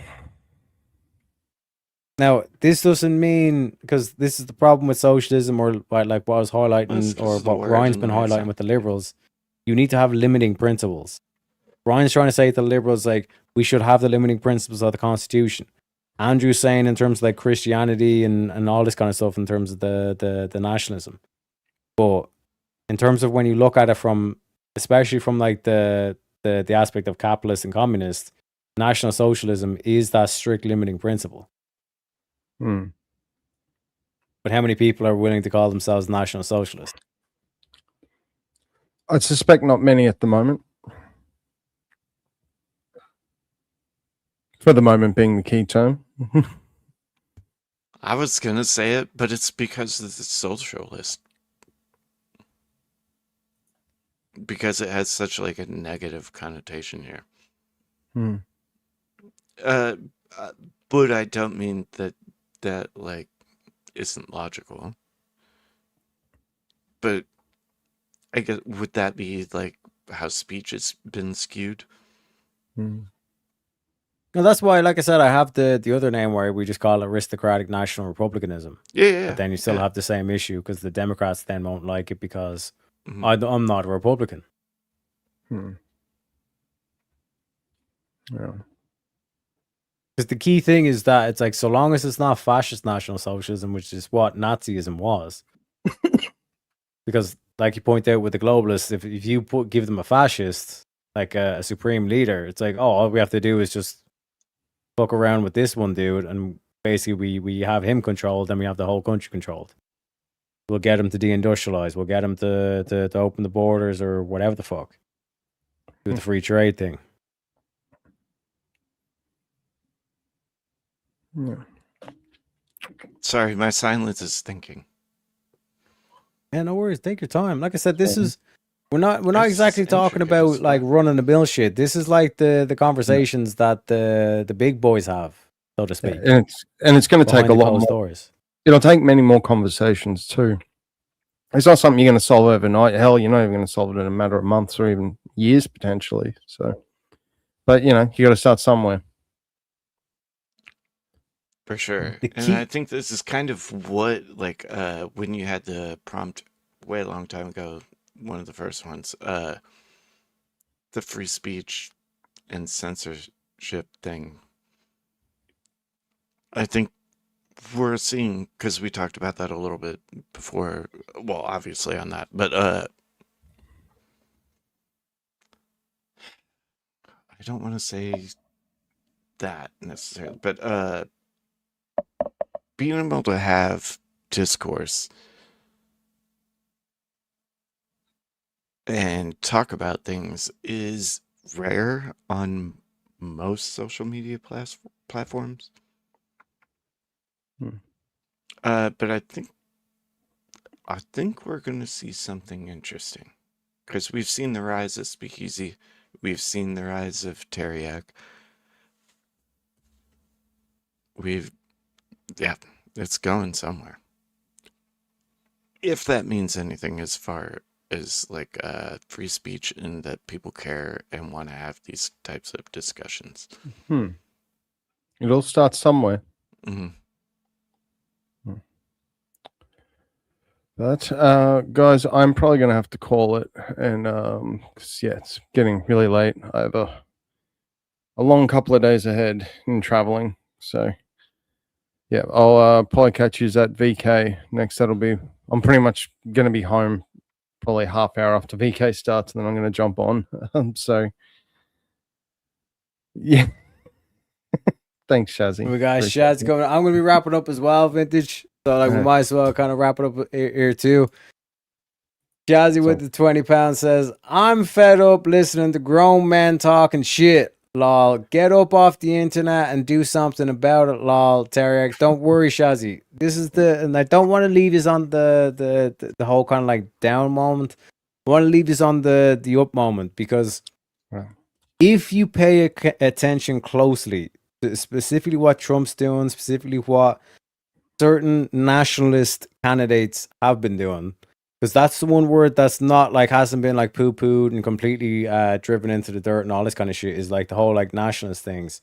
The one thing I would say to you as right-wingers is, if there are nationalists who start like talking about like education or talking about certain things that need to be socialized and all this kind of thing, at least hear them out, because they're, like I said, they do play them off and all this kind of shit as well. Like we've seen what happened with Tucker Carlson, Candace Owens, like all these like supposed like right wingers and nationalists and all this kind of stuff. There is, like I said, there is what would be the correct way? Like, remember when I was talking about the whole like Nazi infiltration, American, all this kind of shit? There have been like defectors to that whole thing. People have said, fuck this, like we're not done, or we're done with the whole like fascist thing and the globalist thing and all this kind of shit. There are people that are willing to fight for the nations. The only the key thing is that like the one thing that prevents globalist takeover is nations, sovereign nations. Yeah, like I said, it's not going to be easy, but as you can see, like, you got Jake in Australia, you got me in Ireland, you got Tommy Robinson in England, you got Andrew and the boys in America. You know what I mean? Mm-hmm. There is potential, as they say. Is there anyone actually, by the way, that I can raid into? think is Emmett still live? I saw Emmett live a while ago. I don't know if he's still around. The only one for me is Dart's the only one online, but he's restreaming this. Oh yeah, I mean, I just yeah. Yeah, I'm not gonna keep streaming after this though. I did have a question for you, Teriak, and just because you Yeah, go asked ahead. me that, I forgot. Oh yeah, how come this is gonna I don't mean it this way. I can't like promo on your channel. Or I What you mean mean? your server. Like when I go to like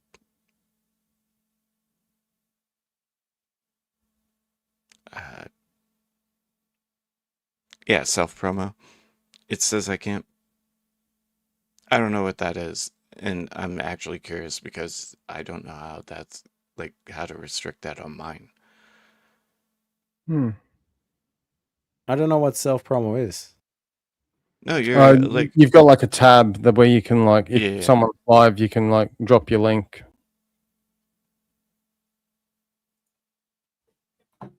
Like Wait, similar what? to what you do, like similar to what you do on my Discord. Like when you go live, I've got like the channel promos tab. Oh, in the and- Discord. Okay, one second. yeah, let me yeah, fix Discord that. for sure. My bad. That's sorry. I suck at I gotta words. give you the role thing, but one sec. Click to this.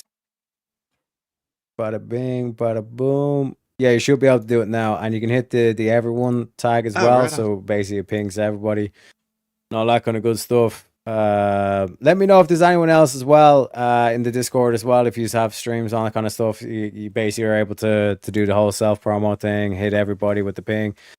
And all that Gucci stuff. But gentlemen, do you want to leave the folks with any final thoughts, nuggets of wisdom, any of that good stuff? Oh, no nuggets of wisdom. Just thanks for having me on as always. Always good to have a bit of a chat and hang out. I'll see you guys on VK, and wish me luck with my procedure. The I'm gonna- defense. Oh, sorry. I I'm got gonna- every finger crossed. I'm Vintage. gonna cry like a baby when I get that fucking needle. I just know it, but I can't help myself. I hate needles, but I'll be okay. You know, we can poke fun at me at 100%, VK man. afterwards. But yeah, all right. I'll jump out. Thanks again. Stay blessed, chat.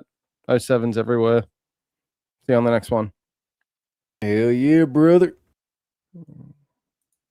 And Darth, any nuggets of wisdom, final closing thoughts? America needs to figure its shit out. I don't know how else to say it better. But I think we're on our way there. Or on our way there, but needs to get there faster. Other than that, I stream retarded shit about cannabis. My man. Appreciate you coming on, Darth. Like I and said, thank you man. for having me.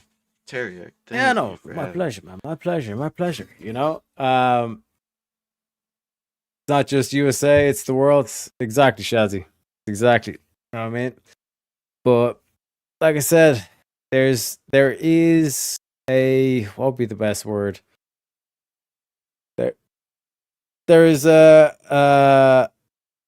There is what seems to be like a group rising up. And like I said, nationalist is the key word, but even within that, there has been like subversion or people that will kind of like go in and kind of like just to try and like, you know, get some fucking clout or get all this kind of shit. But as we've seen, there are like, you know, like actual heroes out there, like our boy Donald Trump, like Charlie Kirk, God rest his soul. You know what I mean? So this ain't over, as they say, Jazzy. You know what I'm saying? As they say, you don't have to go home, but you can't stay here because, like I said, I got shit to prepare for. Another thing as well, like I said, the debate is going to be on the 19th. One sec, let me make sure I get this down as well. It is going to be, yes, Tuesday, May 19th at 8:30 p.m. Eastern Standard Time over on Easy's. Like I said, it's going to be a quote unquote solution, but I'm probably going to get shot for it. So, like I said, I'm more than willing to accept the bullet at this stage because someone needs to start talking about this shit. But like I said, it's going to be all sorts of name calling at least, and like I said, bullets probably going to be loaded up and waiting for me and all this kind of shit. But at this stage, I don't really give a fuck because they can go fuck themselves. You know what I mean? I'm at least go down dying. You know what I mean? Think back to 300 and Leonidas and all this kind of shit. But 100% Shazzy, 100% we're going to make Ireland great again as well. Don't you worry, Shazzy. You know what I'm saying? Ireland shall be sovereign once again as a 32 county, you know? And as a brother to England, not just, a fucking, what be like a terrorist state and all this kind of shit. But if there's anyone we can set the standard off, I believe it is the one and only Donald Trump. This is why we always end off the same way. Ladies and gentlemen, God bless Donald Trump. God bless America. And I'll see you all tomorrow. Why wouldn't you dedicate yourself to public service? Because I think it's a very mean life. I would love and I would dedicate my life to this country, but I see it as being a mean life. And I also see it as somebody with strong views and somebody with the kind of views that are maybe a little bit unpopular, which may be right, but may be unpopular.